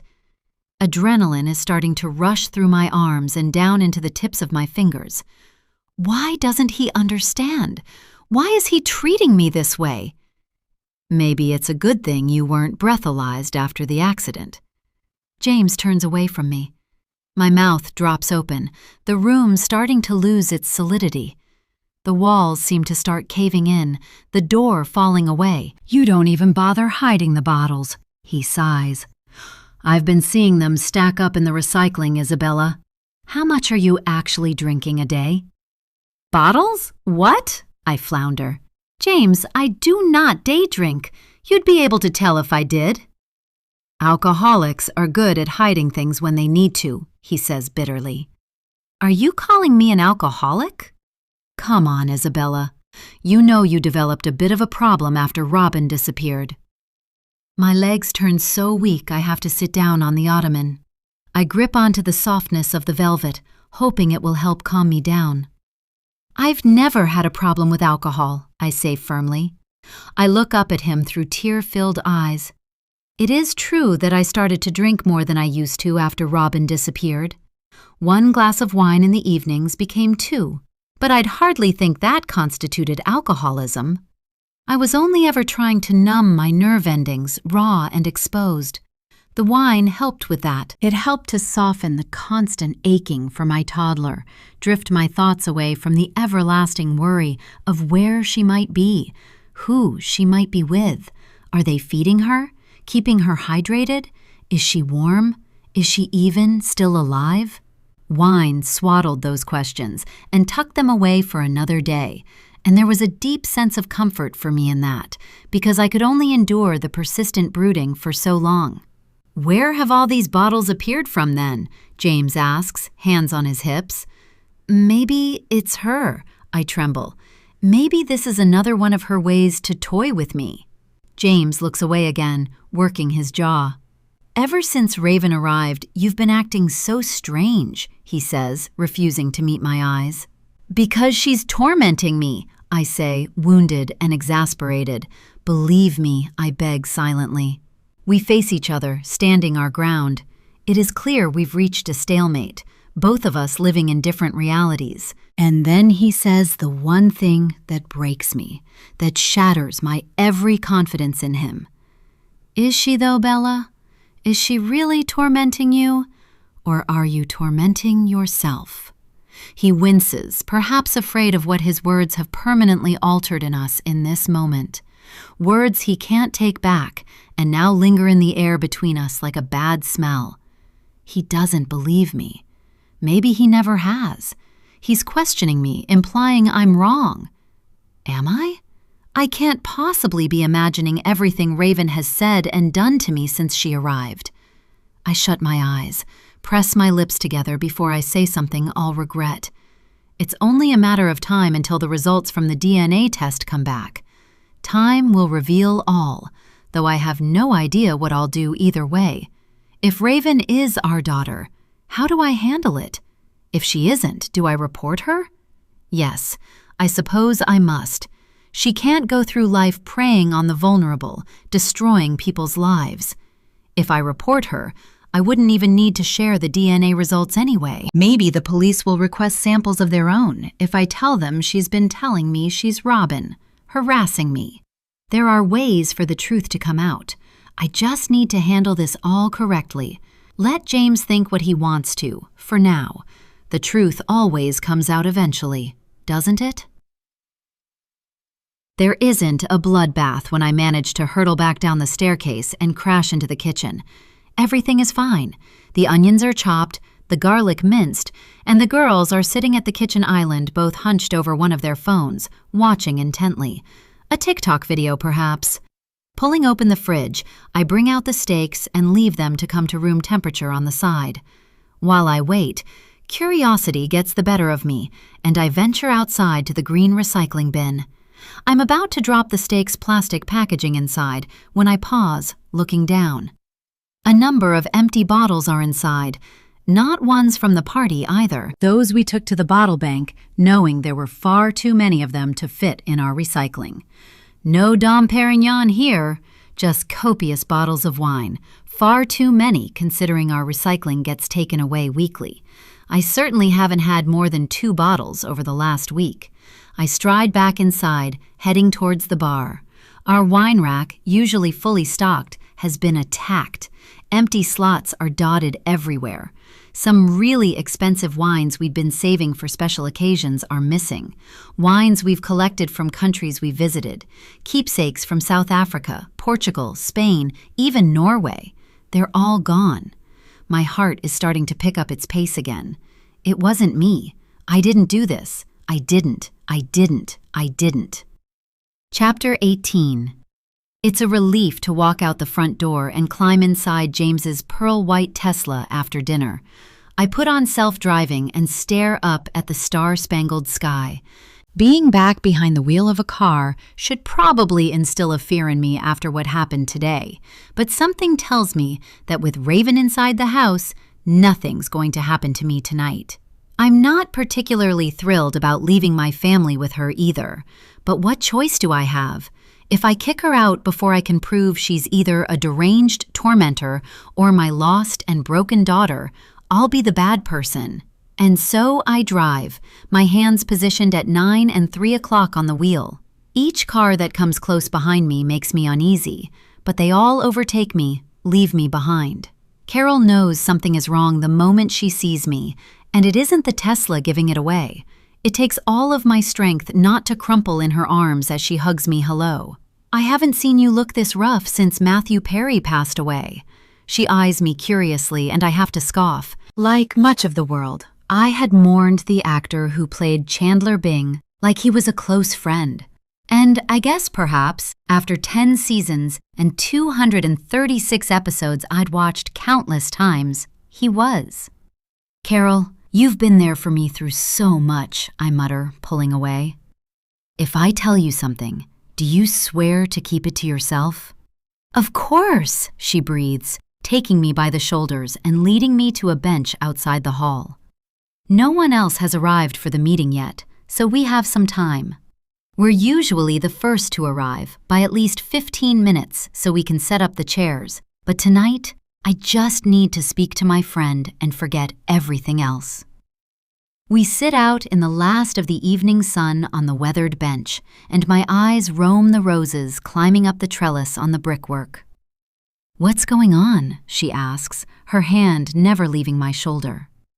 Once again, I wonder if it's better to keep my concerns to myself until after the test results have come back. Like DCI, Gary Quinn, Carol has been there through so many times.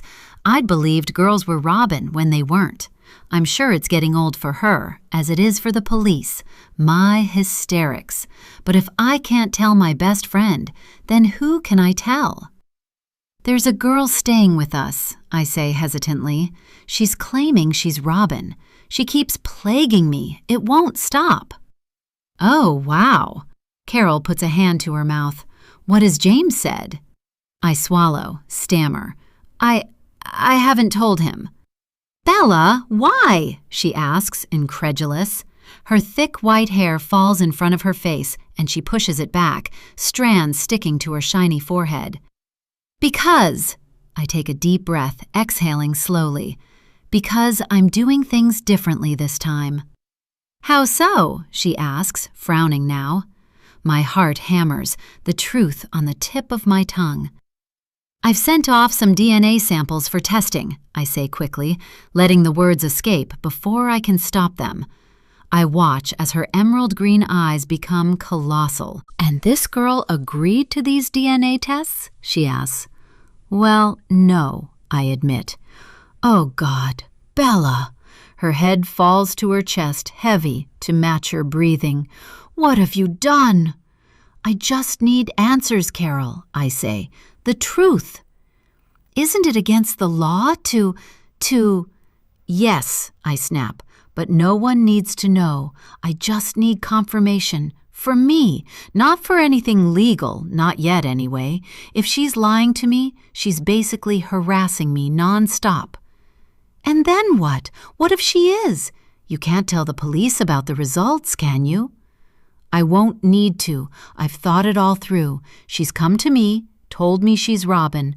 What's stopping me going to the police with that? They might decide to do official testing themselves," I gabble. "When have they ever believed you before?" Carol looks at me sadly. She has a point. I can't prove Raven's been telling me she's Robin, but maybe I could start recording our conversations? The thought strikes like a match, but dies a quick death. That's crazy, isn't it? Would there be privacy laws against that too? I just don't know. There's too many stepping stones here, too many unknowns. I had to do something, I say. I couldn't sit back and let her keep plaguing me anymore. I couldn't. If you knew what she's been like, you'd understand. You all would. Her hand reaches out for my shoulder again. "Bella, I'm here for you. Just be careful, please. Don't go getting yourself into any trouble with the law for this." I'll be as careful as I can be, I promise, and lean into her. We stay resting against one another for a few minutes in silence until people start to arrive for the meeting. Over the years since forming the support group, I've got to know many different women and their reasons for infertility. Each one harbors the pain of their condition, cradling it in their arms like the baby they were never blessed with, as they share their story among the group. Sometimes it's easy to guess the problem, while for others, the issue lies beneath the surface. I never knew that what I was doing to myself would be so harmful, Jane, a newer member, admits tonight. She's hiding her bony limbs under an oversized cable-knit cardigan. When my period stopped, I was actually proud, like I thought I'd beat the system somehow. No more monthly cycle, no more pain. I thought it was great, at first. A few of the other women in the group nod their understanding. "It makes me so sad for you," Carol says, wiping a tear from her eye. "You know, my body decided never to allow me to have children. Endometriosis." She interlaces her fingers over her womb, long past its childbearing years. "That's what most people don't understand," Jane says. "My body decided that too. An eating disorder isn't something I woke up wanting to have one day. It crept up on me. People think I did this to myself, that I chose to make my body go through all those hormonal changes and stress that led to this. I didn't. I didn't choose this." "I think that's what's important to understand," I say, cutting in. "Bulimia and anorexia, as well as conditions like endometriosis and polycystic ovaries, they're all disorders. They've all affected us, our lives, taken something from us. Every single one of our experiences is valid." Everyone in the group nods in unison. Now, I've arranged something special for tonight. Sabina Allen from Mindful Morning is here to teach us some mindfulness tricks. Welcome, Sabina. The group claps as Sabina stands, modestly stepping into the center of the circle. While she introduces herself and instructs everyone to sit silently, monitoring their breaths, I relax into myself. There's solace here in my group. It's a comfort to have something else to focus on, if only for a little while, to get back in tune with my body, and for just a moment, I allow myself to forget about Raven and the DNA test currently speeding down the motorway to somewhere in Huddersfield, West Yorkshire of all places. Sabine's been going for 20 minutes by the time I realize she's gone completely off course. I asked her to do a session teaching mindfulness for infertility, but what she's doing is making everyone in the group repeat affirmations that aren't going to help them. "My body is capable," she's saying in an airy tone, her eyes closed, oblivious to the mood in the room. "All that I want is heading my way." I cringe inwardly as less than half of the group repeat the words she's saying. Most, like me, are older, and we have been here long enough to see each other well past the days where we had hope of fertility knocking on our doors. There are a few, though, Jane being one, who seem captivated, and I must remind myself that the group is for women of all ages, and if this sort of session helps the younger generation, then I can't shut it down. The rest of us, the OGs as one might say, sit on with arms folded across our chests, waiting for the session with Sabine to end, wishing the time away. Usually the meetups are just about general support, sharing how infertility has impacted our lives and relationships. We are each other's rocks, and while new members do appear from time to time, we have developed a bit of a clique over the years. So I'm surprised when, after the session, Jane comes up to me and thanks me. That was honestly so refreshing. She smiles, her face flushed pink. I needed that. I hope it helps. I managed to squeeze her hands in mine before turning away, unwilling to share the envy in my eyes. Unlike me, Jane still has time. Maybe if she manages to gain enough weight, if she gets the right care and support, she'll be able to have a healthy pregnancy, conceive, start a family of her own. And what must it be like to look at your child and see yourself in their features? I'll never know, and that does hurt. I'm so lucky to have Skyla, but she looks nothing like me. Sometimes I catch myself wondering what her birth parents look like, what she's inherited from them. It's another thing I'll never know, and perhaps that's a good thing. "Isabella, wait!" Jane calls, forcing me to turn back towards her. I have to ask, are you okay? You seem pretty tense tonight. I'm not used to people taking an interest in me here. As the hostess, my own struggles with infertility are often forgotten, especially by the newer members. My role has always been to bring structure to the group. It's never really been about me and what I've been through. And yet, those newer to the group, like Jane, often make me feel uneasy. I wonder about their intentions. Are they truly here for the support? Or are they here to ogle at me, Isabella Rushmore? It's no secret to the outside world that I run this group. There have been times where I've let people into this space, and all they actually wanted was to bombard me with questions about my past, about Robin, and what really happened. Their words, not mine. I haven't quite sussed Jane out yet, and so I feel the need to keep her at arm's length. "Oh, don't worry about me. I was in a bit of an accident this afternoon, but I'm fine," I say, because at least that is a slice of the truth. Why would I tell this stranger about the teenager claiming to be Robin staying in my house, tormenting me? Why would I mention the DNA test results now back at the forefront of my mind? I have confided in my best friend. I don't need anyone else. My circle of friends has always been small, especially after my ordeal. "An accident! And you still came here, oh bless you!" I look down at Jane's arm stretched out in front of her, reaching for me but not quite connecting. Her cardigan sleeve has ridden up, and it's the first glimpse at the soft ginger tufts of hair covering her skin, an attempt from her body trying to keep warm, with no body fat to help. This is the direction Raven is going. Her skinniness is bordering on an eating disorder. I don't like the reminder of her in this moment. While I look at Jane's arm, I catch a glimpse of scars too, white slashes, the only parts of her arms not covered in hair. Some see scars as symbols of survival, yet all I see as I stare down at Jane's wrist is her past pain. When she notices me looking, she wriggles back into her cardigan. "I should go," she says, shying away. Part of me wants to stop her, to protect her somehow.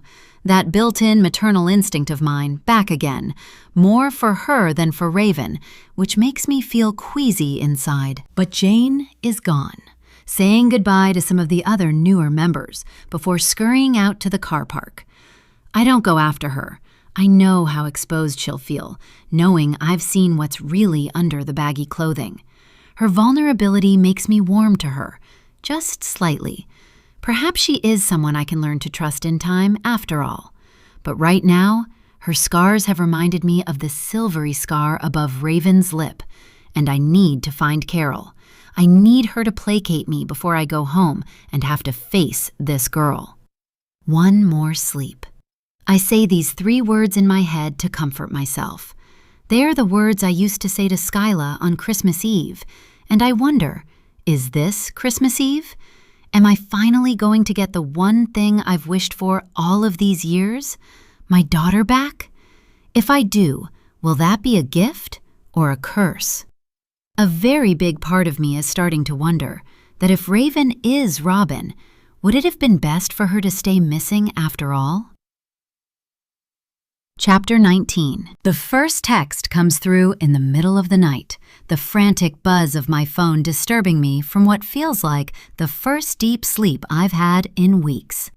Your DNA match samples have been received. I clutch at the duvet, bringing it up to my chin. The room is cold, those long, humid summer nights left in the past once again.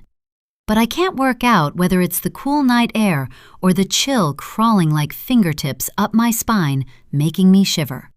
Received. Someone out there is about to know the truth. Will the analyst or geneticist recognize Skyla's name from the paperwork I had to supply?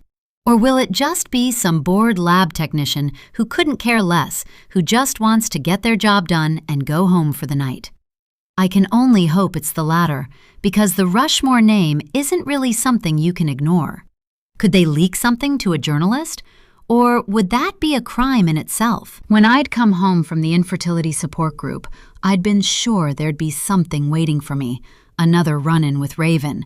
It had me on edge, but it had been late, and everybody had turned in for the night already. All that mattered was Life 360 showed Skyla to be at home, and her shoes by the front door said the same. So even though her bedroom door remained shut, I crept down the hallway and climbed into bed beside my husband. He hadn't stirred, and I wondered what he'd been doing all night with the girls. It bugged me into my sleep, made it hard to drift off, and now that I'm awake, my mind feels like it's burning thinking of the outcome of the DNA test results. There are only 2 possible outcomes, and one of them is so life-altering I'm suddenly horror-stricken. My thoughts are loud in my head while the night remains silent, time stretching along with my vigil. To get my mind off things, I open up the security camera app on my phone and scroll through tonight's footage from the living room. My eyes stare fixedly at the clips of James, Skyla, and Raven sitting on the sofa, watching whatever was on the television. Nothing out of the ordinary. There's a certain exhilaration working itself into my veins as I scroll through the files, and I hate that it feels like I'm snooping on my family, but that is exactly what I'm doing. My mind is getting ahead of itself, already trying to work out how to handle things I think are going to be captured on camera, but aren't. Here it is, my anxiety getting worse again. It's happened before, and I know I should call the GP, get back on sertraline. But anxiety is a messy business, and I poke at it like I'm stoking a fire, feeding the flames. I continue to scroll, stopping now and again on certain clips, but nothing seems out of the ordinary. I hate that there's this strange disappointment to that, like I want there to be something amiss. What is that about me? Self-sabotage? Torture? I wish I knew, because I know that I don't actually want to find something bad. I don't want anything fracturing my family more than it already is. So, when I see the thumbnail of a clip with James and Raven alone, the nausea makes my mouth water. I stare at it a while before opening it up, preparing myself for the worst. And what would that be exactly? I know James better than to think he'd shag someone her age or even attempt it. He isn't like that. It's more her I'm worried about, her manipulation, her tactics. I wish I'd warned him sooner. As the video plays, I find myself wishing there was sound to these clips, as tinny and as bad quality as it may be, because James and Raven aren't just talking in the clip, they're arguing. That's what it looks like anyway, with their limbs flailing around, making the footage lag. Where is Skyla? And what the hell are Raven and my husband fighting about? After Googling things like, can you get sound from security camera footage? I realize there's no hope unless the camera has a microphone built into it, which it doesn't. I play the footage again and again, trying to read their lips, but it's too pixelated. Out of all of the money we have, you'd think James would invest in better quality security cameras, though this was an extra that came with our Ring doorbell, I think, and he either forgot or doesn't know that I set it up by the bookshelf. So he didn't know this interaction was being recorded, yet I have no way of knowing what was said in it. The sleep I was craving has sailed away, so I get out of bed and take Alfie out for a sunrise walk in the meadow. The petrichor is earthy and strong, stirring up from the damp soil. It's my favorite time of day, before the noise of life storms in. But today, my mind is already bellowing. I want to enjoy it, watching the bees trying to warm themselves up, walking through the chicory and white dead nettle. I breathe in the heady earth, infused with mint and aniseed, listening to the crunch of seed heads beneath my boots. Alfie sticks his nose into the earth, chasing after muntjac deer nestled in the grass. As the sun slowly rises, I feel it, a shift. Something is going to happen today that sends our lives on an entirely new journey, because the DNA samples have been received. They will soon be processed and on the way back to me. Today or tomorrow, Raven becomes our daughter or our enemy. Hours later, I'm standing in the kitchen surrounded by bowls, mixing spoons, and a dozen ingredients spilling onto the countertops. "Right, Team Rushmore, are we ready?" I cry. I've drawn flour on our faces like war paint, and I look between James, Skyla, and Raven, gauging their enthusiasm. "Yeah," James roars. The smile he brings to the table is as if the last words we spoke to each other weren't ones of doubt, perhaps even irritation. He may be putting on a show, but then I am too. The one thing we can't do is ruin tonight. Every other month, Harper crash lands in our house with her boys, and we host a bake-off-inspired family night. It's always a bit of fun, although out of everyone, my baking abilities are probably the worst. I can make homemade pasta, dish up the tastiest consommé, and roast the hell out of a chicken, but I tend to draw the line at pastries and cakes. Following the rules has never been my strong suit. I like to explore a bit too much with my food and find the strict measurements in baking too restricting. But tonight, knowing a lab technician out there has those DNA samples, that they're working on them, that the answers I need will soon arrive at my door, it's those things pushing me forward. Harper's presence and getting lost in the world of flour and bicarbonate of soda, of mixing bowls and whisking, isn't so bad tonight.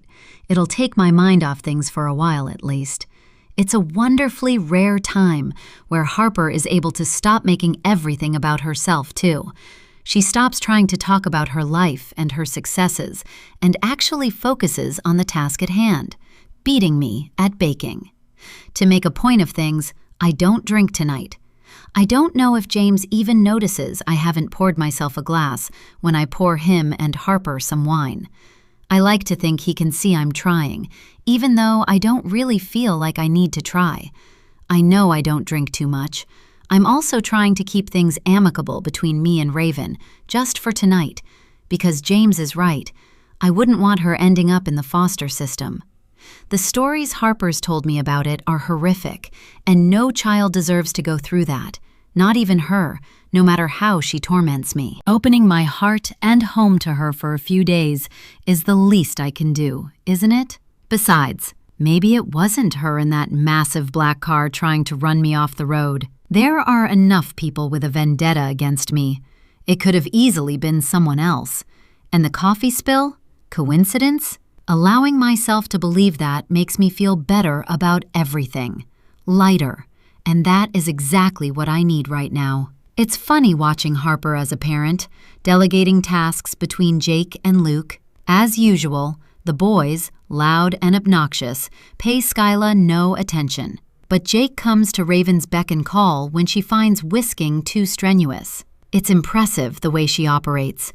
Tonight, butter couldn't melt with her. She's so convincing in her sweet-spirited nature that she almost has me. But I know what's beneath the surface, even if everyone else chooses to ignore it. Something upbeat and whimsical is pulsing from the speakers, an enjoyable background noise as we all charge around the kitchen. Alfie is elated, hoovering up every dropped dollop of batter he can find, and there's laughter ringing over the music. With the timer set and a batch of baking in the oven, we all start trying to clear up. James approaches me slyly, a wicked glint in his eyes. Before I can ask what he's doing, he grabs me and smacks my bum. "Oi!" I laugh, twisting to see white handprints on my trousers. He returns the laugh, and a look passes between us, something tender but mischievous, something revived right out of our youth. He bends to kiss me, and I can taste the wine on his stained lips. "Get a room, you two." Harper pretends to gag, but bursts into giggles as James attacks her next, getting flour all over her shoulders and in her hair. It's nice to watch James being so jolly, to be around so much merriment. It's close to a perfect moment. There's a warm, yeasty fragrance in the air, and the mess we're making doesn't even seem to matter. I smile, touching the charm on my bracelet, a little silver R for Robin. She'd have loved this moment. It's close to pure happiness. If only she were here, it would be. "No!" Skyla squeals as James flings flour in her direction. They wrestle playfully, and it makes me smile seeing them like that together. One of those rare moments of uninterrupted joy. My eyes flicker to Raven, a furtive glance. She is deadpan, staring at Skyla and James, the spatula in her hand still. I know she's mentioned her mom dating around a fair bit, and I wonder if James is the first nice man she's ever encountered. Maybe that's why she's warmed to him so much. Her dark eyes sweep up under her long lashes, finding me looking right at her. I quickly turn away, but my thoughts wander. I want to pick this girl apart, to understand her. Another squawk erupts, this time from Raven, who is getting pelted with flour from Jake. Her smile is back, a rare sight to be seen. I'm astounded by her grin, because when it's there, she looks even more like Skyla. I'm back to staring at her now, but I can't help it. The brief window into her darkness is gone once again, replaced with an innocence so very easy to believe. When we follow Harper and the boys to the front door and wave them off, I'm startled by James, who wraps an arm around my waist, his fingers grazing exploratively over my hip bone. Physical touch is my love language, and for the last decade at least, that has been neglected. Every part of me wants to respond to him, to push my body against his, tease him, please him. Harper toots her car horn at us as they leave, and James lowers his face to my ear. "I can't wait to take you upstairs," he whispers, his lips brushing against my earlobe. A fire or something like it stirs inside me, something giddy, effervescent. It has been so long since I heard those words, or words like them, and we have had such a good night, one of the best in years. It's been uncomplicated, lighthearted, and fun. I've missed having fun with my husband. Skyla and Raven are inside rinsing plates and loading the dishwasher. I watch them together, their movements in perfect harmony. The results of the DNA samples are going to rock everything, either way, and I find myself wanting to enjoy this simple moment where all seems well, even if it is just for one night. Raven is unguarded, no nasty snigger behind everything she says to me. She has actually been pleasant tonight, and it does make me wonder if I've been wrong about her. Does it just take a while for her toughened exterior to crack? Have we finally broken through? I've seen a different side to her tonight while she helped me measure out ingredients for our hot chocolate soufflés. I still can't explain all of the things she's done to make me feel uneasy. But for the first time, that feeling is gone. For now, at least. While James heads upstairs, I help the girls clean the kitchen, listening to them talk about the latest episode of some show they're binge-watching. I wipe down the countertops and pour a glass of water before turning to leave. "Night, girls," I say from the doorway. "Turn off the lights on your way up, okay?" Skyla nods, and while she doesn't come up to me the way she used to give me a goodnight kiss, I'm starting to understand that she is growing up. She isn't my little girl anymore, and she doesn't want Raven to see her as one. Maybe she doesn't even want me or James to see her as one anymore. I guess that's something I just have to learn to accept. The important thing is, she's safe, she's home. Right now, that's all I can ask for. We've had a good evening, and for once, I feel like nothing is about to ruin it. Climbing the stairs, a rush of adrenaline courses through me. I'm about to have sex with my husband for the first time in, months? No, years. My heart aches at the realization that it's been so long. For a moment, I stand outside, wondering if I should stretch first. I'm not as limber as I once was. My body aches and creaks in new places, but then so does his. And tonight, we finally get to explore each other again, reacquaint ourselves with one another. I open the bedroom door, finding James standing in front of the wardrobe, a towel tied around his waist. He smells of pomegranate and apple, and as I touch his chest, his skin is still hot from the shower. He towers over me, his large hands on my sides as he pulls me towards him. Instinctively, I unhook his towel so it falls to the floor between us. He pulses in my hands, leaning his head back with a deep exhale. It's been so long that I forgot how big he is. When he lifts up my shirt, I can't help but pause. The urge to wrap my arms around my body, hide myself, is strong. I don't look how I used to, back in my 30s, when things between us had been easier. My skin has lost its elasticity. My breasts have dropped, flat and dismal out of my bra. But he is my husband, and he's here, solid and wanting me. I try to embrace it, to let my insecurities go. He tugs at my trousers, and I sit awkwardly on the bed, peeling them down my legs along with my knickers before standing back up. I wish I'd shaved or moisturized at least, but I allow him to look at me, to take me in even though I'm uncomfortable. "Tell me how much you want me," he mutters, pulling at my hair. I gasp, shocked by how rough he's being, but not hating it either. I have to stroke his hand and remind him to be gentler with me, though. My neck still hurts from whiplash. "Sorry," he breathes into my ear. His lips cover mine before I can speak, and I'm glad for it, unsure what I'd say to him. "I want you so much" sounds forced and unnatural, even though it's true. Having this moment be mechanical isn't what I want. I don't want things between us to be orchestrated. Not now, not in a moment I have craved for so very long. And yet, I'm clumsy, unsure of how to handle him. Even his tongue feels different in my mouth, moving around like it's exploring new, unfamiliar territory. He yanks my hair again, hard enough it actually hurts, sending shooting pains down the side of my neck. I don't remember him ever being this rough before. Is this what he likes now? If so, when did it change, and how? In our early years, James never seemed that interested in sex. It was usually me initiating it, me with the high sex drive. Then things turned more regimented when we were trying to conceive, and I felt like that drove him even further away. So it's a strange sensation for me to feel wanted by him, to have him making the moves, leading the way. I've never experienced him being so dominant or vocal in the bedroom, until now. It's exciting, exhilarating, but unexpected.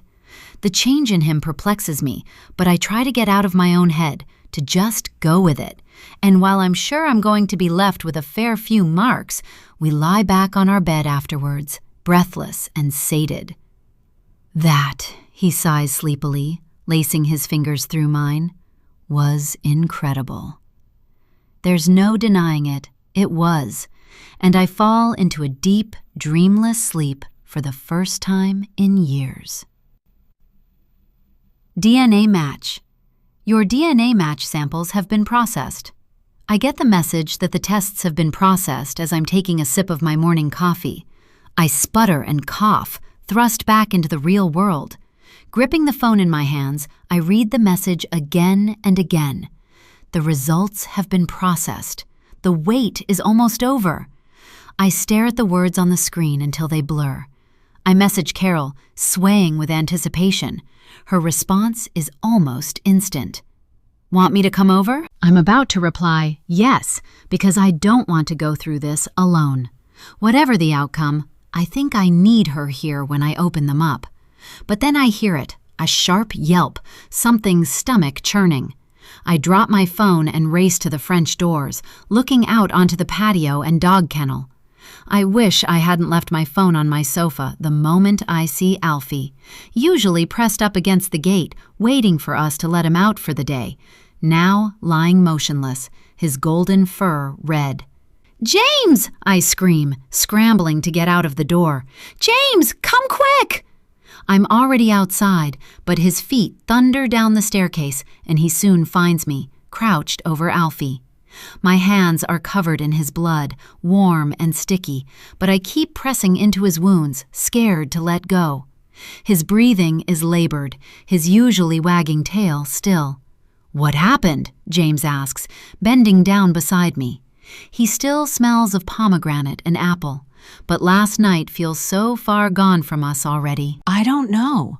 I look around the kennel, searching for a hole in the welded wire mesh, but the kennel looks undisturbed.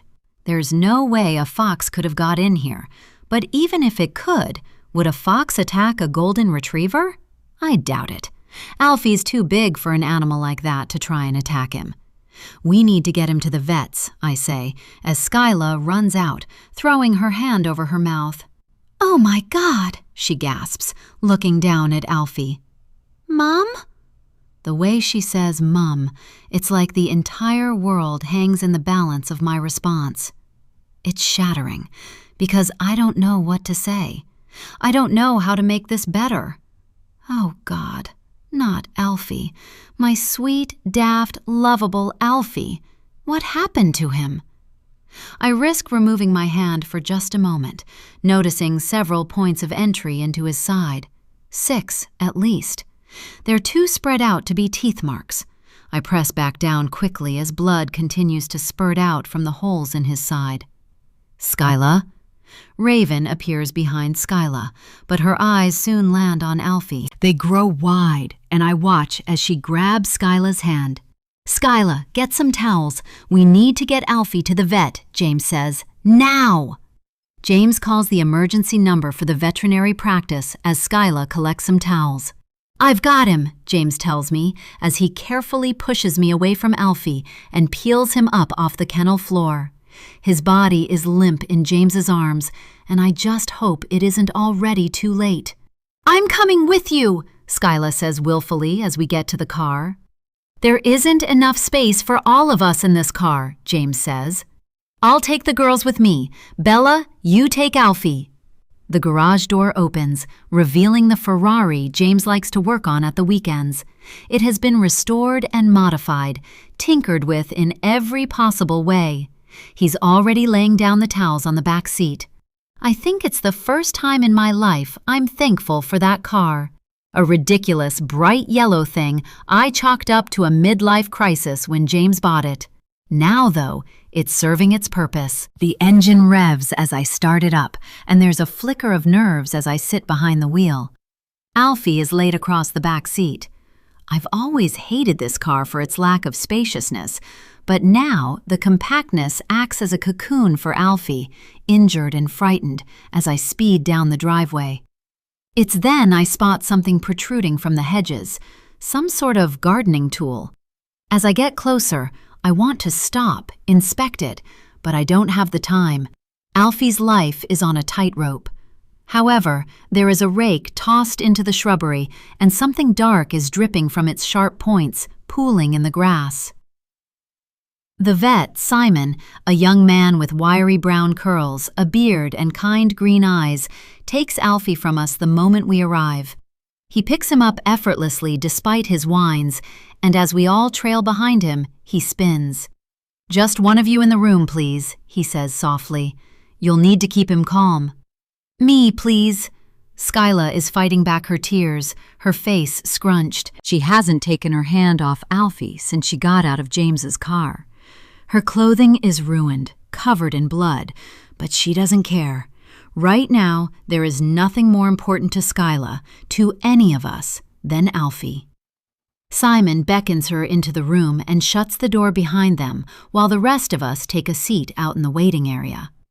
Years ago, when we'd first met Simon, Skyla had been enamored by him.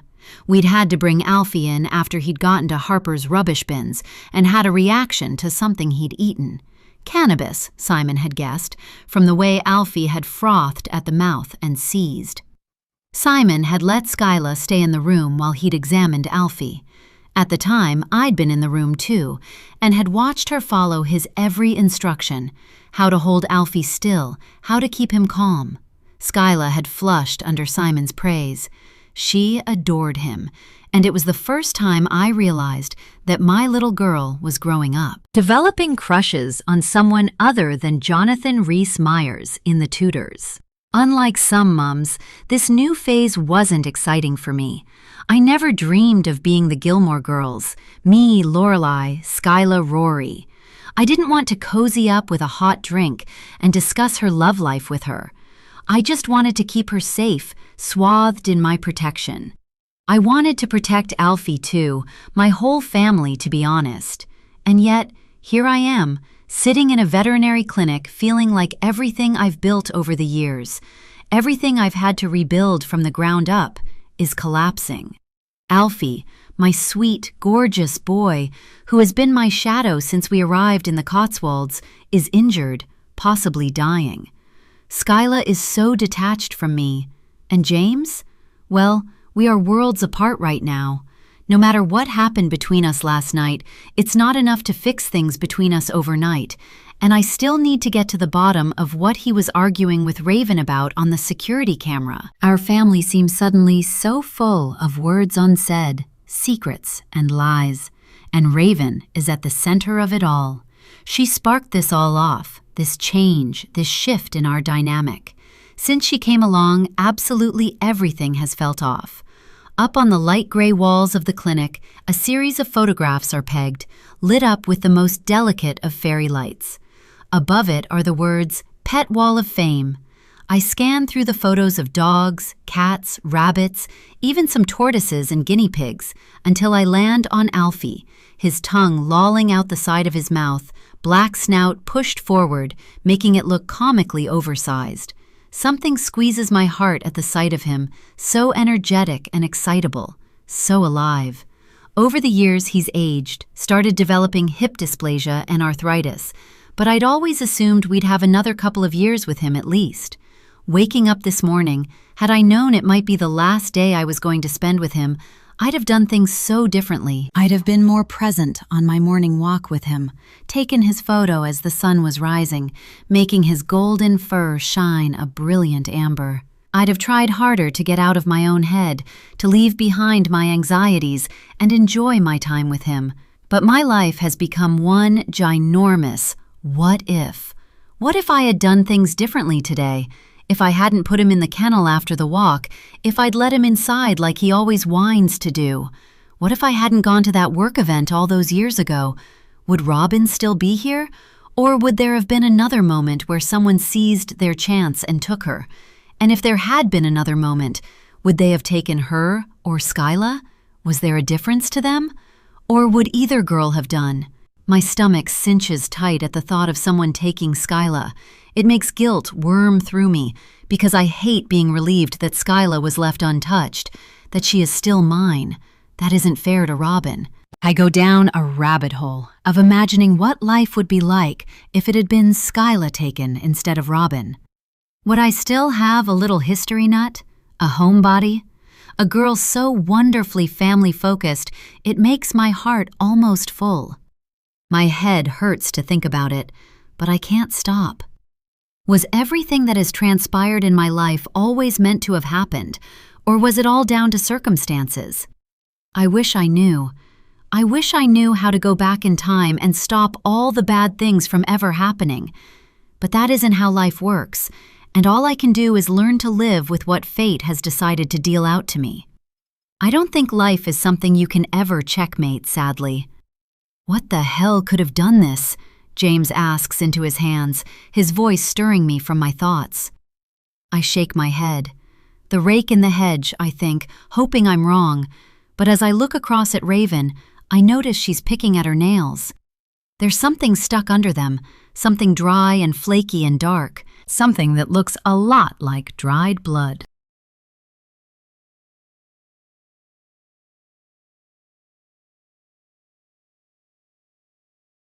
Chapter 20. He's being taken into surgery, Skyla snivels, coming out to see us in the veterinary waiting room after some time. Simon said something about his lung being punctured. He called it pneumothorax. He's in the right hands, James says, keeping his head low as he looks about, useless. We all are. There's nothing we can do now but wait. Did he say how long it'll take? Raven asks, draping an arm around Skyla's shoulder, who shakes her head in response. No, she says, in the most morose tone I've ever heard, heavy and colorless. You two should leave. Go do something to take your mind off things, James suggests. I'm not going anywhere, Skyla says, adamant. Not until I know Alf is okay. My heart swells that she's choosing to stay, inflates at the glimmer of my real daughter, the one before Raven came along and changed her. There's really no point sitting here for hours, James tries, but Skyla's not having it. She takes a seat beside me and stares at the closed door to the surgical room, unblinking. Your dad's right. I'm going to head off. If that's okay with you, Skyla? Raven asks, searching my daughter's face for a reaction. When she doesn't get one, she gives her a small hug, one Skyla doesn't return. Text me. Tell me how he gets on, please. Skyla promises she will, wrapping her arms around herself as Raven clomps out of the vet's in her Dr. Martens. The air feels instantly lighter with her departure, like the frostiness is melting away, the density following along after her. It is only for a brief moment, because seconds later my phone buzzes in my pocket, and I'm gripped with a chilling dread again. I pull out my phone and open up a text message from an unknown number. Dynamatch. Your DNA match test results have been shipped out. I cannot leave the vets to go home and collect the results. I can't leave Alfie, but I need those results more than I think I've ever needed anything. I need the truth. And knowing that the answers could be sitting on our doorstep within hours sends me into a frenzy. I ball up my fists, fighting the urge to get up and pace. James and Skyla don't seem to notice the change in me. They're too busy fearing the worst, and I don't blame them. Alfie's attack was savage. I can't get the rake out of my head, the way it was just sticking out the hedge like that, as though tossed away. To hide evidence? The worst part is I don't feel like I can confidently go to James, let alone Skyla, with my worries. This is just going to have to be another thing I investigate alone. Did he... James pauses, rubbing at his tired eyes. Did he say what caused this? Not an animal, Skyla says, looking between us, and there's something there in her eyes. James may not notice it, but I do. She's worried too. Those dark black pools stare at me, communicating unspoken concerns. If an animal didn't cause this, what did? Or rather, who? I don't think so, I managed to say. A fox wouldn't attack a dog as big as Alf. You're implying a person did this? James's words are high and sharp. That's exactly what I'm saying, and the only other person on the property besides us was Raven. They're out before I can stop myself. Words I'll never be able to take back. Words that portray how I really feel about our daughter's friend. James lets out a gruff cough, running a hand through his hair. Bella, please, not now. But it's too late. I've let the words slip in front of Skyla. You're blaming Raven? Her chin wobbles. How could you say that, Mom? Baby, how well do you really know this girl? Honestly. I stare wildly between them. Bella, James warns. She's my best friend. My only friend, Skyla sniffs. I want to tell her you can't have a best friend after just a couple of weeks. I want to be back to a time where we'd be snuggled under the blankets, watching the latest episode of Love Island, cackling at these people who cry when others are voted off after knowing them for just a few days, claiming to be their best friends. Can't she see how ludicrous it is to call Raven her best friend? But I press my lips together and stay silent, knowing I've already insulted her enough. Knowing this is going to cause the current rift between us to only grow. The silence between the three of us pulses like a living, breathing, terrible thing, a maggot, something so swollen it could rupture at any moment. I'm sorry, I mutter, casting my eyes down to the vinyl safety flooring. I breathe in the clinical, sterile smell of the veterinary practice and hold the air in my lungs. When she doesn't respond, I look up to see if she heard me. Perhaps I spoke too softly, but she has already turned away from me. I lose track of time. The severity of Alfie's injuries keep him in surgery for a couple of hours, but the longer he's in there, I think, the longer he's alive. The longer I have to hope that he'll make a full recovery. He has to. He just has to. He is just as much a part of this family as Skyla. He is my other child. When Simon does finally appear, peeling off his face mask and gloves, his eyes are heavily shadowed. Blood stains his scrubs, and I stare into the dark red patches as he speaks. The anesthesia is going to take some time to wear off, he says, before anything else, and I guess that's his way of telling us Alfie made it. He pulled through. Everything else he says doesn't really matter in the moment. Now I know he's going to be okay. He'll need to wear a cone, Simon is saying, but I'm only half listening. The tears are falling, thick and fast. He'll want to lick at the wound, don't let him, and restrict his activity, no long walks. Simon's words are music to my ears. I let out a laugh, not dissimilar to the one I let out when I'd heard Robin had gone missing. It is, I've realized, a laugh of disbelief. This one, though, brings about a love that surges through me so quickly I can't contain it. "He's going to be okay?" I ask, just to be sure, and when Simon nods, I cave, crumple into myself. "Baby," James says, and although I glance up, gone are the days he called me that. He's looking over at Skyla, who blinks at him, struggling to hide the relief on her face. "Granddad's coming. He's going to pick you up and take you out, all right?" James says. "What about Alf?" she asks. "Will he need to stay overnight?" I ask Simon, who shakes his head. "Usually I'd say yes, but as long as you keep him in a comfortable, quiet space, he'll be okay. Any problems, give me a call. I'm just down the road." Simon, living a few houses down from us, has always been a comfort, especially after the cannabis incident. We've never needed to rap our knuckles on his front door in the middle of the night, but it's nice to know he wouldn't be against it if we did. "Thank you," I say, hoping he can hear just how grateful I am. Oscar comes to collect Skyla, and we fill him in as best we can, which is hard when we still don't know what really happened. The hug Oscar wraps me into is unexpected, taking the breath from me, but I lean into it, needing the support. I've never been overly close to James's parents. For some reason, there's always seemed to be some sort of a divide.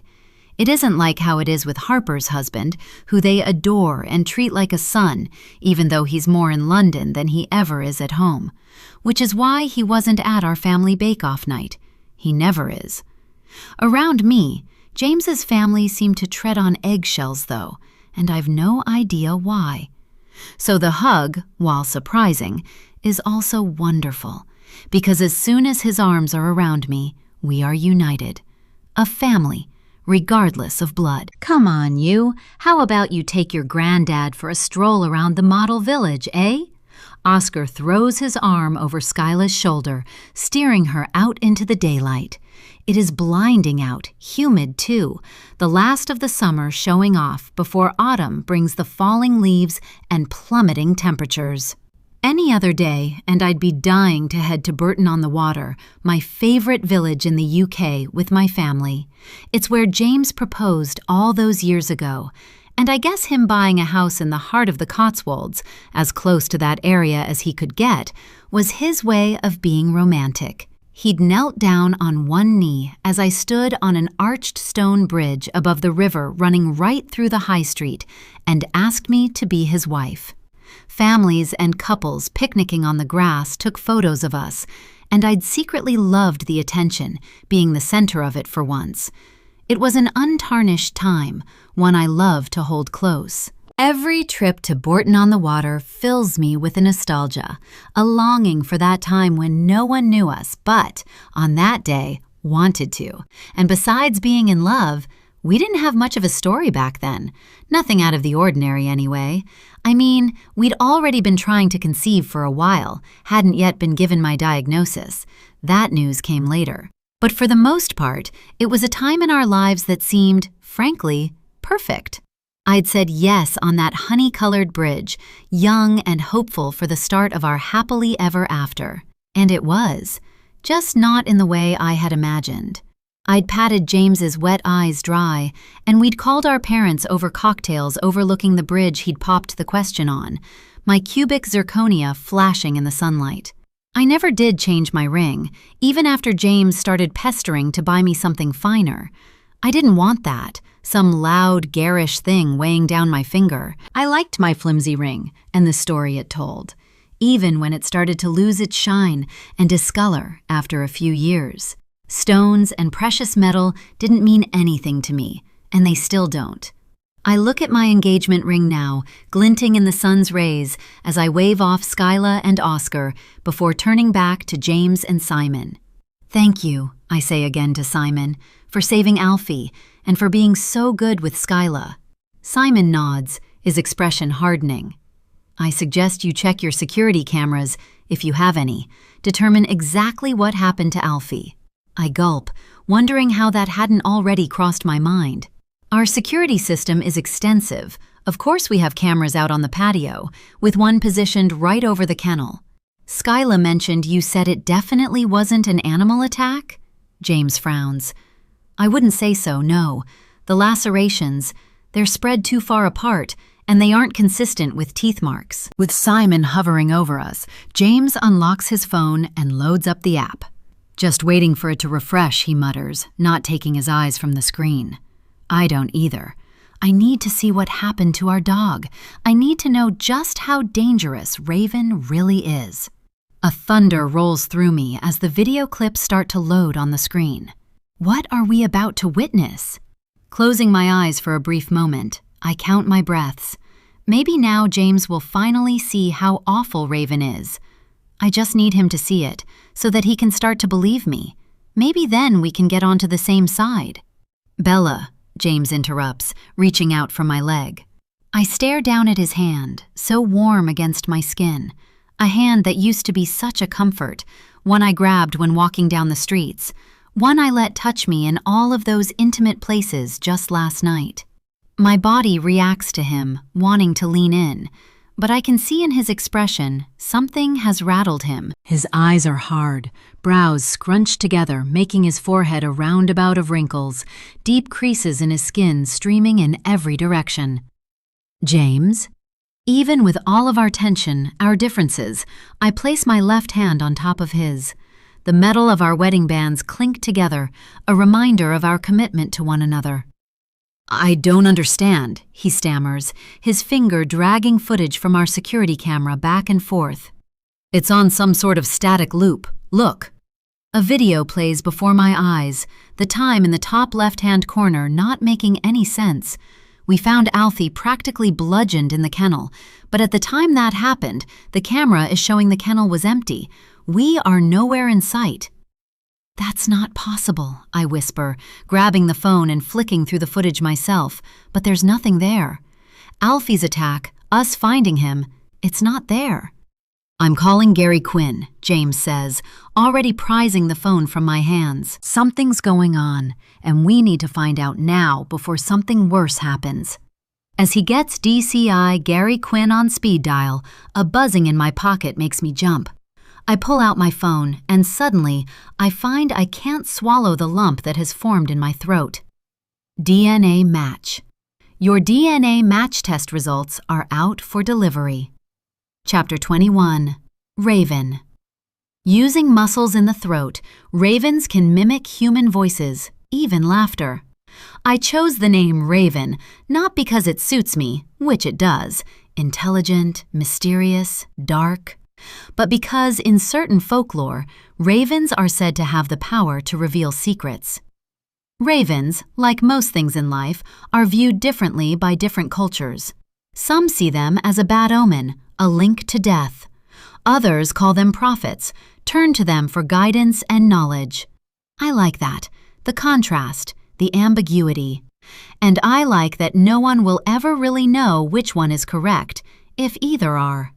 Are they all just fables? Tales told to children at night before they close their eyes, a way to learn the ways of right and wrong, the consequences of actions. Perhaps I should have been read to more as a young girl.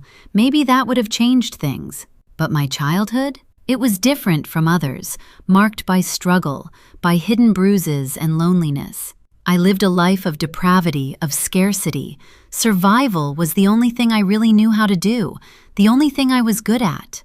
Love and kindness did not feature in an adolescence that shaped me into steel. Raven wasn't the name I was born with, but it was who I became through time. I let myself into the Rushmore home, and why shouldn't I? I am part of the family after all. Even if they don't know it yet, they will, soon. Breathing in the soft, perfumed detergent that seems to forever linger in the hallways, I pocket the keys Skyla told me were hidden under the solar-powered fountain in case of emergencies. Such a sweet girl, but naive. Too trusting. The antiqued limestone tiles are warm, and I luxuriate in the underfloor heating for a moment, my toes and the balls of my feet curling with satisfaction. I have to unravel the scarf from around my neck and remove my coat. It's sweltering in here. My fingers touch the radiators, but I draw them away quickly. They're piping hot. It's not even that cold outside yet. In the houses I grew up in, it was always a challenge to see how long we could put off turning the heating on in autumn. We'd make a game of it. It's not even mid-September yet. The mornings aren't even that foggy. What must it be like to keep your heating on all day, even when you're out? To come home to a house that isn't an icebox? To not care about the gas bill at the end of each month? I shake my head in disbelief. This is a different world, and I want to be a part of it. I deserve to be a part of it. It is my right, isn't it? I had to make sure to come today, the only day I knew the Rushmore's cleaner wouldn't be here. James, Bella, and Skyla won't be home anytime soon. According to the stream of updates from Skyla, James had to show face for a few hours at work. She'd said Alfie was out of surgery, telling me he'd pulled through. I had hoped he'd spend longer in recovery. It's what I'd tried to achieve anyway. An injury not enough to kill him, but to incapacitate him.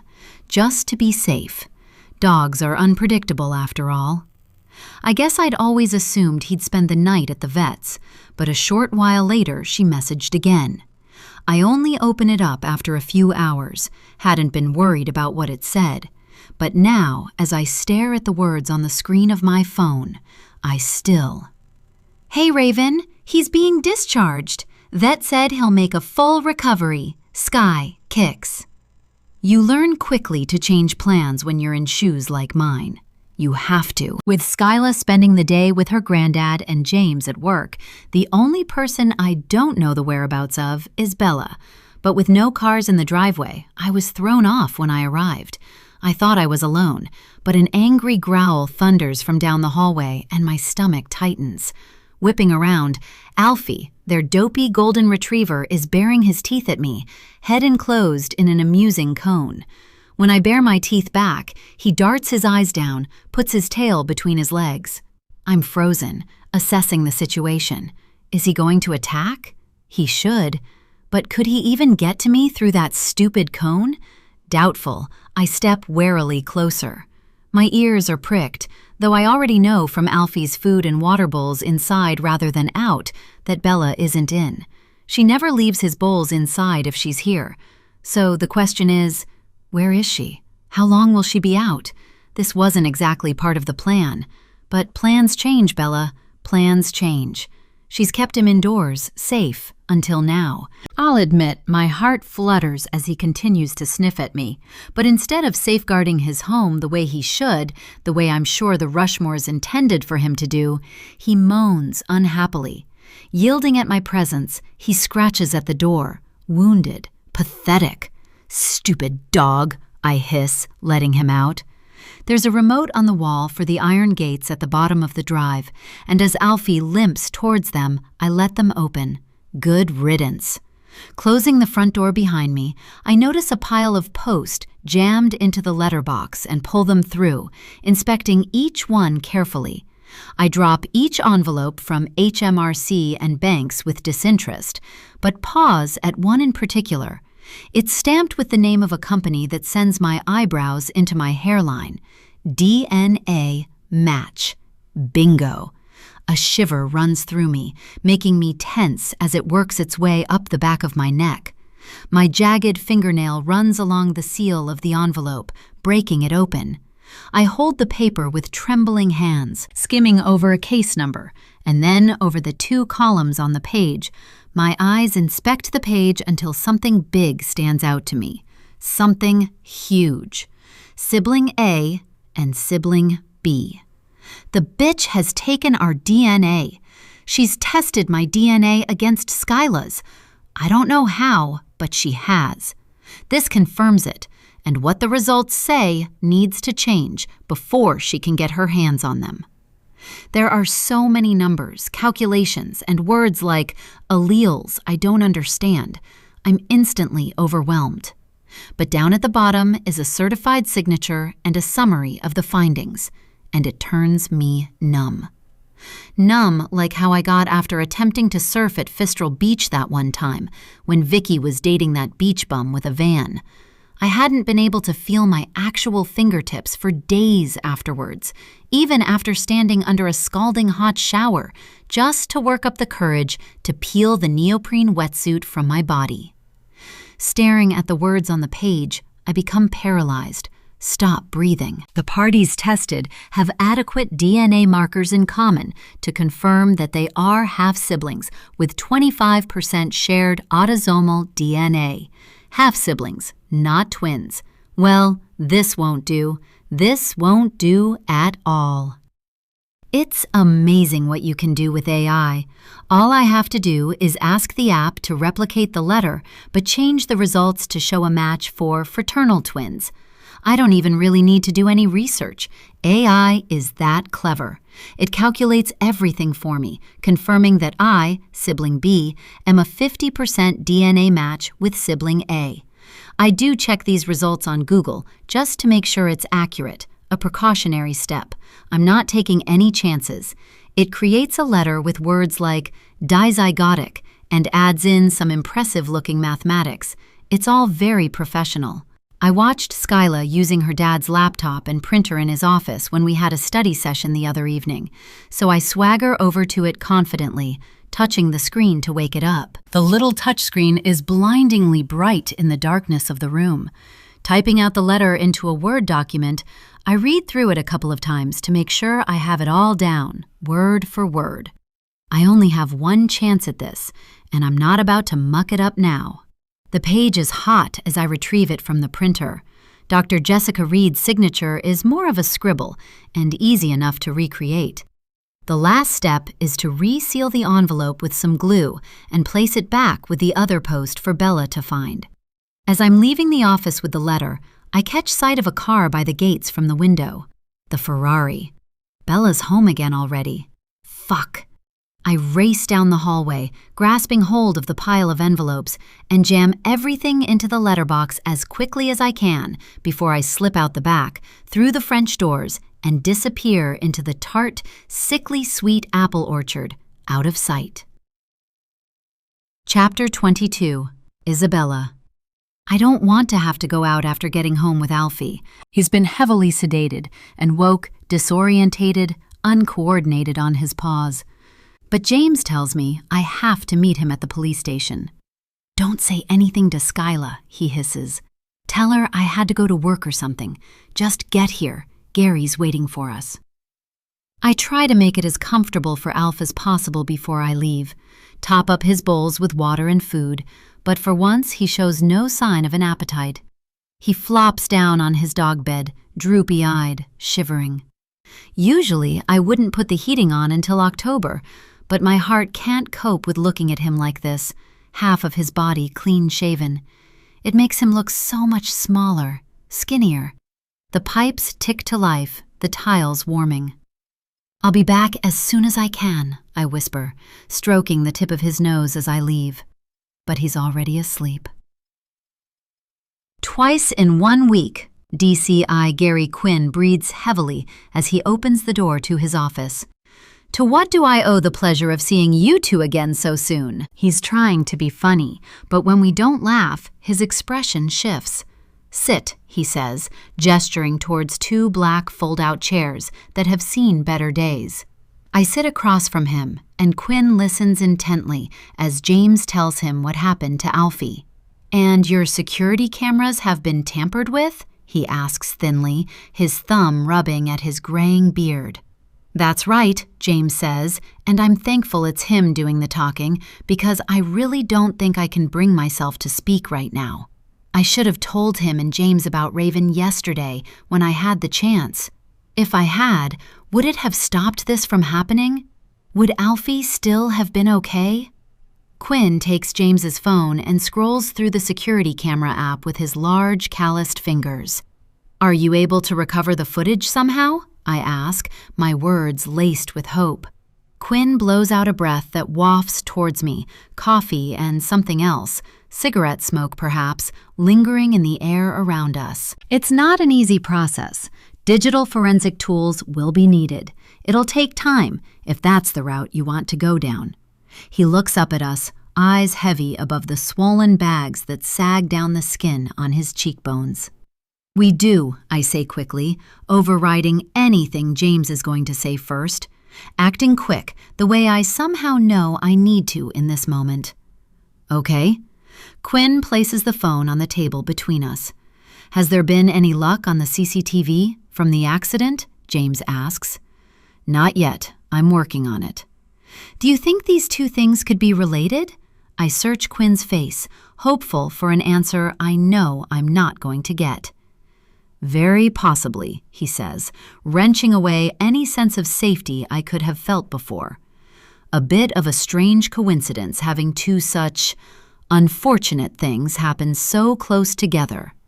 He's choosing his words carefully, taking long pauses. "You think someone's targeting us?" James says dryly. "I'm not one to make assumptions, Mr. Rushmore. However, your family is considered to be more vulnerable than others, and we all know why that is." Back outside the police station, James and I stand facing each other. My big, strapping husband.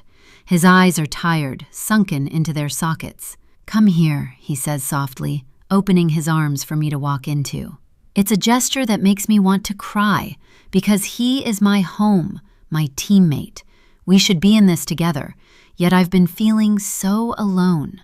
I nuzzle into him right there on the steps of the station, knowing if anyone recognized us in this moment and took a picture, we'd be frontline news within hours. Someone would come up with another fabricated story about us. There's been so many over the years that we've learned to be careful about how we interact with each other out in the open. "Alfie's okay," he whispers into my hair. "Are we?" I ask, a question I'd asked so often in the past, a constant cause of anxiety, but that I stopped asking many moons ago when it became obvious that we weren't. "We will be," he says, and his response makes my heart thud down to the pit of my stomach. He hasn't said we are okay, but then my husband hates to lie, avoids it at all costs if he can. He's terrible at it anyway. I guess I should appreciate his honesty and his optimism. We will be okay. Sometimes those words really are all I need to hear, even when I want to hear more. I touch his wedding band, lacing my fingers through his. We stay there longer than we should, in an embrace I wish I didn't have to break away from. Husband and wife, united again. "I love you, Bella," he says before he lets go. "I'm sorry we haven't been in the best place recently." Now, I think. Tell him now. Tell him Raven has been getting into my head, telling me she's Robin. Tell him about the DNA test, out for delivery right now. Get him to come home. Wait for the results to arrive together. Do it together. But I can't. Why? I don't know. I watch him get into his car and drive away towards the model village to pick Skyla up from her day with Oscar. As soon as the car is out of sight, I pull out my phone. A new message has flashed up on the screen, and I open it up nervously. Denda match. Your DNA match test results have been delivered. There's a pile of post scrunched into the letterbox when I get home, some of the envelopes jammed right into the corners of the stainless steel, so violently the paper rips as I tug them all out. I swallow my unease. Our postie would never handle our letters like this. I know she wouldn't. Maybe she was sick today, someone else covering her round, someone careless. Rifling through the crinkled envelopes, my heart pounds against my sternum when I find what I'm searching for. It's smaller than I imagined it would be. A simple white mailing envelope with a window to the left and on the back a business logo stamp. DNA match. I guess I was expecting something that looks a little more formal. A brown A4 envelope, a thick wad of pages inside. This feels too thin, no more than a couple of pages, if that. It doesn't feel sufficient for what it should contain. Facts, the truth, something official and validated. Already I'm starting to doubt the competence of the company I've chosen. Have I been scammed? The test kit wasn't cheap, but now I'm thinking about it, shouldn't there have been more legal hurdles to overcome to obtain this sort of information? Could it be this easy to find out the truth, even if I can't go to the police with it? Very carefully, I open the envelope and pull out the paper folded inside. For a while, I stand there, motionless, a cold sweat breaking out on the back of my neck. Either way, this letter changes everything. If Raven has been lying to me, tormenting me, then I have no choice but to end the friendship between her and Skyla. I have to risk my daughter hating me in order to protect our family. And if Raven's being honest, if she is Robin, well, then what? It doesn't change the torment she's put me through, but I suppose a part of me can try to understand that she's troubled, hurting, that perhaps she's terrified herself to re-enter our lives as Robin. Maybe she's been trying to feel us out. But then, why tell me and not James, not Skyla? Out of all of us, I'd have thought she'd trust Skyla enough to tell her, her own twin. Or James, who she's developed some sort of a connection with. Why tell me and not them? It makes no sense. Absolutely nothing seems to add up. Muddled questions and theories swim chaotically through my head, giving me vertigo. Psyching myself up, I run a finger along the crease in the pages, smoothing them flat in my hand, and start to read. Dear Mrs. Rushmore, kindly see below the analysis and results of the DNA samples sent in concerning sibling A, Skyla Rushmore, and sibling B, Raven Brody. This letter confirms the parties tested have a biological dizygotic relationship, sharing 50% of their genetic markers. Warmly, Dr. Jessica Reed, DNA match. There's only been one other time in my life where it seemed like the world stood still, and that was the night Robin was taken. As I stand in the hallway with the DNA results pinched between my fingers, it's like life is holding its breath, time suspended. I don't know what to do with this information. The truth is right here, printed in black and white, a wet signature at the bottom of the page. Raven is Robin. Raven is Robin. Robin is Raven. She wasn't lying. It wasn't all some sort of sick ruse. All of my foundations come down, the paper in my hand a wrecking ball, and I crumple to the ground. It is all I can do, for now. I have to show James, I know that much, and I know he's going to be furious at me for doing this behind his back. But he's rational. He'll know how to handle this, and right now, that's all I need, because I sure as hell don't. My daughter has finally come home, the way I always knew she would. Tears spring to my eyes, but they aren't of joy. They're of fear, because if I thought our lives were in shambles before, that's nothing compared to how things are about to go. Everything is going to change. The life we rebuilt is over, and while I can't say it was ever truly good, there was always that missing piece. I can't help but be terrified for this new chapter we're going to have to embark on. What should be the greatest gift, the most defining moment since becoming a mom, our daughter coming home after all these years, just doesn't feel right. How can that be? How can finally getting the one thing I've wanted all these years make my stomach twist into such tight knots? A deep sense of unease starts to choke me. As I sob on the warm tiles, I pull out my phone and call Carol. I know I should call James. I know my priorities are skewed, but Carol knows about the DNA test, and I need to tell someone the outcome without having to defend myself. If I call James, he'll want to understand why I took the test in the first place. He won't understand, will he? He didn't believe anything I had to say before, even if he was just trying to protect us. Protect me. I know he didn't want me to go down that rabbit hole again, of thinking someone is Robin when they're not, of being irrevocably crushed by the pain of another day without my little girl.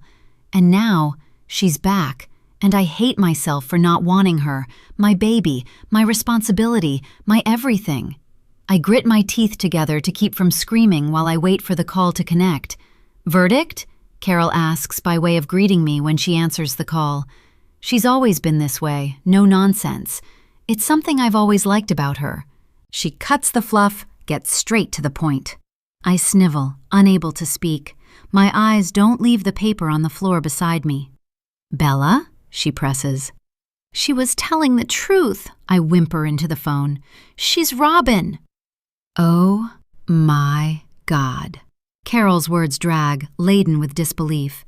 How are you? I mean, what are you going to do? I shake my head, even though she can't see me. I honestly don't know. When she first arrived, I was so sure it was her. But then I got to know her and I thought, no, it can't be. But it is. It is. You shouldn't be alone right now. I can be there in a couple of hours? You can't drop everything for me, I sigh. Yes, I can. You're my best friend. It's a statement that floods me with warmth, words we've never said aloud before but always knew, an understanding. Our friendship, something sacred to me. Thank you, I whisper. When I end the call, I go through the contacts on my phone, wondering who else I should tell. My mom and dad?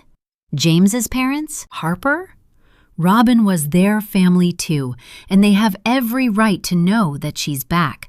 But just like my hesitation with telling James, something seems to be stopping me from opening the floodgates. I drag the paper back towards me and stare again at the words confirming everything. Raven is Skyla's twin sister. The timer on the heating stops, a gentle tick that echoes down the hallway. Only then do I realize how quiet it is inside. Alfie? I call out, but the house remains silent, as if holding its breath.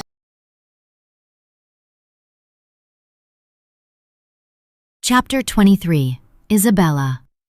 I search the house up and down, but Alfie is nowhere to be seen. Racking my brain, I try to remember if I'd somehow forgotten to close the front door or left the French doors ajar by mistake. But I know myself. I wouldn't have done that. Would I? I've been so preoccupied lately, so consumed with Raven and the DNA test results. Could I have simply forgotten? Like all those times I'd left the key in the front door, hadn't turned the headlights off after parking, or got to work worrying if I'd remembered to turn the stove off after cooking breakfast. It's easy enough to do, forget some mindless thing you tend to do every day, yet that one moment of absent-mindedness could ruin everything. I set off on foot, calling Alfie's name as I trek around the grounds. Usually he'd come running at the sound of my voice, bound up to me, ready to knock me over for slobbery kisses. But not today. Today, he's injured and vulnerable. Did whoever hurt him come back for him? Finish him off? I gulp, trying to shake off the thought as I venture over to the fountain, terrified of what I'll find. We've always had to pull Alfie out of there. He likes to think it's his own personal paddling pool, a place to cool down, especially in the summer months. I let out a sigh of relief when I get there, grateful he hasn't tried to climb in. The water is still, untouched. Marble sculptures with deep crevices for unseeing eyes follow me as I make my way down the driveway. The rake is still in the hedge, but the sharp points are no longer dripping. There's a rusty brown substance stuck to them that disintegrates as I rub it between my fingertips. Copper and iron fill my nostrils as I breathe in, and that's when I'm certain this is the weapon used on Alfie this morning. Like a game of Cluedo, now all I need to figure out is who used it in the kennel, but not before I find my boy. I'm pretty sure I already know anyway. James chose for us to live in this area because it's secluded, quiet. I'm walking down the road for a good few minutes before a lime green tractor passes me. The driver nods and waves, uninterested, rumbling on. My anxiety stops me from flagging him down, from asking him if he's seen a golden retriever. I don't know how long it is that I'm walking the streets until I get a call. Isabella Rushmore? A timid voice squeaks down the other end of the line. Someone female, sounding girlish, too young. That's me. It's Candace from the RSPCA. Your dog, Alfie? He's just been brought in. We scanned his microchip and got your details, she explains. Oh, my voice shakes. You found him. Thank you so much. He's not in good shape. He's recently had surgery? Yes, he was supposed to be home recovering, I say, wishing I hadn't left him, wishing I'd stayed close by. The stitches have reopened. He's going to need to get back to the vets, she says. I'll call them now and come get him. Thank you, Candace. Thank you so much. I'm coming. I hang up and dial Simon, who thankfully answers on the second ring. I don't know if there's time to waste. I'll meet you at the RSPCA. We'll need to use their surgery room, he says, and hangs up before I can say anything back. I'm sitting with my arms around my knees on a lumpy chair by reception as Alfie's life hangs in the balance. I'm waiting for him to be out of his second surgery when a notification chimes up on my phone. Motion detected. I open the security app and look down at my daughter. Home. She's alone, completely unaware, and it's a moment I want to savor, watching her just be. Either Raven is in the bathroom or up in the guest room, or with any luck, she's finally gone back home to that strange little caravan in the field. If that's even where she really lives. The DNA results have left me disgruntled. I don't know what I'd been expecting, what I would have preferred, but this outcome? It's left me in denial. Not one part of me believes the results, or wants to at least. But what choice do I have? I have to believe what the evidence is saying. Raven is Robin. She is my daughter. The results are there, in black and white, hidden in the glove box of the Ferrari, so no one else can see them. Raven Brody is Skyla Rushmore's fraternal twin sister, and, therefore, my daughter. My daughter that I loved, cherished, and held to sleep in my arms all those years ago, who I have mourned and cried for all these years. She's back. She's home. And yet, instead of the joy I should feel, there's a certain apprehension in its place. I watch Skyla for a while, putting her feet up on the coffee table, flicking through Netflix as she sinks further into the sofa. It makes me smile, seeing her simply just be. It's the first thing that's had me smiling in days. Perhaps it's because I know where she is. I know she's safe.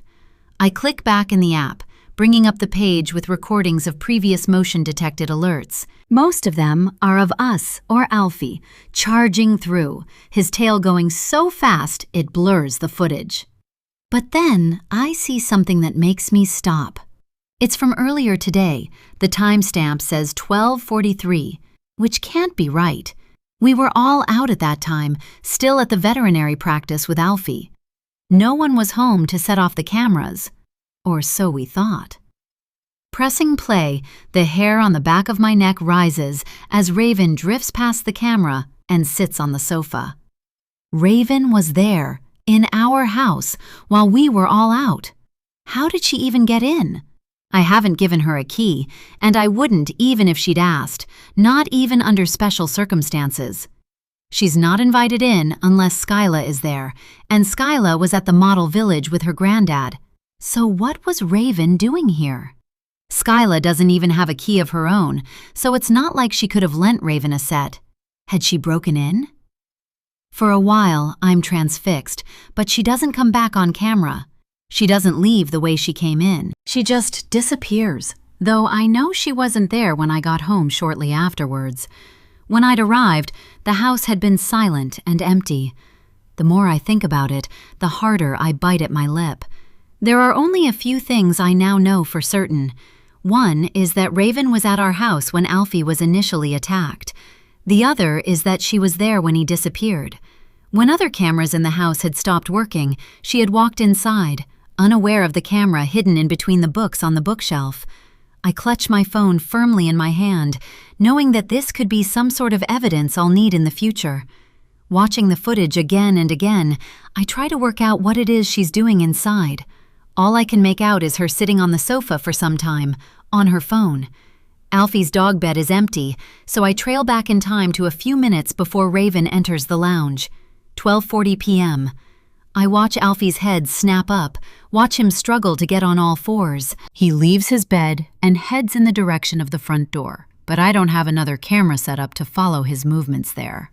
Then Raven walks in alone, without Alfie at her heels, which is unusual because Alfie follows everyone around if he's been cooped up alone for a while.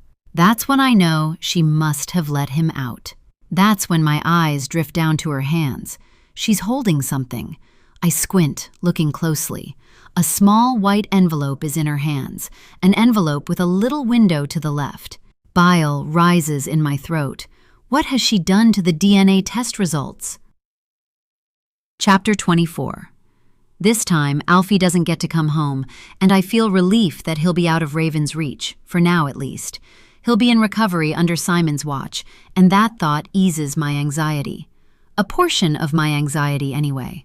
I race home as soon as I'm able to, desperate to get to Skyla, although I feel completely divided. The need to stay with Alfie, the urge to protect Skyla. It's overwhelming, but I can't be in two places at once.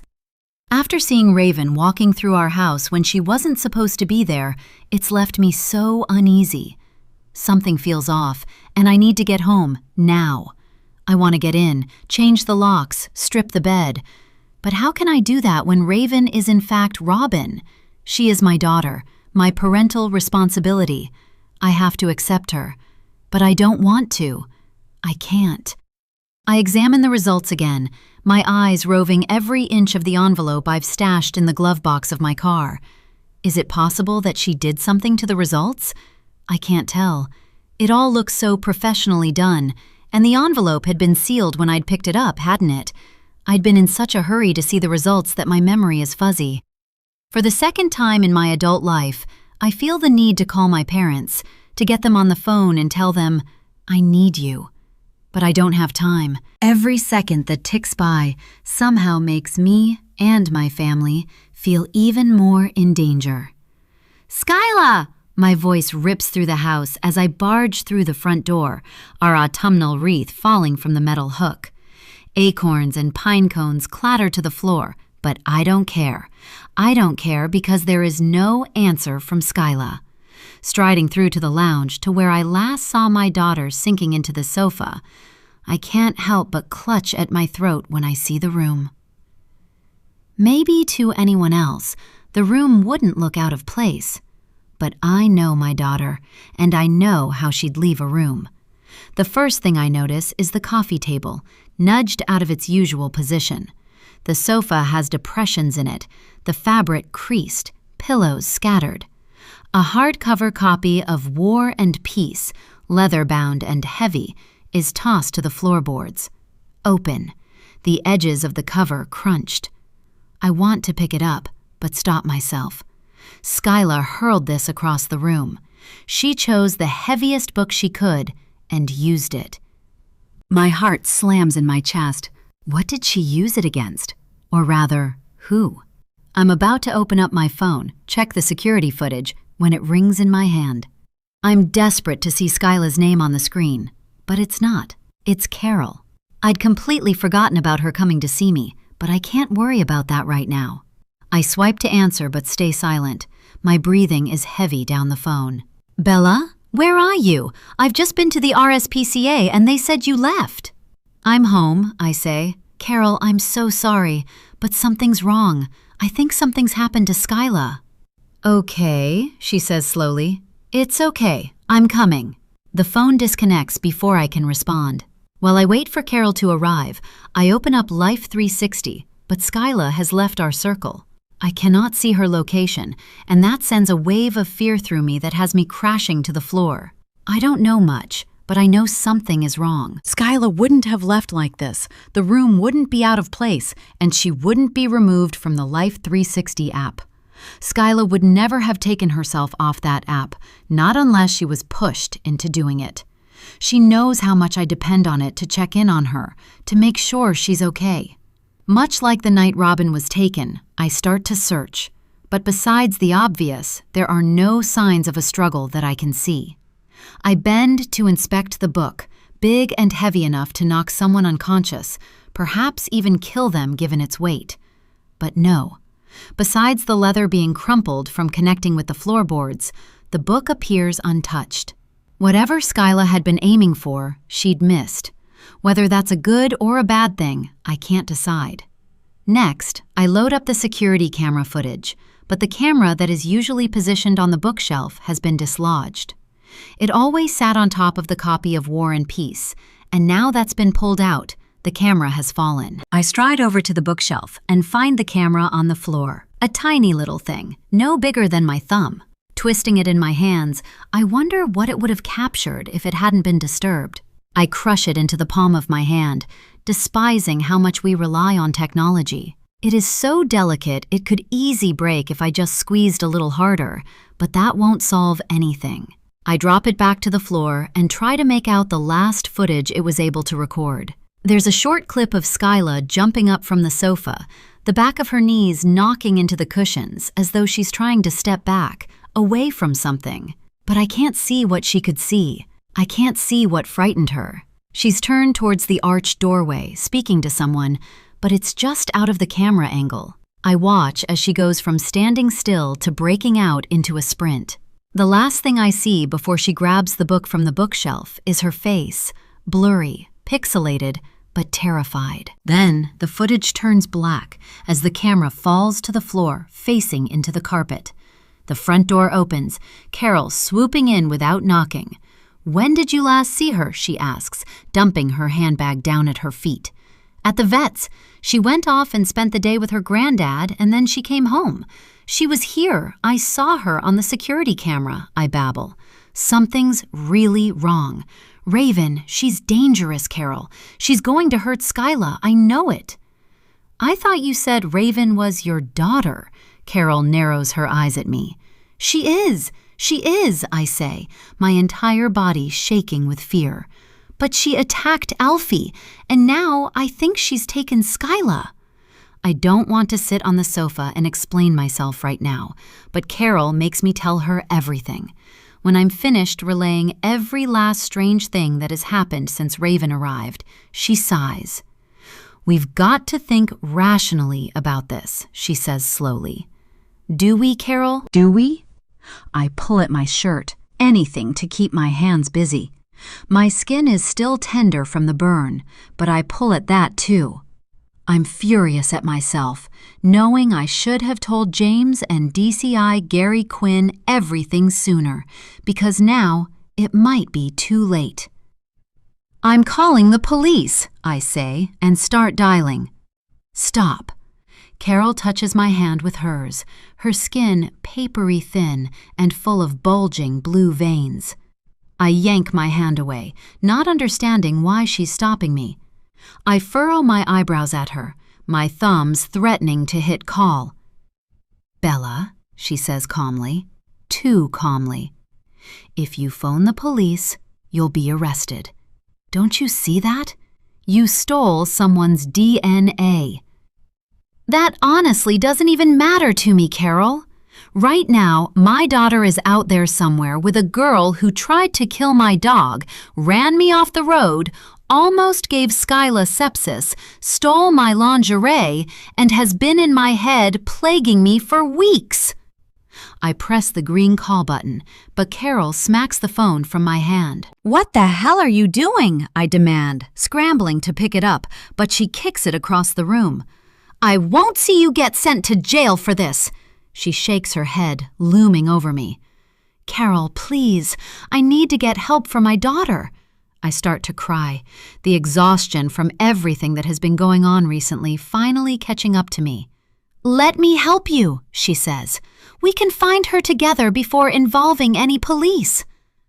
I think if I tried, I could tackle Carol, overpower her.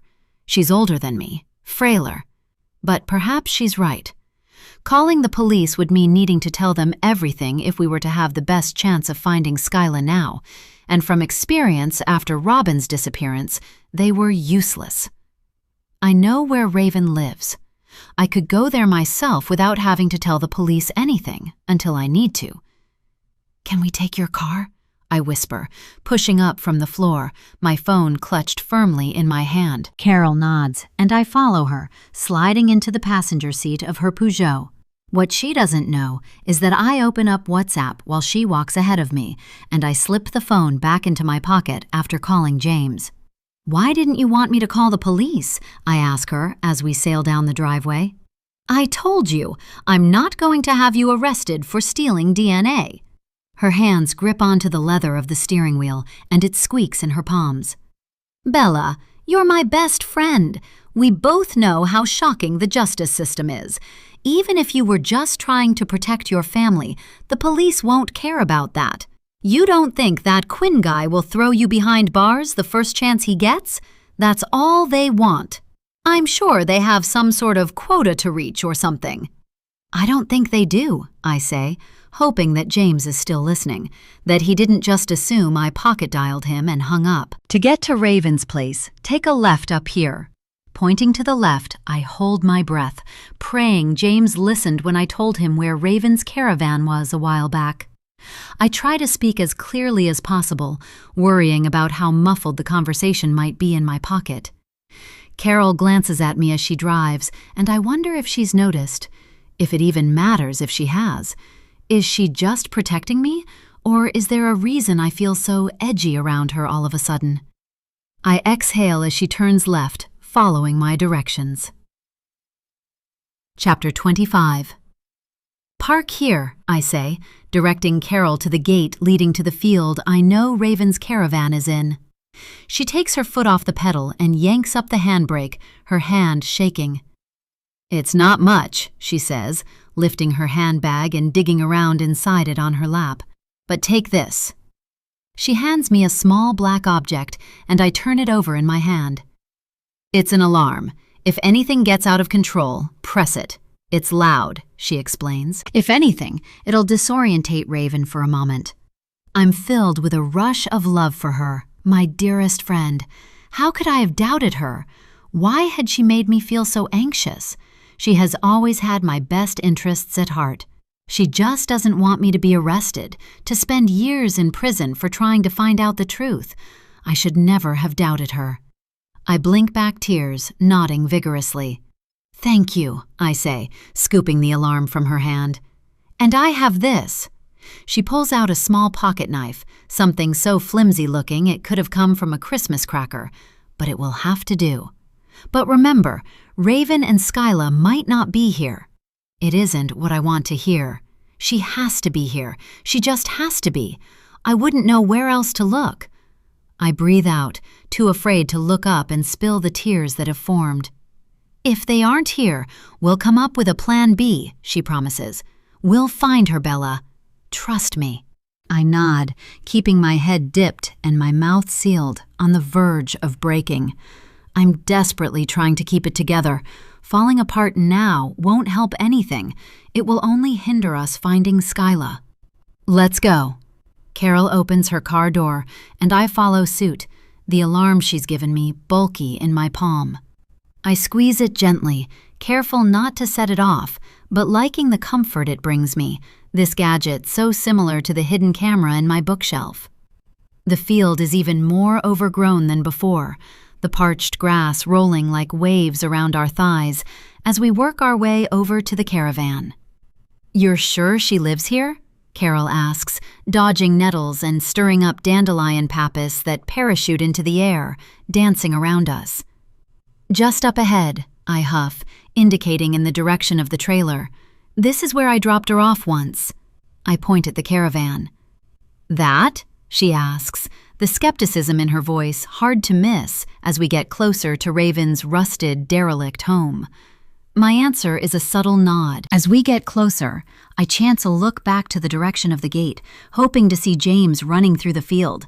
I know it's wishful thinking, and I do feel bad for calling him behind Carol's back, for thinking Carol could be wanting to hurt me. I don't even know if he took the call, but if he did, he'll know where we are, and he'll come and help us find Skyla. That's all I can ask for, because I don't know how to do this without him. He is my rock, the protector of our family. Every shred of resentment I've ever harbored against him for not keeping Robin safe all those years ago evaporates. I don't hate him the way I sometimes tell myself I do. I love him, and I appreciate him so much, him and all of his thick-headedness. If only I could tell him that now. Shaking my head, I try to shove these thoughts from my mind. As much as I feel like I need him here, I know I can't wait. Skyla could be in danger, and I have to get to her before something happens. Standing outside, everything seems silent. I think, maybe, that should be a good sign. Unless, of course, it's not. Because it's almost too quiet. It feels wrong. I rap my knuckles on the fiberglass door of the caravan, hard. At first, there's no movement, no sound coming from inside. But I knock again, harder, because the quiet is heavy, unnatural. A creak comes from within, weight tipping the caravan on its frame. I turn and look at Carol, standing guard. My nerves are climbing up and into my throat. "It's okay," she mouths, trying to reassure me with a nod. From behind those fly-infested curtains, a shadow drifts, curling away and out of sight. "Delivery!" I shout in a gruff voice, questioning myself instantly. Do people deliver to caravans? I don't even know if this woman has planning permission, if this field is hers. Is she squatting? The door to the caravan bursts open, and a woman stands in front of me in a stained, baggy tracksuit. She looks from my empty hands to me, and her eyes grow into saucers. At first, I'm stunned it isn't Raven who answers the door. Every way I'd played this scene out in my head started with me confronting Raven about who she is and why she's taken Skyla. I never pictured I'd come face to face with her mother, or the woman pretending to be her mother, I should say. The woman who took my little girl from her cot 14 years ago. It takes me a while to place her, and perhaps it's because she's not in heels, dressed to the nines. Her hair is static. Whatever color she usually dyes it has faded to a patchy shade of orange. "Gabby?" I splutter, still unsure. "Hello, Bella," she says, her eyes squinting in the daylight. She leans on the doorframe, the caravan rocking precariously to one side. Blowing out a puff of smoke, she flicks cigarette ash to my feet. It's Gabby, the admin assistant from my old office in Bristol, the one who sent me lilies when Robin disappeared. I don't understand.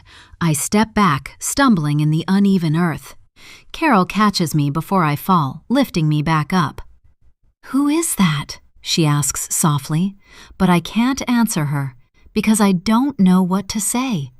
I don't know who the woman in front of me really is. Not anymore. Raven appears behind Gabby, and the reality of seeing them together makes me flinch. What the hell is happening here? How are they together? "This is why you didn't want me here that day, isn't it? Because you knew I'd recognize Gabby if I saw her." I wrinkle my nose at Raven, feeling every muscle in my face quiver in anger. The look Gabby gives me is hard, a smirk splashed with hate. I ignore it, because I don't care if she's Vicky or Gabby or someone else entirely at the moment. I don't care that Raven is somehow here, with her. All I care about is finding my daughter and making sure that she is safe. She is my priority. All of my unanswered questions can wait. "Where is Skyla?" I snarl. "She's where she belongs." Gabby folds her arms across her chest. The grass is restless, scratching at my legs. A crow lands on a fence post close by, watching us closely, a bystander assessing the situation. All the while, Carol stands behind me, motionless, the pocket knife slipped up her sleeve, waiting. "Tell me where my daughter—" My demand peters out as a scream, unmistakably Skyla's, explodes from inside the caravan. "Mom!" A chill ripples down my spine. Raven and Gabby both jump, twirling back inside the caravan. I take my chance, running at full force, slamming the side of my body into Gabby as I break my way through the door. She crashes to the floor, the cupboards on either side of us rattling as I pin her down. "Skyla!" I cry out, searching the area, so small the walls seem to be pressing in on us, but I can't see her. It's smoky inside, the caravan's wallboard faded from sunlight, the laminate flooring bubbling and curling from water damage. There is stuff everywhere, stacks of boxes piled high, some toppled over, spilled open. Hundreds of old, yellowed newspapers scatter every available surface. I squint at one of the headlines, the ink bleeding into the fibers of the paper, making it hard to read. But there it is, Isabella Rushmore, grieving mother or killer. My eyes dart to another tea-stained newspaper. What are the Rushmores hiding? Every single article scattered around the caravan is about me, my family, and the disappearance of Robin. Why does Gabby have all these here? I look around some more, trying to find my daughter. We need to leave this place, now. I heard her scream from somewhere inside here. Where is she? Tell me where my daughter is before I crack your skull open, I shout, threatening Gabby by pushing her face down into the warped, musty floor. She moves jerkily beneath me, struggling to breathe. "Bella, stop!" Carol gasps from outside. But I don't stop. Nothing can stop me now until I know my daughter is safe, and if I have to kill Gabby for that to happen, then I will. God help whoever stands in my way. "Mom, over here!" Skyla's voice comes from the other end of the caravan, where bunk beds have been crammed into the corner almost as an afterthought. I have no choice but to let Gabby go. As I do, I give her a firm kick to the ribs. She curls into a tight ball, choking back pain. Taking the 3 strides needed to get to the bunk beds, I find Skyla bound in a corner, a big mottled bruise starting to appear on her forehead. "What have they done to you?" I ask, clawing at the rope around her ankles and wrists. I hate myself for somehow allowing this to happen, for not being able to keep my daughter safe. It's a feeling that greets me like an old friend, one no longer welcome. But I am here now. I've got Skyla in my arms, and she isn't badly hurt. She's okay. She's going to be okay. I touch her every limb just to be sure, and sigh with relief. This time, I can be the mother I should have been all those years ago. "It's okay, baby. I'm here," I say, working her hands free. I pull her to my chest and hold her close, let her warm tears dampen my skin. Carol peers through the front door. The pocket knife is out, glinting in her hand. I can tell from the horrified look on her face she doesn't want to have to use it. "I should have killed you when I had the chance," Raven speaks, and I turn to find her sitting at a tiny table, almost invisible behind the piles of junk around her. Her inky black eyes shine on me, narrowing with contempt. "You've ruined everything." "Ruined what?" I ask, keeping Skyla close, shielding her as best I can. "The plan," Gabby rasps, clutching hold of her side as she steps towards me. I wonder if I've broken a rib. I hope I have. As I reel back on the mattress with Skyla in my arms, Gabby starts to laugh bitterly. "What plan?" I look at them, Gabby in her dirty tracksuit, hair unkempt, and Raven, tiny and delicate, yet vicious. She looks so small behind the boxes surrounding her, not just angry, but sad too. I don't think she wants me to see it, but her misery stands out on her features, blindingly obvious. I can't stop the questions, my own curiosity. Why is she sad? And what plan have I ruined? "Oh, come on," Gabby says, slapping her hands to her thighs. "I'm surprised you haven't worked it out already." "Worked what out?" My head starts to pound. There's too many unanswered questions. "Bella, Gabby's words are cut short. A loud, booming voice echoes through the mist. James's voice. Thank God. Gabby turns in the direction it came from. "It's too late," she sighs, her confidence crumbling as her smile shakes. Too late for what? I wonder. What am I supposed to have worked out by now? That Gabby is Vicky? That Gabby and Raven live together? That they're somehow in this together? Whatever this is, I still don't know. I don't know what they want. My hands grasp a pile of newspaper clippings, each one another report on Robin's case. Raven must be Robin. Why else would they be this invested in our story? And the DNA test results confirmed it. Unless Raven did something. She was in the house with the envelope in her hands. It was the DNA match envelope, wasn't it? There wasn't another envelope like it, and it's not like we get any mail addressed to her. What could she have been doing with an envelope in her hands, besides snooping into things? I need to figure out what the hell is going on. "Hello, James," Gabby says, enigmatic. I whip round, coming face to face with my husband. Carol has stepped to the side, letting James inside the caravan. Is she still holding the pocket knife? I search her hands, but they're empty. My eyes drop, and there on the floor is the knife, the only protection we had until now. James is strong. He can overpower Gabby if needed. "James!" I breathe, clutching Skyla close, but knowing we're okay now. He won't let anything happen to us. "Bella, has she—" Whatever he's about to say falls away, evaporating on his lips. I scan his face, distressed, panic-stricken. I want to reach out, to ask him what's wrong, but there's a heaviness in the air between us holding me still. "No, James, I haven't told her." Gabby spits, and that's when I look up at her. Eyes the color of a winter sky, glistening with tears, stay fixed on my husband. "But if you don't, I will." Chapter 26. "Haven't told me what?" I ask, watching as he starts to sob, a violent, racking sob. It makes Skyla start to cry too, whether it be from confusion or fear or both, I don't know. It's hard enough as a parent seeing your child cry, but for her to see her father so upset, I can't even imagine what must be going through her head. "I'm so sorry," he chokes out between sharp intakes of breath. "I'm so sorry." Sorry for what, I want to ask, but I don't get the chance. Gabby interrupts his blubbering. "Sorry for cheating?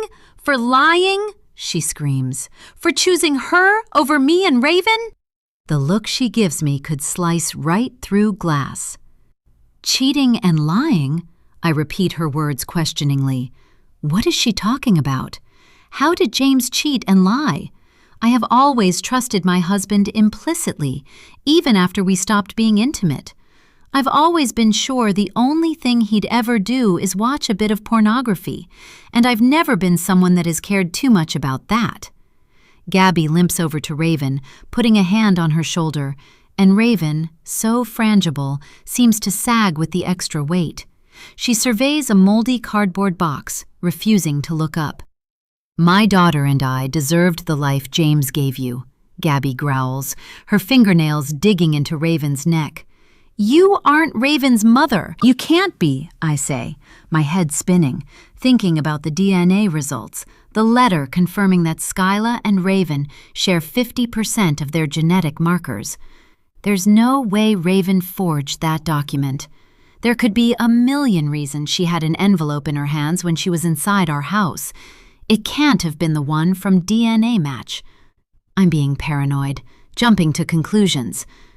No, if that letter is true, Gabby cannot be Raven's mother, because that would mean she's Skyla's too. "Are you?" I frown, wondering if it is somehow possible, if I had adopted my colleague's babies 15 years ago. I grip onto Skyla just that little bit tighter, scared to let her go, knowing she's hearing things that will make no sense to her. Perhaps they never will. "I think," Gabby says slowly, "the question you should be asking is if James is Raven's father."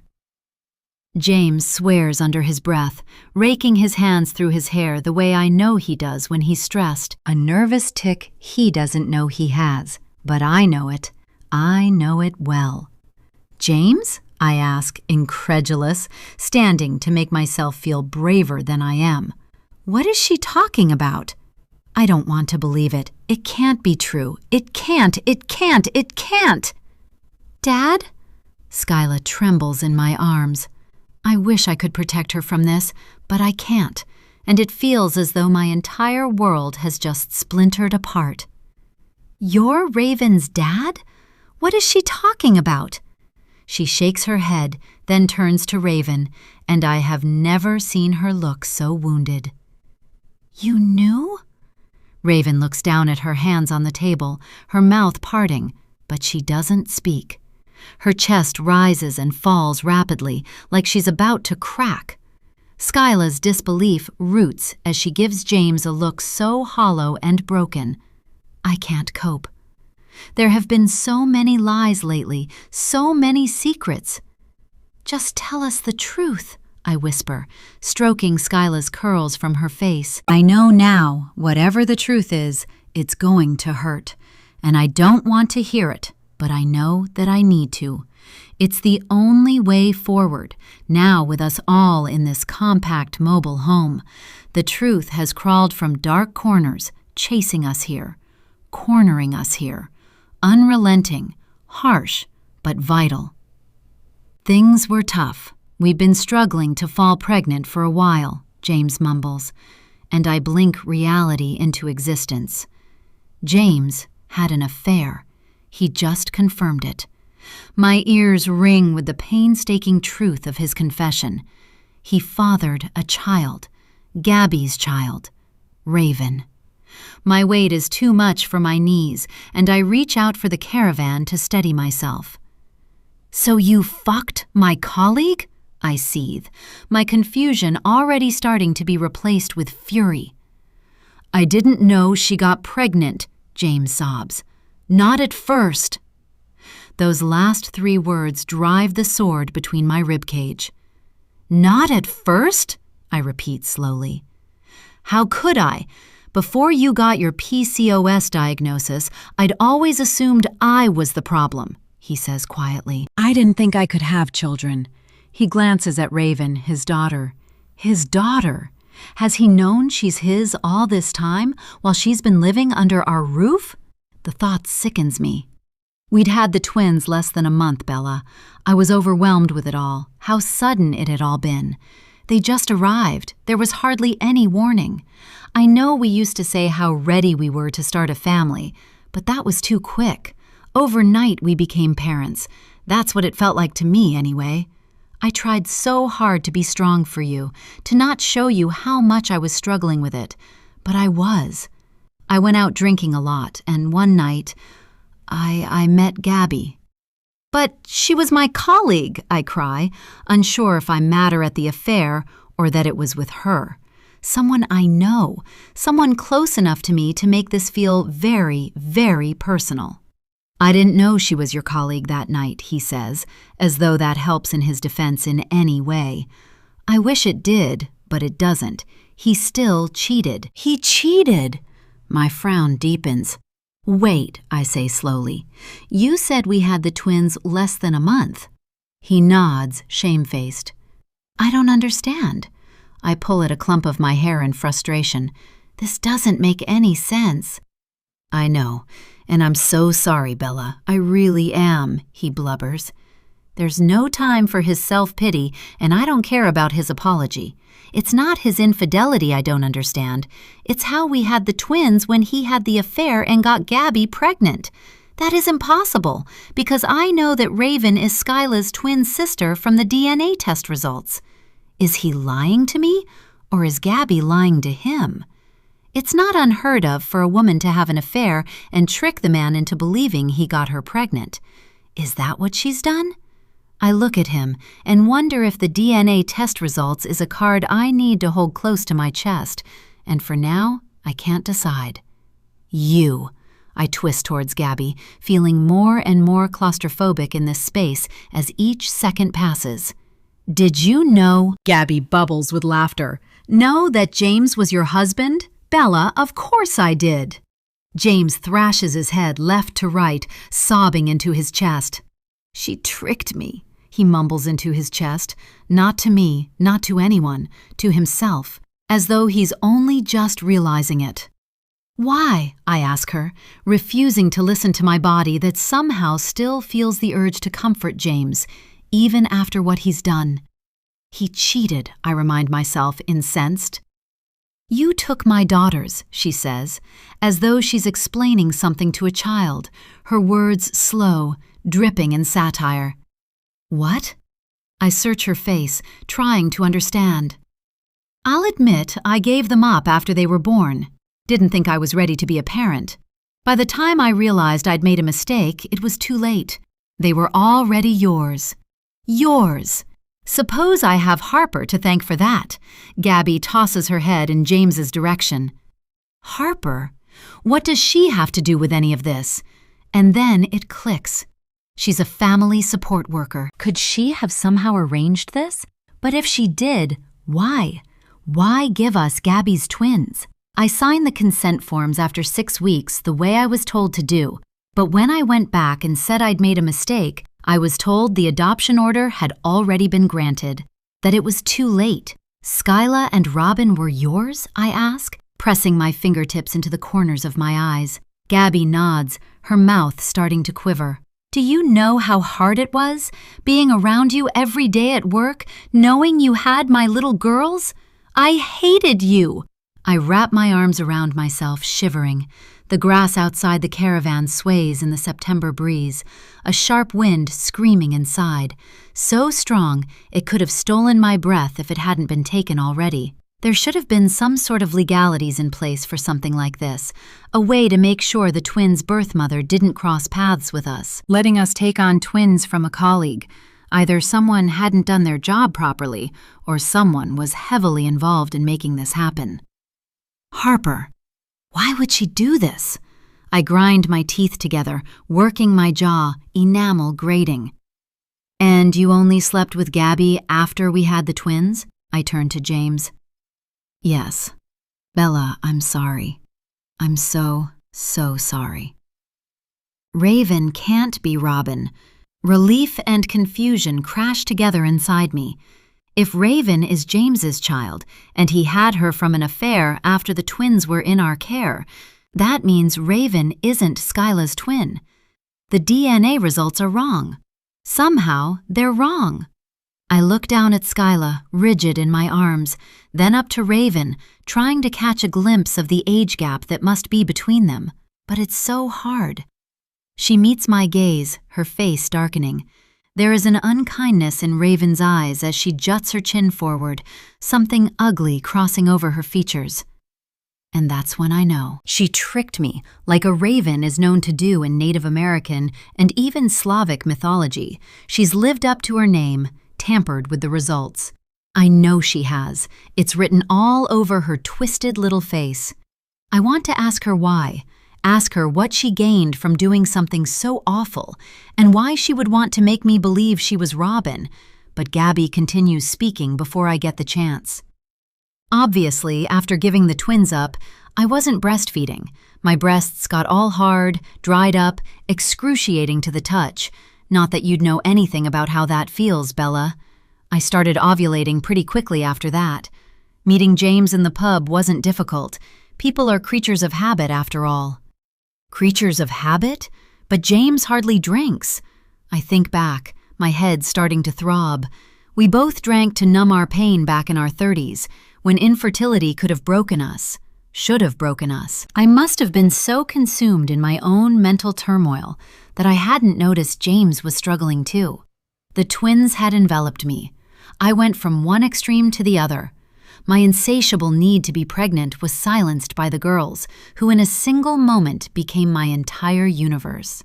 It had been hard, so hard I barely had time to breathe, and I guess that I dived headfirst into mothering these two tiny babies so completely that I didn't even think about how James was handling everything. He did go out a lot, but I had been so busy that at the time I hadn't even noticed he was gone sometimes. I was pregnant again less than 2 months after the birth of the twins, Gabby says, and the words add insult to injury. She looks at me, smugly, her fertility the catalyst for whatever I might do next.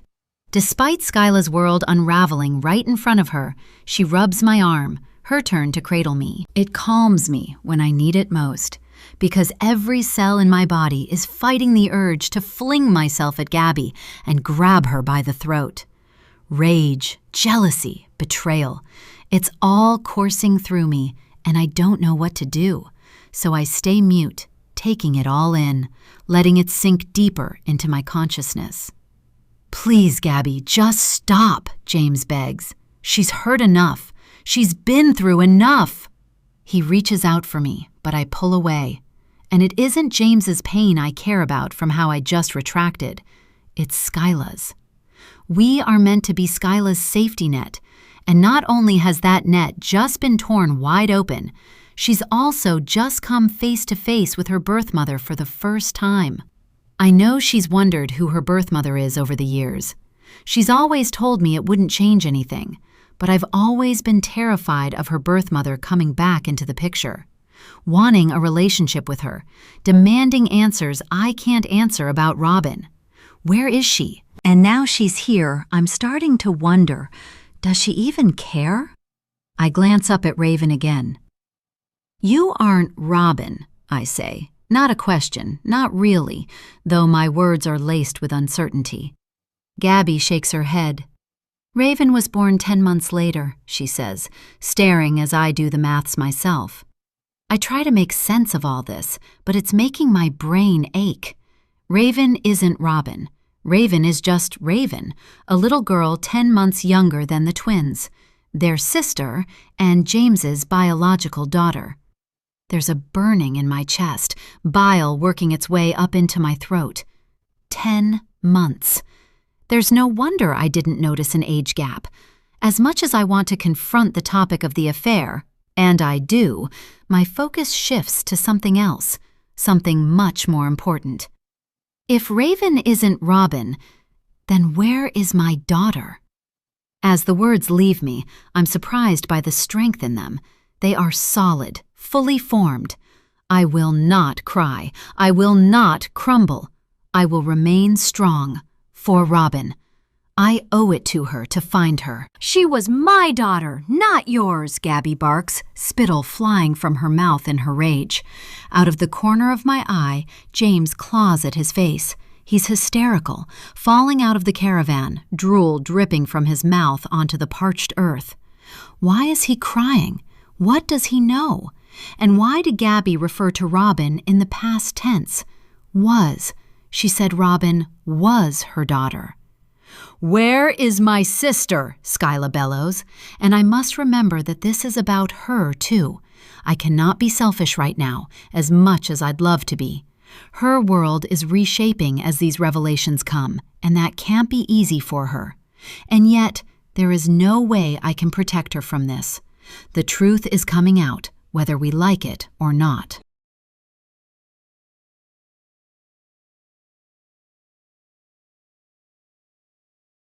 Chapter 27. Let me show you, Gabby says, stepping out of the caravan. As she holds her hand out for mine, James's cry is loud, piercing. Please, stop! His distress is rattling. It makes my heart land somewhere deep in the pit of my stomach, because whatever Gabby is about to reveal, he already knows. And why would he keep something as important as what happened to Robin from me unless... Gabby, I'm begging you to stop. Leave us alone, he says beseechingly. We ignore him, and I allow her to lead me around the back of the caravan, where the field stretches, untamed, the grass dry as brittle bones. Right out in the center of the field, nestled between thistles and brambles, is a cross. It sticks out of the soil, leaning sadly to one side, weather-worn and rot-softened. If I drop Skyla's hand, or her mine, I can't tell. I fall to the ground and touch the split wood, not wanting to believe it. Robin, my little songbird. She's here. The man I always thought him to be fades away right before my eyes. Pathetic. He's pathetic. Hatred pulses through me. They were our responsibility. All this time I'd thought I'd failed her, but it was James, the man I trusted. This brings the saying, always the husband, into a whole new light. He took our little girl from her cot late at night when he was supposed to be keeping her safe and gave her up to protect himself, to cover up his lie. What happened to her? I ask again, turning back to my daughter's grave, my eyes seeing but still not registering. Not really. She choked, Gabby says. 2 words said so simply for something so crushing. I'd only gone for a shower, left her and Raven watching something on telly with a bowl of grapes. I hadn't sliced them up. I always slice them up. But that day, I didn't. I don't know why. She kneels down beside me and touches the earth, the place where Robin is buried. I want to push her away, to scream at her, to get away from my daughter. I can't bring myself to accept that Robin was her daughter too. I look up, wishing the tears in her eyes made me feel any better, but it doesn't. It only angers me more. Looking at her, Only one word enters my head: murderer. I tried, tried to save her. Her little body was so tiny in my arms, I didn't know what I was doing. I tried to remember the first aid training. We did that together for work, remember, Bella? I jammed my fist into her abdomen, but I couldn't do it. I couldn't get it out. She went blue, then floppy, and then she just stopped breathing, stopped fighting. For the longest time, I'd tried to pretend that Robin and Raven were twins. There was such a tiny age gap, you couldn't even really notice a difference between them, she sniffs.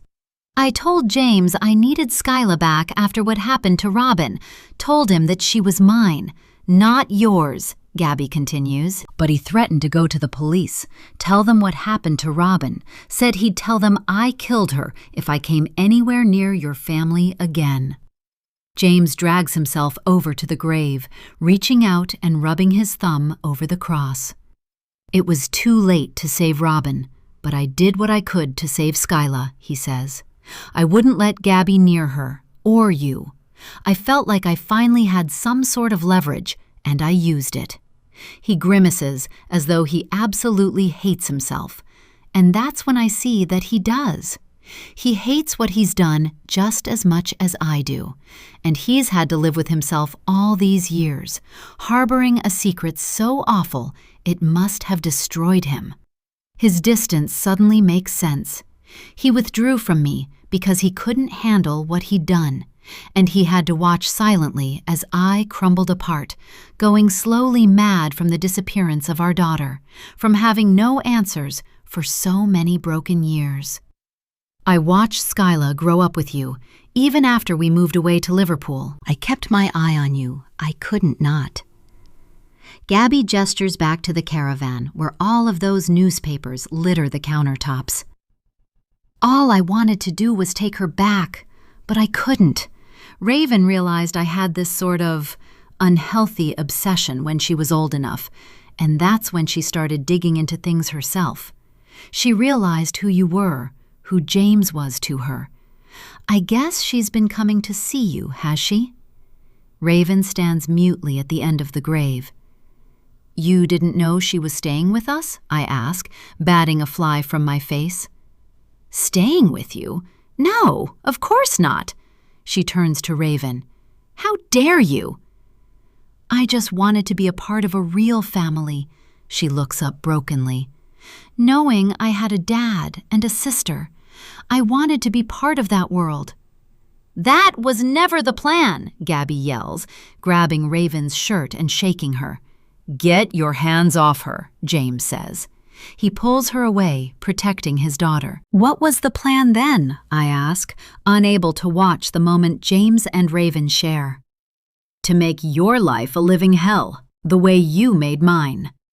I blink in shock. I made her life hell? How? I didn't intentionally take her babies. They were legally put into my care. I didn't choose them, but I loved them with my whole heart. I think of all the torment I've endured over these last few weeks. I knew I wasn't imagining it. Everything had been real, not in my head. Raven went off-piste. Gabby throws her head in Raven's direction. If looks could kill. I deserve to get to know my father, she screams, then flickers her eyes to me. You have this perfect life, the big house, the family. You took my dad and my sister from me. I hated you, but I thought, if I could have you believe I was Robin, maybe you'd accept me into your home. But you didn't. You didn't want anything to do with me from the very start, did you? Her nostrils flare as she fights back tears. I know Gabby wished it had been me that had choked on that grape, me who had died, she mutters darkly. My whole life I've never felt good enough. Do you know what it was like growing up with her, desperate to pretend she had the twins back? She never realized how that made me feel. I was constantly living in the twins' shadows. Oh, Raven, I say, wishing there was something I could do or say to make her feel better. I feel awful for the way I've treated her, even though there's no way I could have known why she was being so hard to me all the time. Gabriella Crisel, a voice booms from across the field. You are under arrest for the abduction of Robin Rushmore, for perverting the course of justice, and for preventing a lawful and decent burial. DCI Gary Quinn descends on Gabby, pushing her roughly to the ground, her face forced into the dirt that has settled over Robin's place of rest. You have the right to remain silent, but no, it could hurt your defense if you don't mention, when questioned, something which you later rely on in court. Anything you say may be given in evidence in a court of law. Have I made myself clear? Gabby nods as she's effortlessly lifted to her feet. A team of police storm in around us from every direction. I whip round, turning towards my husband. He's holding his phone out in front of him. I called the police, he says quietly. They heard the entire story. I swallow, hard. James has managed to eke a confession out of Gabby, and in so doing, he's handed himself in too. I watch as he's pinioned to the ground, his arms placed behind his back and his wrists cuffed. He's read his rights, and he's gone, whisked away from me without so much as a goodbye. The scene unfolds in front of me, and I stay still, unsure what to do with myself. Part of me wants to lie down over Robin's grave, press myself as close to her remains as I can. I'm finally reunited with her, and I don't want to leave her here, out in an overgrown field. I know she will be exhumed, that she can't stay here, but for now it feels the closest I can ever come to holding her again is by digging myself into this earth right here, right now. Tears come as the realization hits me how long she's been out here, all alone. My heart breaks in a way it has never broken before. The final shard of glass keeping me together has come away, and I shatter right there. Eventually, a police officer, a woman, crouches down beside me. Her perfume is sweet, pulling me from the depths of my despair. "I'm so sorry, Mrs. Rushmore," she sighs at the sight of my daughter's grave. Somewhere close by, someone has lit a fire, charred oak drifting up with the wind. I gasp in breaths between sobs, inhaling wood smoke, sharp and acrid, and I wonder if I'll ever be able to enjoy that perfectly cozy autumnal scent ever again. Or will I always associate it with this day, the day I found out my daughter is dead, and has been this entire time? Is there anything I can do? Someone I can call? Skyla. I need to see Skyla, I murmur, knowing the only person who can come close to healing me now is the one person who has kept me strong through this entire nightmare. This nightmare that is finally over. "We've got her. She's okay," the officer whispers, before her attention turns to Raven, a girl even younger and more fragile than Skyla in so many ways. She's just witnessed her mother get taken away, her father too, and her life is about to be turned upside down. Social services will swoop in on her, and from the naked fear I see in her now, I know she's stripped of all her defenses. Being 10 months younger than Skyla, she's still very much a child in the eyes of the law. Will she go to a foster family? A children's home? A thought flickers through my mind before I can stop it. Should I offer to take her? She is family, after all, whether I want her to be or not. It isn't just James she shares a connection with, it's Skyla, too. She is Skyla's little sister. Despite everything she did to me, I want to reach out and comfort her, to protect her from the things I know I can't control. This girl, who I have wanted nothing to do with for weeks, who I wished would disappear, suddenly, I can't seem to fathom what she's about to go through. This is only going to wreck her more than she already is, and there's nothing I can do about it. Even if there was, would I open my home up to her? She's a young girl in need, and I'm not awful, but could I look at her every day knowing she is James's daughter, the produce of an affair, and Skyla's sister? Would the system even let me help her if I asked? The questions mount, and as they do, Raven rises, wandering off into the sea of blue and red police lights.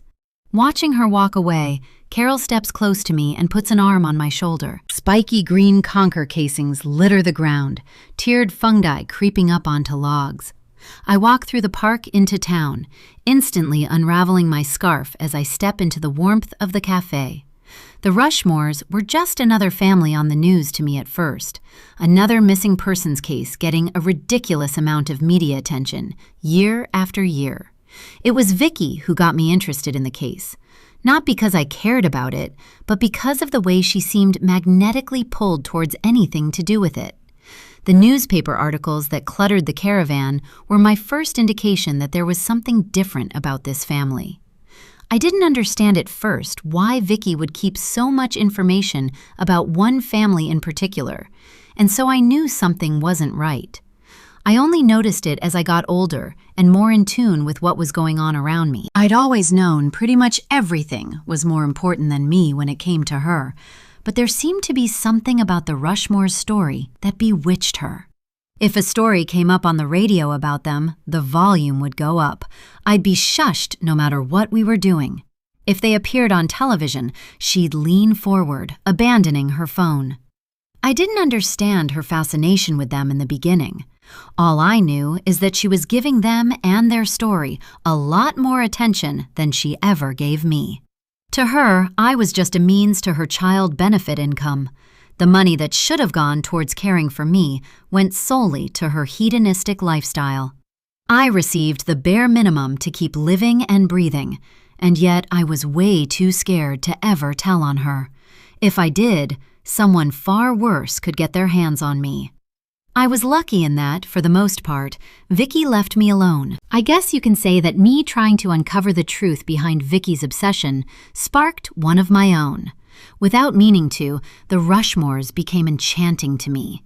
This family that had endured such evil. I realized the girl I'd seen in photos, the one that clearly came to stay with us for a short time when I was little, was the girl on the news, their daughter. The revelation sent my jaw to the floor.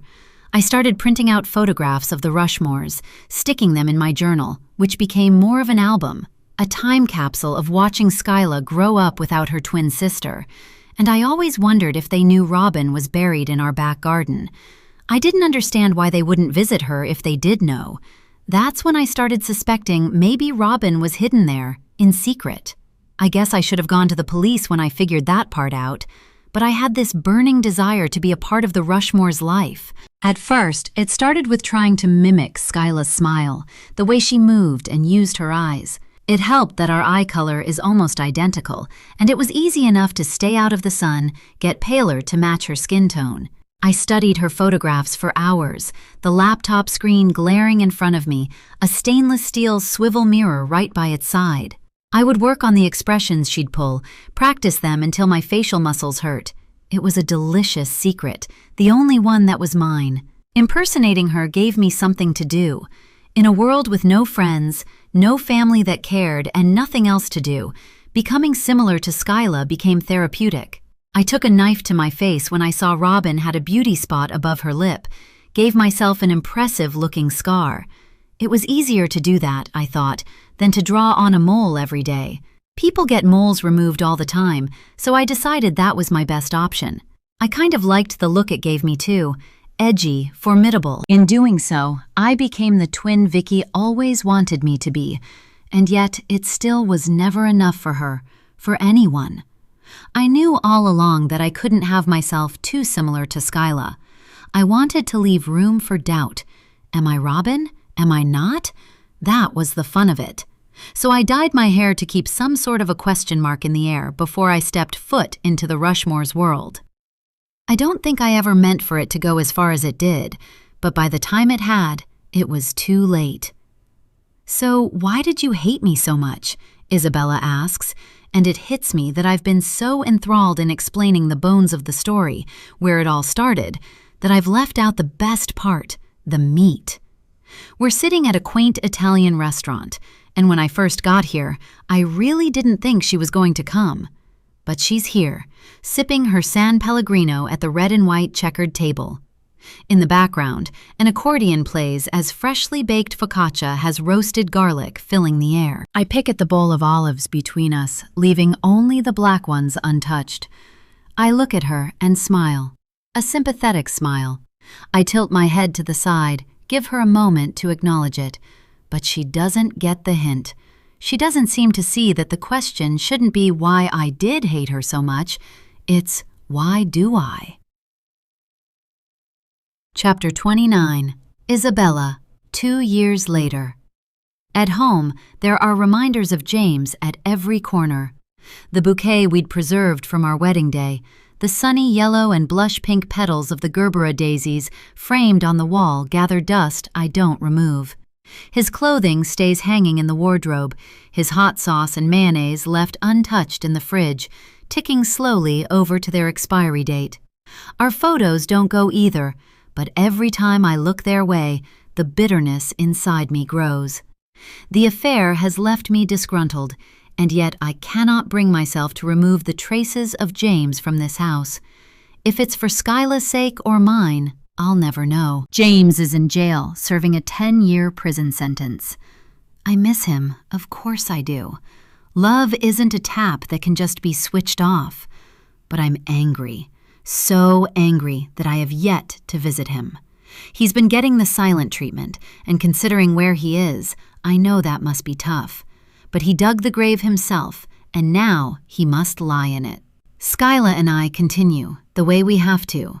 We go to the range, buy ourselves some £2.99 seasonal mugs to mark the change of season. For the first year ever, I pour some Baileys in her hot chocolate. She's old enough now for a splash of it, though I think she pretends to like it more than she does. So much about her is still my little girl. We sip our drinks in front of the fireplace after Robin's funeral. I hadn't been able to put one together before now. It had seemed too much to bear. I think we both need it to take the edge off. I can't even begin to imagine Skyla's grief, knowing her twin sister will never come home the way we'd always hoped. I'd always hoped. It was me keeping that longing alive for so long, and it's me that has to wrap up Skyla's new seasonal mug after the new year and place it into a box of things she's taking to her halls of residence. Despite her worries, Skyla got into not only the University of Oxford, but Cambridge too, and she's chosen Oxford, studying medieval and Tudor history, following in her literary idol's footsteps, Alison Weir.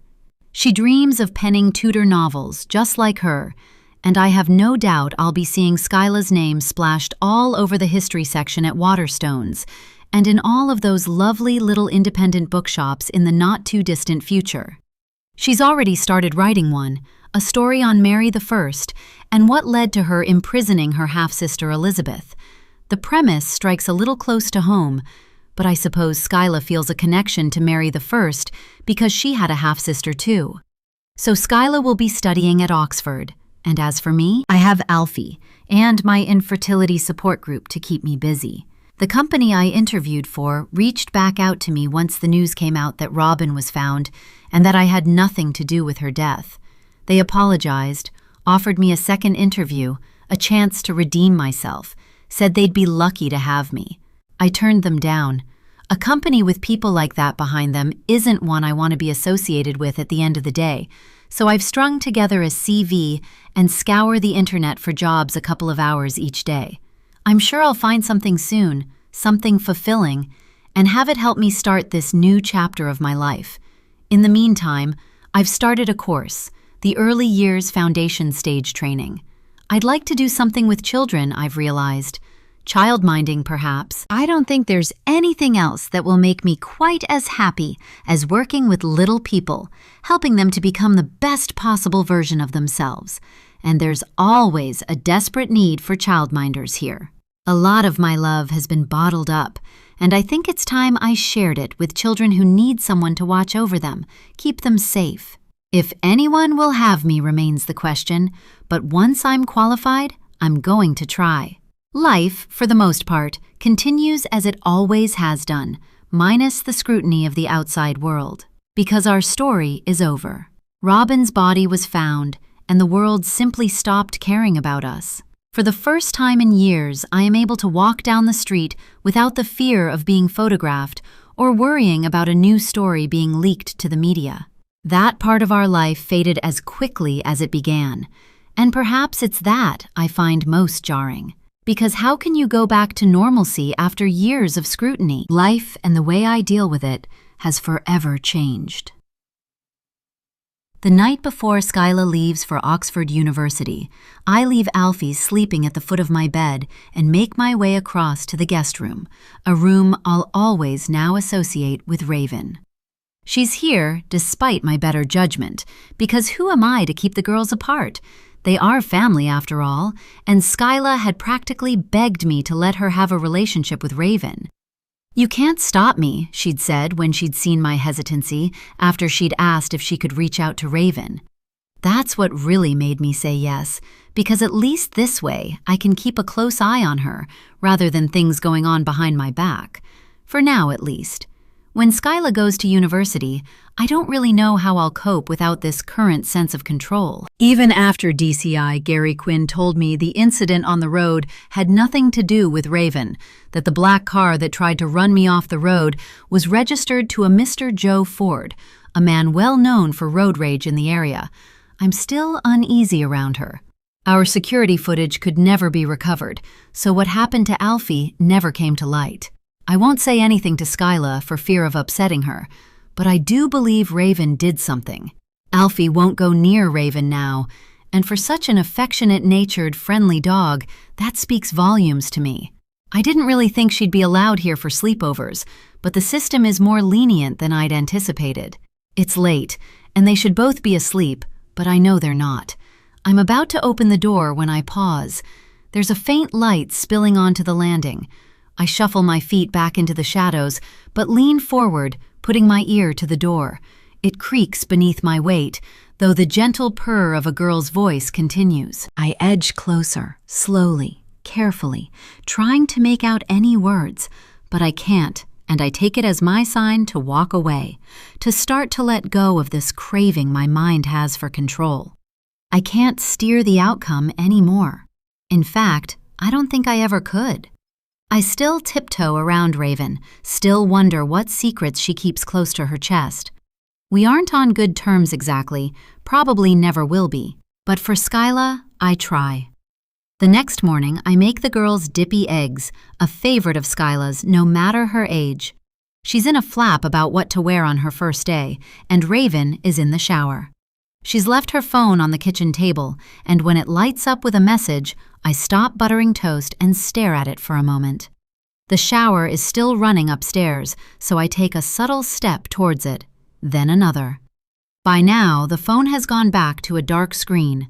I stretch an arm out and tap it, retracting my hand again like it's hot, not wanting to get caught. At first, I don't believe what I see. I have to rub at my eyes, blink the notification into my head. There on the screen is DCI, Gary Quinn's name. DCI Gary Quinn, who still checks in with me today, even though the case is closed. Gary, who asks after Skyla whenever we speak. Gary, who cares about us like no one else. What is he doing messaging Raven? I pick up the phone, desperate to read what it says, but facial recognition rejects me from unlocking the phone. Blood pulses to my head. This is a man I have trusted with our lives for well over a decade, and yet even I have never received text messages from him. It's always phone calls, emails, professional. A text seems somehow more personal. DCI Gary Quinn enforces the law. He's senior in his role, was responsible for leading the teams of detectives in Robin's disappearance. He managed her entire case, and yet she was never found until I went to confront Raven, even when all along Robin was buried less than 5 miles from our very home. A home we didn't move into until after Robin was dead and buried. My mind reels. Why did we move here, so close to where she was buried? That can't have been a coincidence. The eggs on the stove overcook, any water in the pan boiling away as I look up the visiting hours at James's prison. It's time to find out the whole truth. Chapter 30. Hi, James says, wearing an awful yellow and green uniform with HM Prison printed across the back. He looks terrible. Hi, I respond, looking at his hands laid out in front of him on the cold metal table. He's still wearing his wedding ring, and that surprises me. I look down at it, glinting under the harsh light. Shouldn't he have been asked to remove that when he arrived?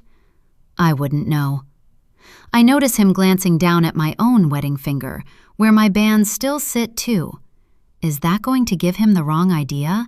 Make him think everything is going to be okay? Is it? The hall we're in is being supervised, guards watching us closely as we speak. He's in a Category A prison at the moment for concealing Robin's disappearance. The security is top-notch. You'd think he'd committed murder for the lengths they'd gone through to search me before getting to sit down across from him today. And the way they look at us while we're talking, I'd be surprised if you got away with anything in here. "Skyla?" he asks, our one-word dialogue new and jarring to me.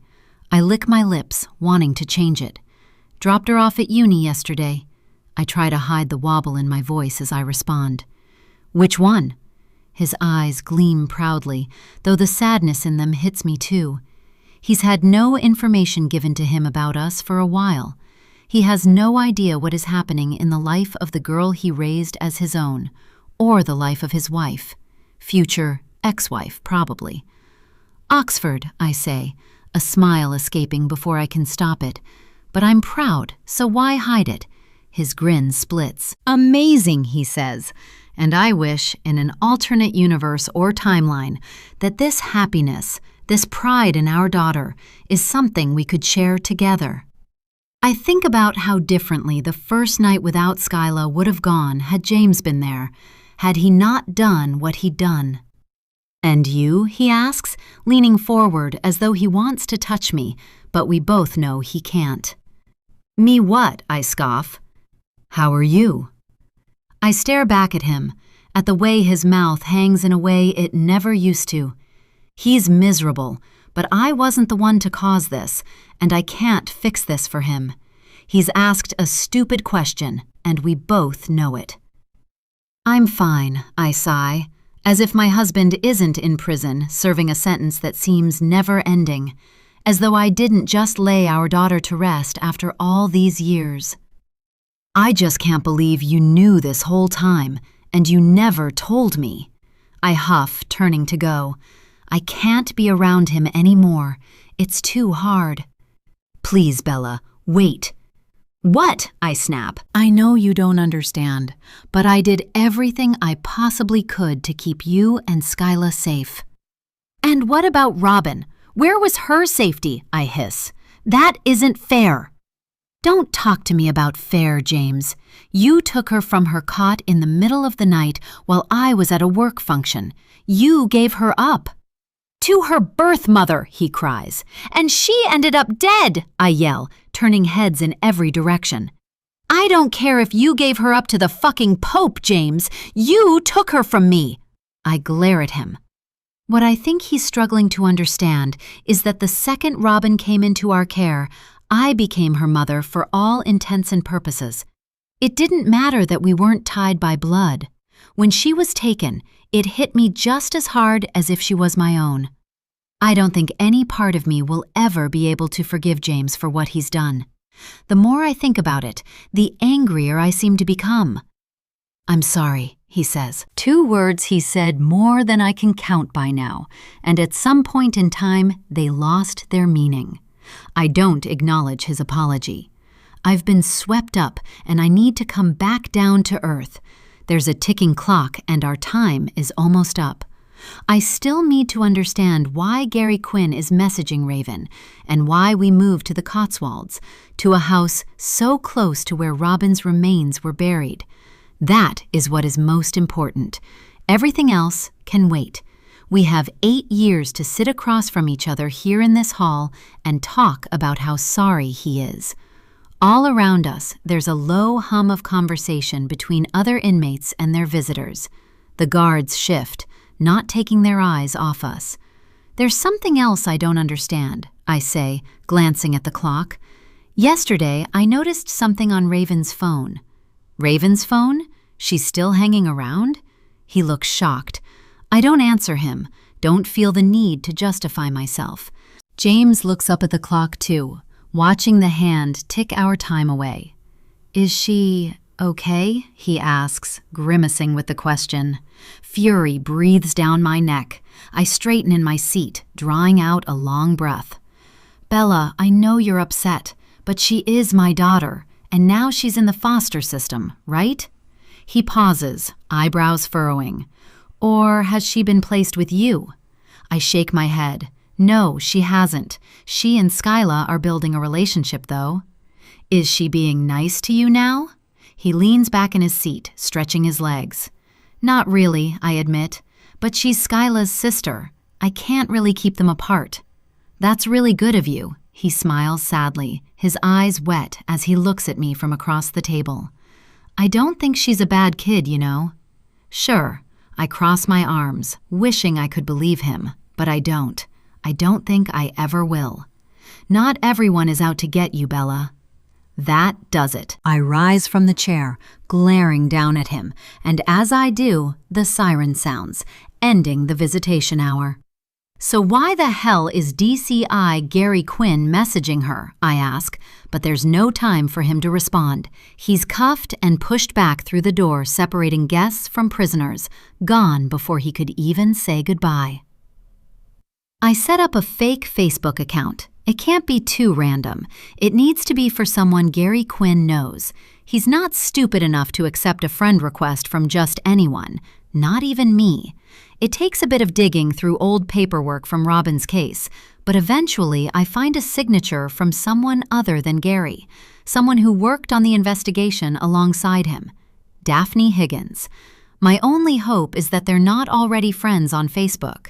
I can only find one photo of her from a Google search.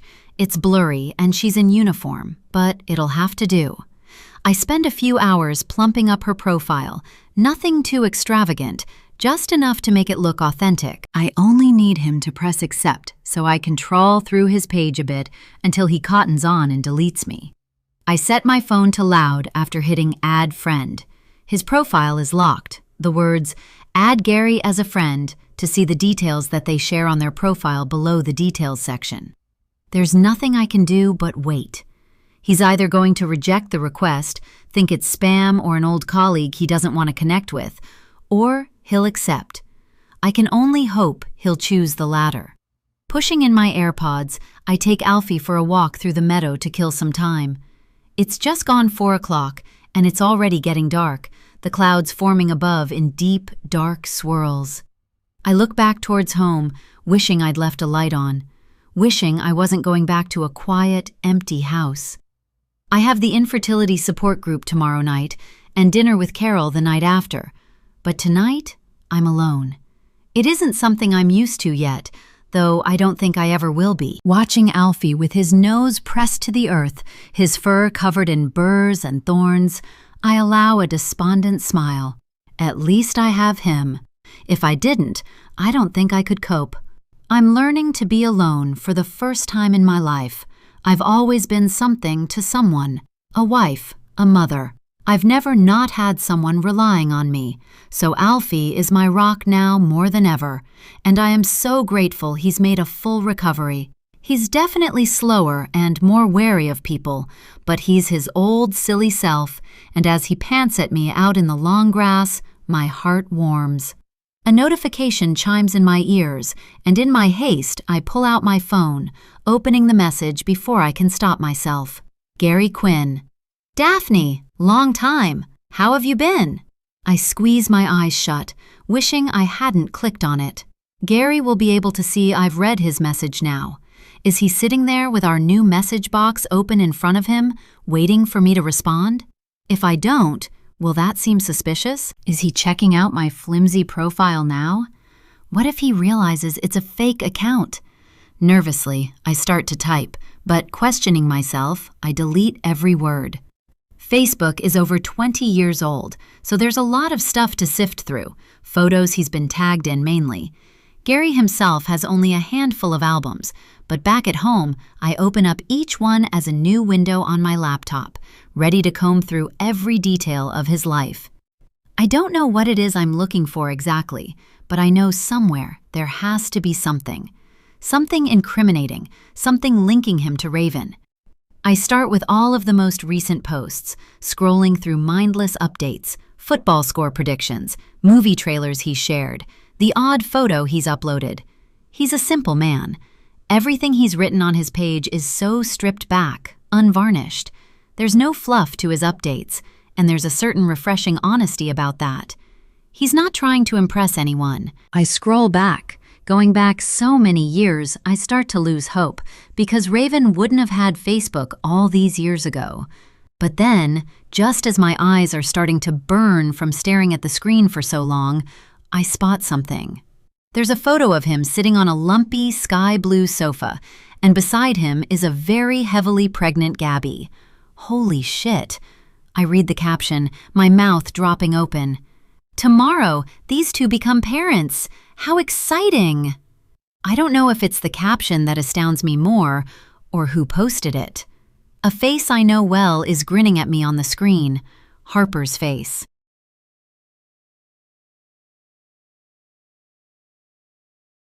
Chapter 31. For a while, all I can do is sit there, staring at the picture of my sister-in-law, as I try to work out what the hell is going on. What I know, what I have just discovered, is that Harper has known Gary and Gabby for years. Gary and Gabby were together. They were pregnant, and from the date, it's safe to say they were pregnant with Skyla and Robin. Which means Gary is Skyla and Robin's father. All those years he's been hanging around our family, protecting us, shielding us, fighting our corner. Was it all for show? Did he ever actually care? Why didn't he tell us? He must know, surely. It's too much of a coincidence not to know. I take out my phone and pull up his number on speed dial, my thumb hovering over the call button. I feel very close to something I don't think I should know. Something charged with danger. My gut instinct is screaming at me, warning me against calling him.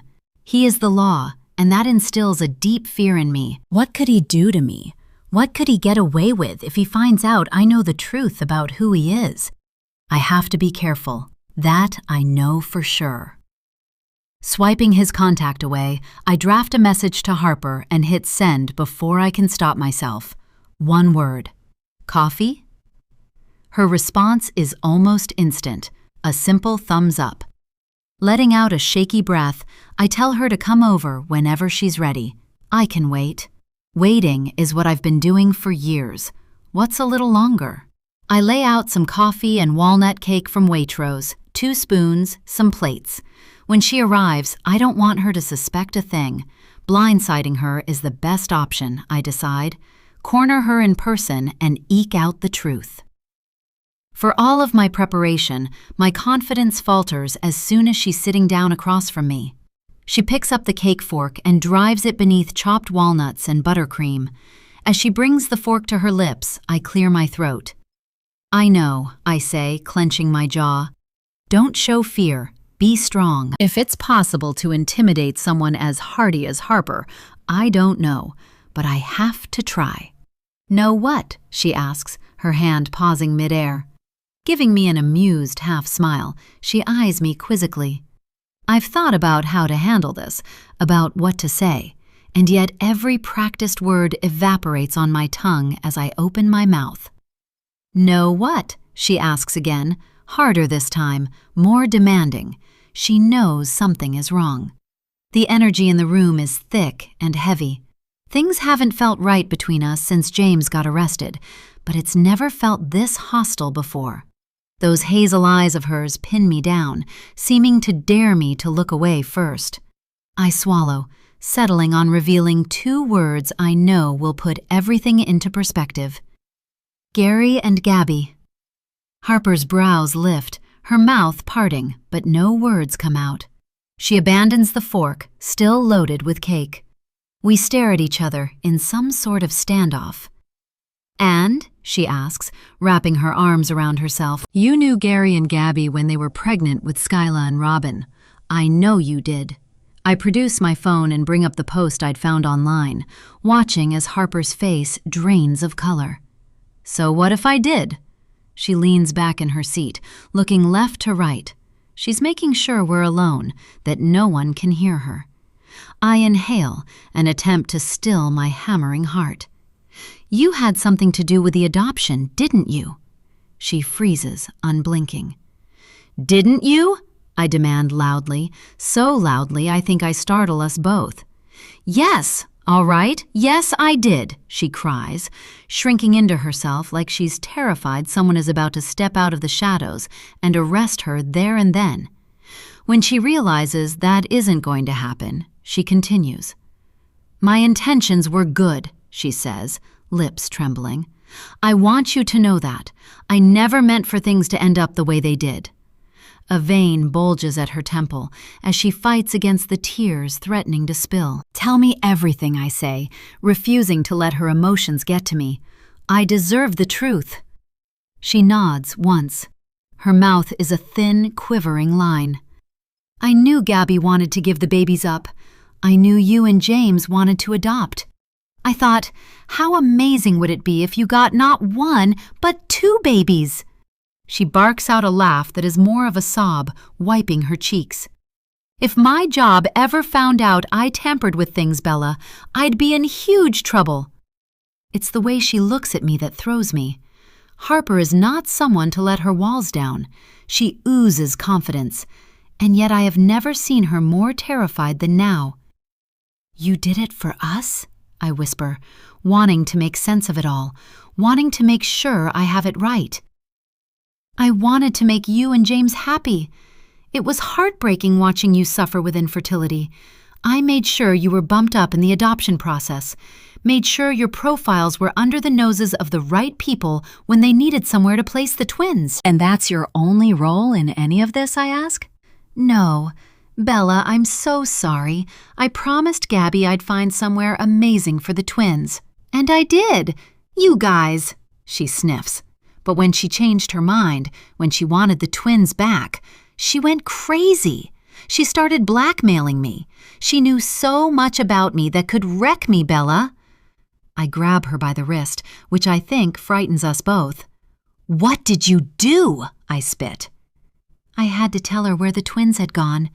She didn't care about anything other than getting one of them back at least.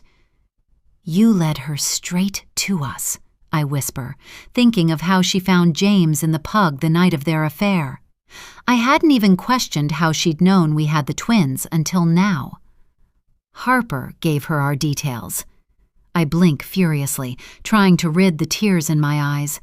If Harper hadn't disclosed our information, the affair would never have happened.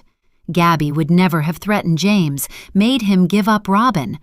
Robin might still be alive. What could possibly have been so awful that you trade the twins' safety, our safety, for yours? I was growing my brand, Bella. She had so much dirt on me, on my past. It could have shattered my career and my image. I scoff. Your YouTube channel? Are you serious? I know how it sounds, she mumbles, looking down, and I think, at least she has the decency to look ashamed. Robin was never meant to die. She's crying now, holding on to herself. Alfie lets out a sigh at our feet, and I bend to pull my fingers through his long, shaggy hair, needing his comfort. You knew what happened to Robin all along, too? My words come out cracked, broken, and the nod of her head is enough to cause hatred to seep out of my every pore. I should hand her in for what she's done. Gary, too. They should be with James and Gabby behind bars. But I find myself hesitating. Harper gave us Skyla and Robin, and for that, I can never punish her. Without her, I wouldn't have the memories I have with Robin, and I wouldn't have Skyla today. But God, I hate her for everything she's made us endure. I guess I always will, but I'll always appreciate her too. It was Harper who waved the wand and made me a mother, so I don't care what it is in her own life she's trying to cover up. I'm just grateful for getting the chance to have a family, and Harper is part of that family, so I guess now I have to protect her too. Epilogue. December. Raven. Ravens have an episodic memory. They remember faces and can hold grudges. I'm sitting inside an old red brick coffee shop, watching firelight pirouette on the stone floor, when he takes a seat opposite me. He's early, but then so am I. "How's your mom doing?" he asks, dropping his wallet and keys to the scarred oak table.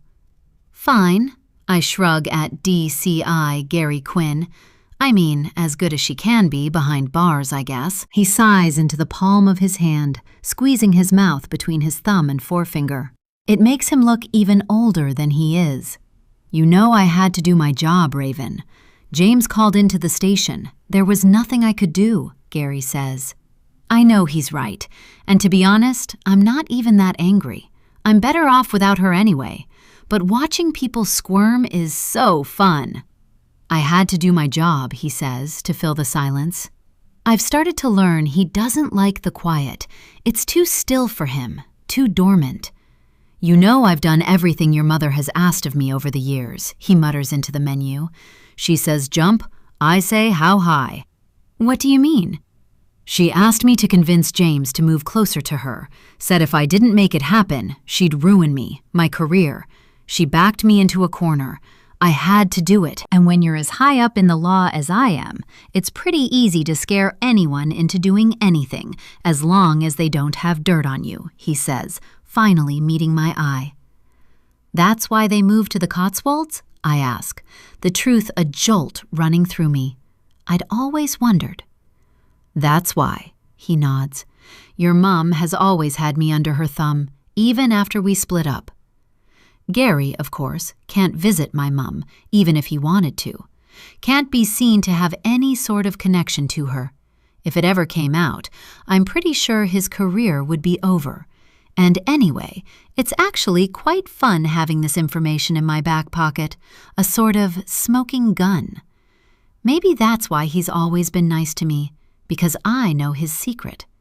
Vicky does too, of course, and even I'm surprised she hasn't spoken out about her connection to Gary, considering where he put her.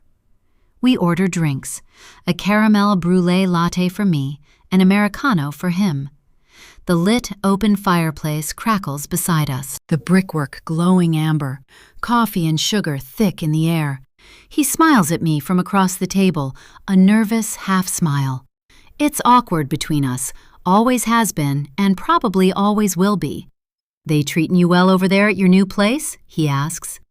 I'd love to pretend Gary actually cares about the answer to that question, but I know he doesn't. It's small talk, something to fill that silence he hates so much. "Oh yeah, great, 5-star, I drawl, licking the whipped cream and caramel sauce spilling over the edges of my mug. I feel no need to be particularly pleasant to Gary. He's here to cover his own ass, I know that. He just wants to make sure I'm not going to tell the world his big, dark secrets now Vicky's in prison. And yet, a vow of silence is something I'm not sure I can take. Gary knows that. I see it in the fear he's secreting around me. He knows he's treading dangerously close to the edge, to a place where the truth comes out, and the world discovers he isn't the man that manages investigations, helping people find their loved ones. He's a slippery, self-preserving officer, corrupt to the core when it comes to the Rushmore's case, that is. Are there others? I don't know. Maybe. Probably. I don't put anything past anyone anymore. Gary and Vicky have known each other for years, 20 years, give or take. They dated for a while, and in my opinion, back then he was one of the only truly nice guys she ever gave her time to. Nice to me, anyway. There are photos of him holding me in his arms, smiling. I was too young to remember, but when I found those photos, they made me smile. But for all the photos there were of me and Gary, they were multiplied by photos of him with Robin. They had the same smile, their faces pressed together, grinning into the camera. Even though Robin was dead, those photos had me smoldering with jealousy. I knew he was connected to Robin in a different way to me, a stronger way. Like everyone does, Gary left Vicky eventually, had enough of her crazy, her cheating, just like all her friends and even family did. He stuck around longer than any other man ever had, but I can't say I blame him for eventually throwing in the towel, to be honest. I don't think he ever truly forgave her for giving up the twins after they were born. He'd been excited about being a dad, and I guess that's why they came up with a plan to get one of them back. However, Gary had the choice to escape from Vicky when things didn't work out. I, unfortunately, didn't. I only realized his leaving coincided with Robin's death when I really started investigating things. Gary wasn't bound to me like he was to Robin, so I guess he felt no shame in walking away from me when Robin was gone. I was very much still a baby when he'd been around, and so naturally, I forgot all about him being in our lives. It was only much later, when I saw all those articles on the Rushmore case Vicky kept stashed away, that I realized I knew his face. At first, I assumed that was why she had all those articles, some sort of obsession with an ex. I could kind of relate to it. Pete in sixth form kept me up at night, scrolling through his social media platforms, zooming in on his photos, wanting to know every tiny part of his life just to feel included. But this thing with Vicky, it was different. The first time I went to see Gary, I don't think he recognized me. How could he? I wasn't a baby anymore. It was only when I'd slapped down some of those photographs of him holding me that his eyes grew wide, and not in a good way. It wasn't a happy reunion. He was terrified and quickly gathered up the pictures, flipping them face down, as though looking at them was too much for him, or too risky. Realizing he was Robin and Skyla's father, not just Vicky's ex-boyfriend, astounded me at first. It was only later, when I'd managed to let it sink in, that I learned I could use this information to my advantage. I want to find my birth dad, I'd told him, eyeing him up, wanting to make sure he wasn't my father too. Tell me what I can do to help, he'd said, and I'll admit, it crushed me. His response made it clear he wasn't my dad too. I didn't let him see that it hurt me, refused to let him get that close. Instead, I looked at him unflinching. You're high up in the law, right? You can find out things like this, can't you? I'd hiked an eyebrow up, challenging him to say no. He didn't. Couldn't. I had him firmly by the balls. I'll look into it, he'd promised me, and that's how, after months of waiting, I discovered James Rushmore was my birth dad, the man who had adopted the twins. The news had my head roiling. I extracted all the information I could from Gary about the Rushmores, their address, what kind of cars they drove, the kind of things he thought Skyla liked from what he'd seen being around her all these years. I took what I could and infiltrated myself into her life first, became her friend, started trying to get her to trust me. To me, history is the biggest bore, but one thing Gary was certain that she liked was history, so I bought a copy of some crappy history book from Oxfam and pretended to trip right in front of her outside school. The book landed at her feet, and she jumped to help me up, scraping the book off the ground for me too. You like Philippa Gregory? She'd asked hopefully as I dusted myself down. She absolutely stank of loneliness and a desperation to be liked. Pathetic, really. Sure, I nodded, afraid to say more about an author I knew nothing about. I gave her a Cheshire grin as I hugged the book to my chest. Conversation flowed after that. I had her believe I had no idea who she was. I feigned ignorance, told her I avoid the news. Too depressing, I'd said, and it wasn't a lie. Skyla, thinking I didn't know she was Skyla Rushmore from the big Robin Rushmore disappearance case, made her warm to me quickly. She thought I genuinely just wanted to be her friend, no ulterior motives. Bless her.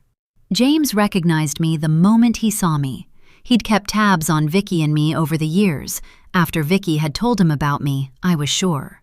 For a horrifying moment, I thought he might break, tell Bella exactly who I was and ruin the plan completely. But he kept his mouth shut, and sometimes it felt like he was actually enjoying getting to know me, his real daughter at last. But who am I kidding? He knew about me all along and still chose to stay with Isabella. Skyla. They were his priority, not me. It was glaringly obvious. And so my hatred grew. The need to make Isabella's life a living hell consumed me. This woman pining after Robin, just the way Vicky was. I hate her even more than my dad, though he has proven time and time again just how pathetic he is. It must run in the family. Harper's no different. She and Vicky have been friends for decades. When Vicky decided she couldn't handle being a parent, Harper helped her. She worked high up in the adoption industry, said she knew people who would be great parents, somehow got the twins to go to James and Isabella, and when Vicky decided she wanted them back, she played a part in that too. Vicky forced her into telling her who had the twins, even though it was supposed to be strictly confidential. Vicky knew too much about Harper, and that's the trouble when people think they're famous. They'll do just about anything to protect their reputation. Perhaps I should feel sorry for Isabella. Practically everyone in her life is against her. Her husband, her sister-in-law, her colleague, even the man in charge of Robin's case. Most not by choice, but still, they were all so desperate to cover up their own wrongdoings. They chose themselves over her, and that, right there, is the sad truth of human nature. Even the nicest of people bend when it comes to the basic instinct of survival. Saints turn to sinners. I watch Gary, notice his edginess, peering around the room, making sure he's not recognized. No one wants to be associated with me. Not Gary, not Harper, or Isabella. Not even James, my own father. And why? Because I'm Vicky's daughter. I guess it makes them uncomfortable. But I'm more than that. I'm Skyla and Robin's little sister, and I know everything. I know Robin wasn't the perfect little girl everyone seems to think she was. Smiling darkly at Gary, I see the limp tinsel strung over the mantelpiece glint in his eyes. It's amazing just how wrong people are about robins, thinking they're these sweet, innocent little birds that sing and remind people of Christmas, of cheer and jolly good times. It's laughable. Robins are aggressive. Some even say the souls of the dead are in robins. Yet it's ravens that tend to get the bad rap. Robin was a horrible child. She never settled into living with us, whinged and begged for her mummy, for Bella, constantly. They were my earliest memories. The fact I have memories from such a young age, memories of her pinching and shoving me over, making me cry, should speak for itself. And my mom went mad with jealousy over Robin's hysteria for Isabella. I swear she did. Because Robin was hers. Robin just wouldn't believe it. She didn't want anything to do with me either, even though I was her little sister. She always cried out in the night for Skyla. And yet I was a much better sister than Skyla ever was. I hated that she couldn't accept that either. That we were her family, not the Rushmores. After the day she choked on that grape, I tried to help. I was so young, I didn't truly understand how serious it was. But even I could see the panic in her eyes as she clutched her hands around her throat and started to struggle. I knocked and knocked on the bathroom door, but Gabby, never came out. She was ignoring us, the way she always did, trying to steal some time for herself, sitting in there on her phone, taking no notice of our cries. You'd think she'd hear the difference, the hysteria and panic compared to our usual shrieking squabbles. But she stayed shut away in there. I knocked and knocked frantically at the door, not knowing what else to do, but knowing I had to do something. Gabby had barged out, already red-faced with anger. "What have you done?" she'd spat at me. I'd pointed to my sister Robin, already turning blue on the floor. "She's choking!" I cried, my tiny, underdeveloped brain struggling to understand the gravity of the situation. I thought she was going to break Robin's back the way she started thrusting her about. She tried and tried, but eventually she had no choice but to give up. Robin's body fell to the floor with a heavy thunk. I'd always wanted to be a twin, or to have a sister at least. I hadn't really known where Robin had come from in the beginning. To me, it was as though Christmas had come early. I was too young to remember Robin appearing in our lives, but I like to think even back then I'd have loved a twin or a sister at least. Someone to be there so I didn't have to be alone with Gabby anymore. I hoped we'd be close, but she never settled. And then, Just as quickly as she'd arrived, she was gone. Gabby was sure I'd done something, like I'd physically jammed that grape into her throat and deliberately made her choke. And maybe, because my memory is fuzzy, I did. Anyway, the resentment she already harbored for me only grew. With my confidence shattered by Gabby's rejection over the years, I tried my best to be invisible. My body, so brittle and bony, allowed me to slip through the smallest of cracks, my skin so sallow I was close to transparent. I wanted nothing more than to blend in, become one with my surroundings. It went well for a while. Home life was easy. Vicky left me alone, focusing on men and the contents of bottles of whiskey rather than on me. She was too bitter, too angry with the outcome of her life to pay me any attention. I glided by, unnoticed, hidden behind dog-eared, spine-broken books that smelled musty, with a slight hint of decay woven into the pages. It got harder at school. I didn't even do anything to attract attention, but somehow, constantly reading my chunky Harry Potter book, I became a target. I'd be poked at, prodded, laughed at in front of teachers who either ignored it like I really was invisible, or who seemed to take enjoyment from it too. Simple tasks like leaving class to go to the bathroom became something to dread. Boys in my year group seemed to congregate outside the weathered stone walls, making hissing noises as I locked the cubicle. They would chant and cheer, taunting me until I flushed and left, my face volcanic. Even when I kept my eyes cast down to the ground, avoiding them, they'd force themselves on me. Climbing up the trees at lunch became an escape, the only way to get away from them.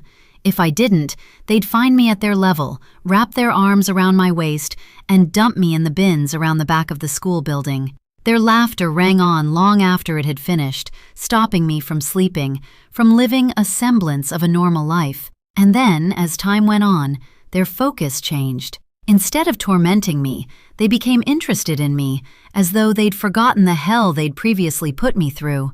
Years had passed, and yet not a day had gone by that I didn't remember the turmoil. They'd stare now, not into my eyes, but down to my budding breasts as they'd ask me out, nervous and dallying. Now it was my turn to laugh. Did they really think I'd be interested in them after what they'd done? The most surprising of all was how it appeared they didn't even remember the torture they'd made me endure, and that, while they stared hungrily at my body, only seemed to make me and my feelings more invisible. That was the worst kind of invisibility, being so seen, so apparent physically yet so shadowed, so unacknowledged mentally. I wish I knew why I had been the target of bullying, the bullseye to a dart. They'd hit me, right in the center, sharp, piercing, and it's a good thing I never faltered in my inner strength, because I'm okay. Even though the men Vicky dated started noticing me too, some even trying things if ever they were alone with me. The treatment I received from those around me hardened me, and through time I have grown far from invisible. I'm shining, and no one can touch me. Not Bella or James, Skyla, Harper, or even DCI Gary Quinn, because each one of them have secrets, and I know at least some of them that they wouldn't want to get out. I am the Raven, the dark omen, as some might say, with a hunger for chaos, and it's going to erupt all around me. Just wait and see. I smile maliciously at Gary now, my teeth knives that could so easily penetrate. He's staring down into his empty coffee cup, saying nothing. There's not much left to say for either of us, except maybe this. I'll always be part of your life now, you know, and you'll do what you can to keep me safe, Gary. I wait for his eyes to come up and meet mine. When they do, I can see the fear shimmering inside them. If you don't, the world will find out the kind of man you really are. He nods, a silent promise. Gary Quinn has no choice but to protect me, no matter what. And so now I know I can get away with anything. The end.